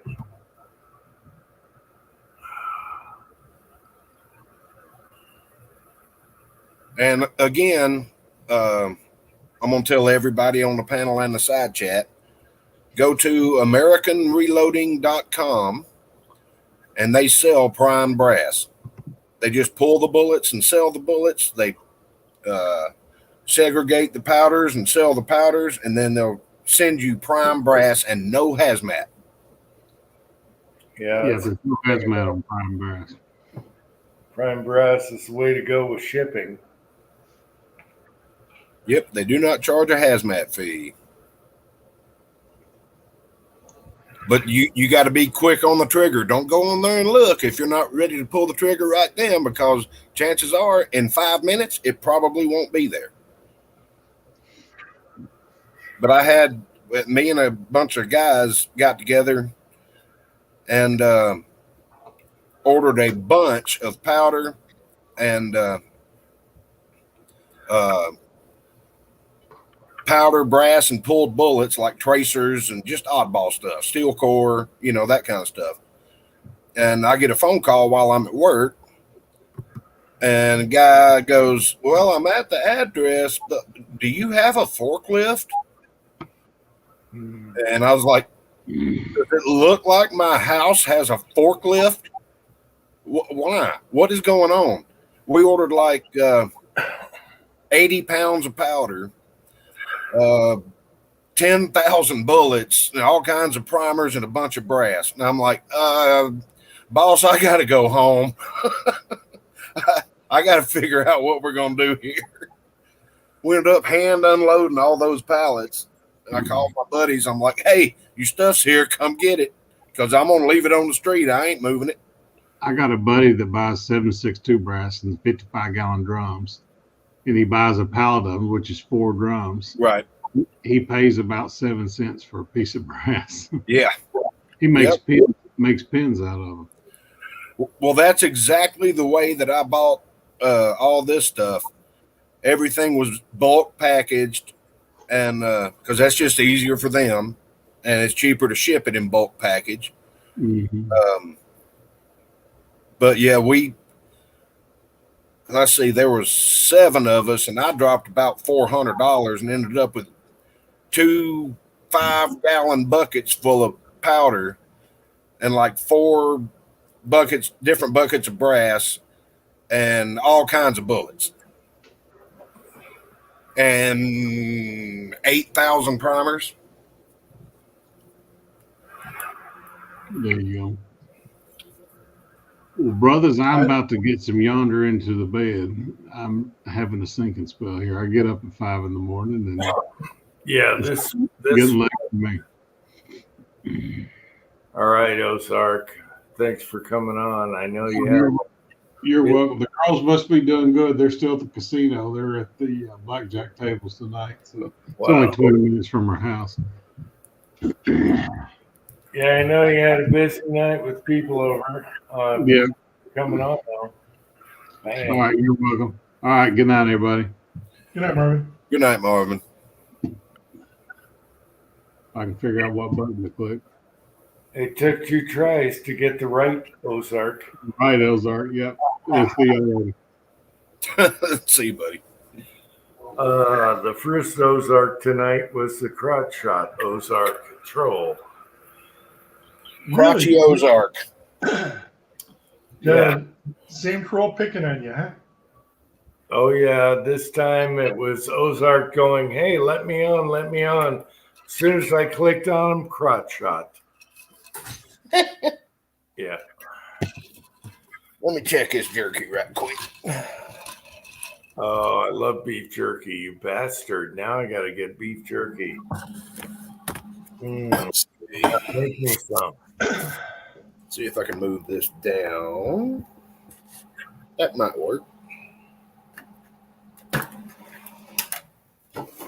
Well, look at that fancy little dryer you got there.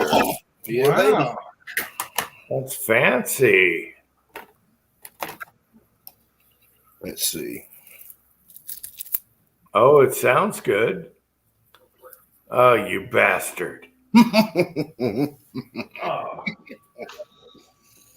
As soon as you tore it, I knew it was good. Mm-hmm. Oh, you bastard. And that was a thicker piece. Mm. Come on, get these busted up.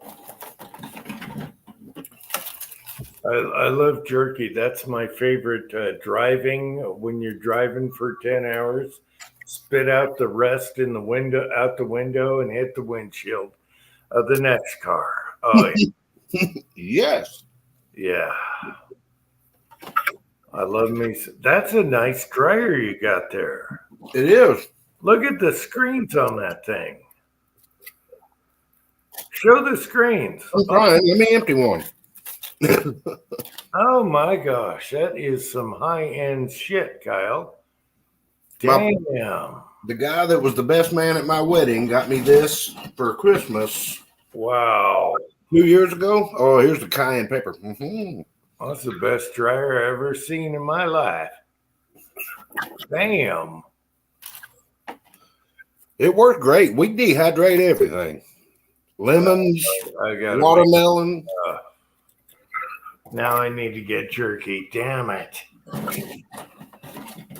I think this is the last rack. I don't think I put anything on the top one. Probably will tomorrow, though. That's pretty nice, isn't it, Pat? That is really nice. I mean, I bet you could do brass in that if you're bored.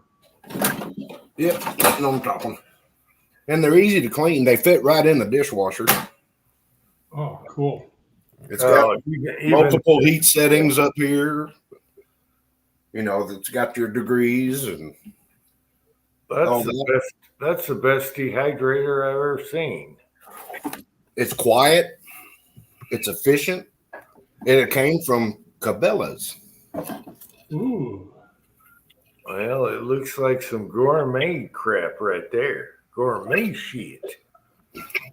Damn. All right, guys, I got to run to the kitchen because I just figured out this ain't my burrito. It's Sylvia's burrito.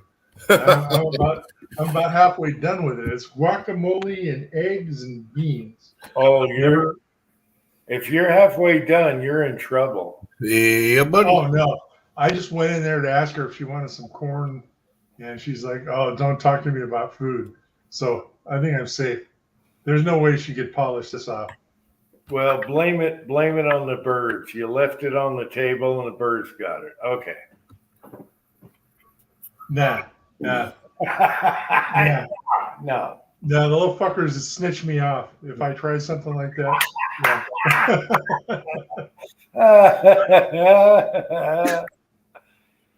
All right. I'll be right back because if I go further with this, I'm dead. All right, Jim. Here's my meat slicer. Oh, that's nice. I mean, I ain't got the blade on it because I was getting ready to wash it and then found, hang on, I will show you. See, that's a coincidence. I just bought a meat slicer and I just sliced up a tri-tip. Wow. Do you know what sucks is my mom, before she passed away, asked me if I wanted hers, and it was an industrial big one. Yep. And I said, no, I don't have a use for that. Yeah. I just found this hunk in the fridge. So I don't know if we're having steaks or if I'm making more jerky. I don't know yet. All right. Nice little fat cap on it.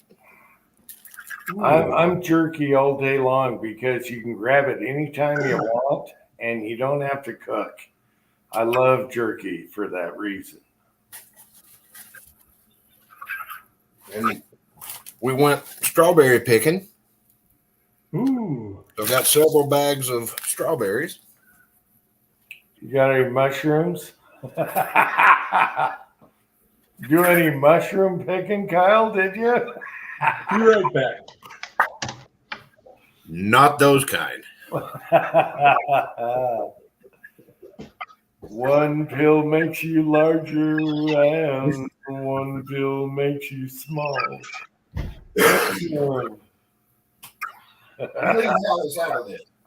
Go ask Alice, Kyle. That's what I said. You leave Alice out of this. Beef jerky and mushroom trips. Yes. Strawberries. Nice. I got blueberries. I might dehydrate all of it. Oh, I love me some blueberries. They're awesome. Yes, my favorite.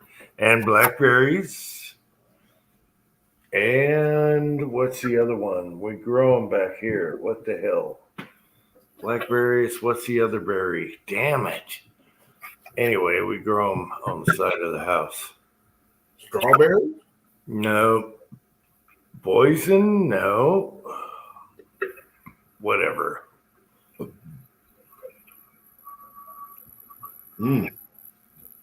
These are good. Who makes that dryer, Kyle? Patriot Paul wants to know. Mike got it at Cabela's. What's the brand on the side, though? I don't know. It should say right there. It says Cabela's. No, Cabela's puts their name on it. Who makes it? Let me go to the back. Hang on. Read the back. It says Cabela's. No, Cabela's doesn't make anything. Hang on, let me They put their name on stuff. They don't make nothing. They're not a manufacturer. It's a six tray dehydrator. Then everything's in a different language. Son of a bitch. I can give you the serial number.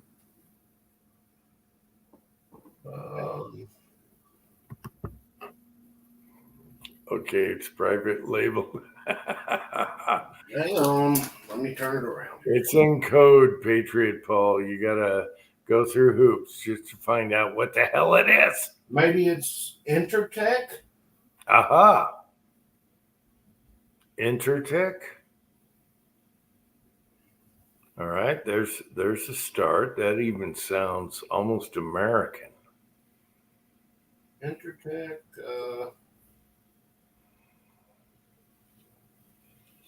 Shit, I need my glasses. I will say that's the nicest one I ever saw. All of them are round plastic garbage, but that thing looked like, that's made to last. Oh man, this thing works phenomenally. Yeah, it looks like America almost, even though it's probably China. It still looks the appearance of America. If you go to Cabela's website, you can find it. It's a 6-tray dehydrator. It's even got a little catch pan in the bottom. Catch the grease. Yeah. It was good. That is really nice. I was kind of impressed, Kyle. That looks like a real appliance. I have no clue how much Mike paid for it.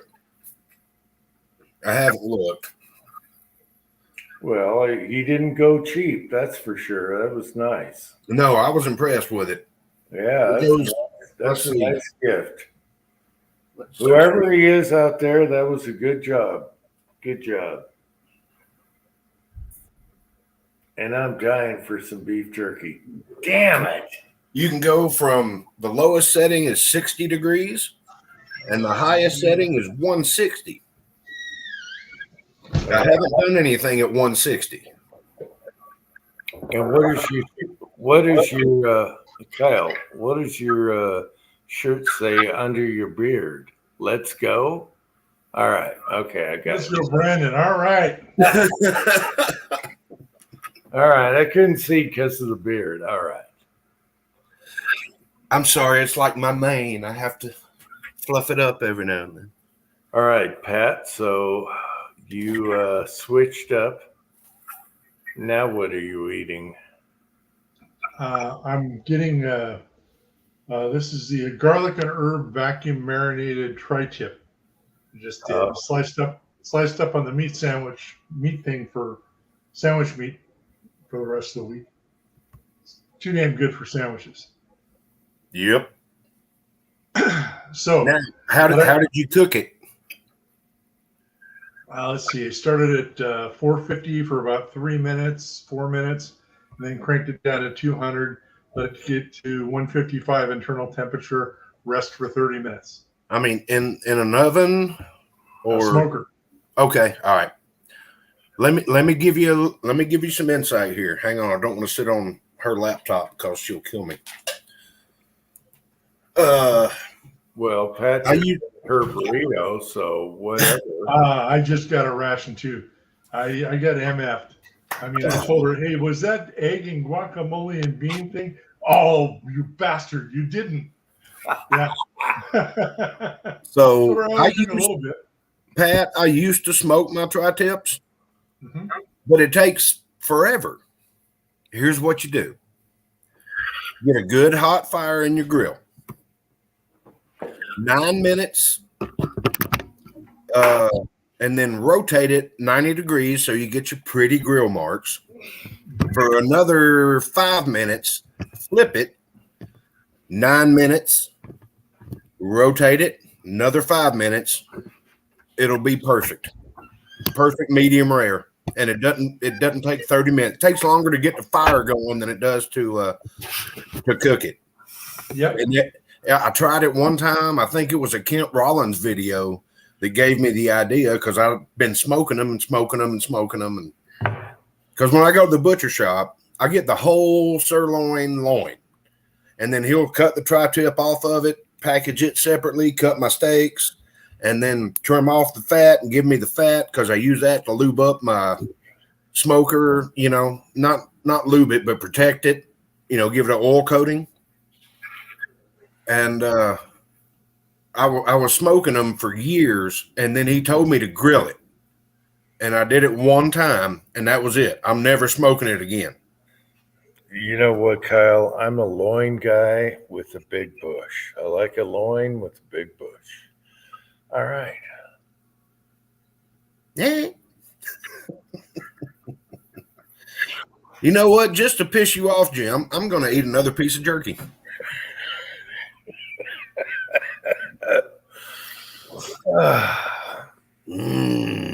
Jerky. Well, it's past the 4-hour mark, so I thought I could throw that in there. I'm dying for beef jerky now. Now I'm gonna have to make some. Probably have to use the oven, but that's okay. All right. Can't be it. Go ahead, torture all you want. Tomorrow's Mother's Day, by the way, people. Tomorrow is Mother's Day. You guys get that? Tomorrow's Mother's Day. So yep, I'm gonna be busy all day, and I can't do anything at my house that I need to get done. All right. Because now that I'm married, got to go to my mother's house, her mother's house. No, you just got to make mothers happy. That's all. All right. Just a reminder for you guys that, oh, shit, I'm screwed because you got no time now. No, I called If the Big Bush thing. If you forgot by now, you are screwed. Mm-hmm. And don't eat their burritos. Pat, cat. Mm. Mm. Mm. Anyway, how long have we been on here? 4.5 hours. We should cut her off. Wow. I'm just getting started. No, I'm hungry. Oh yeah. I'm gonna go cut a side of beef and make some jerky right now. I had deer in the yard. Mm. I'm hungry.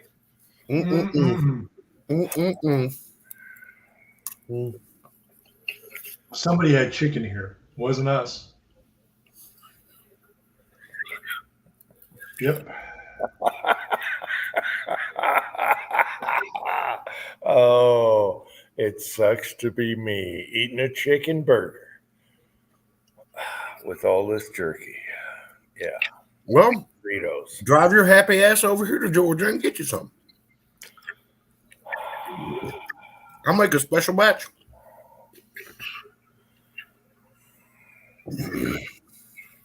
I will say that hydrator is pretty nice. It's pretty nice. This is all just you at this point. I trimmed it up as best I could. Has anyone out there tried a air fryer for beef jerky? I don't know if it'll work or not. I wouldn't think it'd be too hot. Too hot, even on low? Yep. Oh yeah. All right, I'll use our oven. We got a convection regular oven. Put it on low. Just let her dry. Air fryer.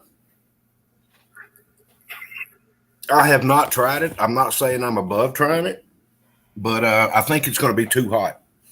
It'll burn it instead of dehydrating it. Okay. I mean, that's my opinion. I don't know. Anybody in the side chat got a better one? All right. Just asking. We're talking about Jim here. I think a Tupperware with some hole in the lid and on top of the boiler. Pat, I'm going to stick it in the damn toaster I just got. Okay? Let's stick it in the toaster. That's what I told you. I still haven't bought another toaster. Pat, that thing was so easy. My son's like, just plug that in, put that in there. And I was like, oh my God. Oh my God. Hey, Jim, you want some of these nuts? I'm not a nuts guy. I like the bush. Mm-hmm. Do you guys remember the commercial about trimming and they show different bushes? And they're, oh my God, that was the best commercial ever. And it was like, I'll take the big one, please. All right. Yep, stop trimming. That's perfect.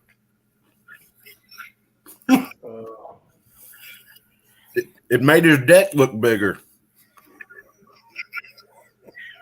Oh my God, I'm going off camera now.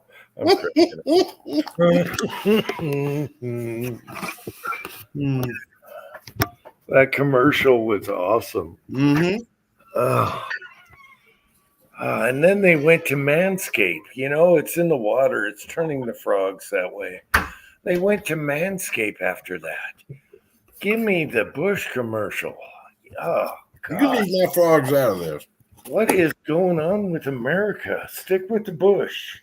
Kill the frogs. Yeah. Okay. When the little woman has to spit, it's time to trim, Jim.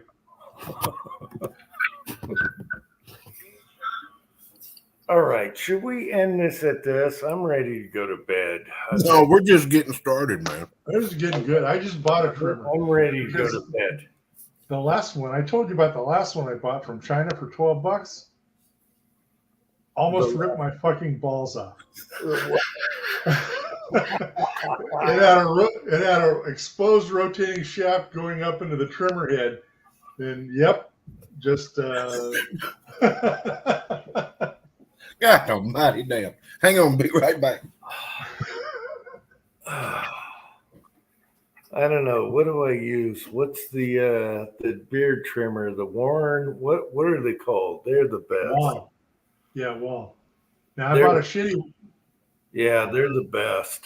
That's what I use. Then I got a $50 one from I forget where it was. Anyway, very nice. So yeah, I'm a little sensitive about yep.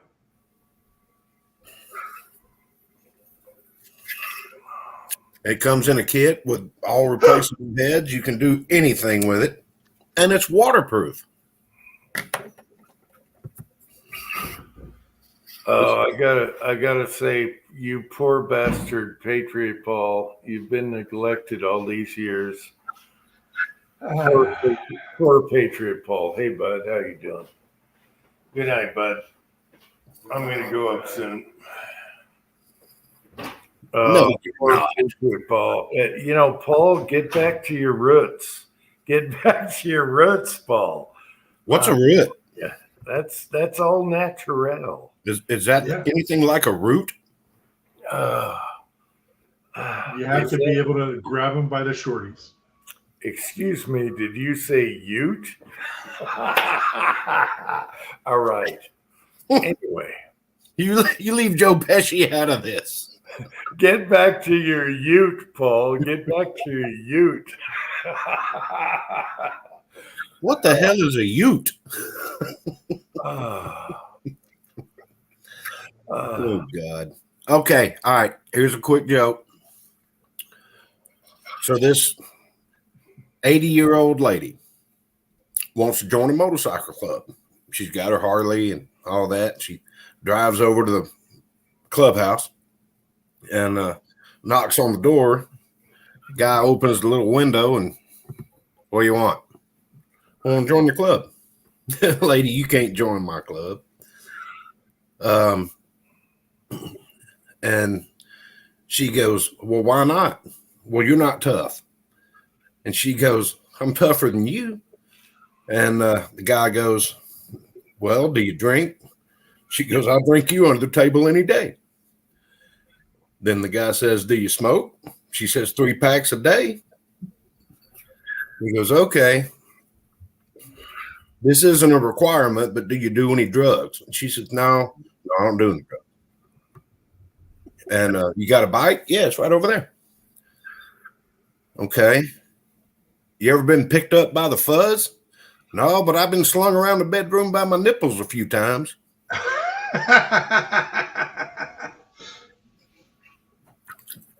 Okay, that was bad. That was bad. No, that was good. That was good.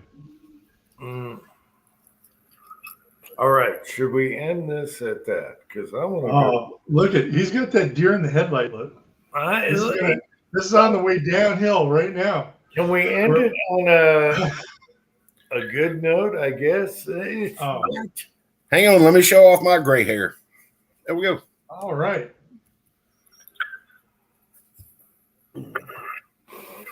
Are you going to hafoof or not? Hafoof. All right. I'm telling you, I'm good for another couple hours. No, I'm done. I'm so done.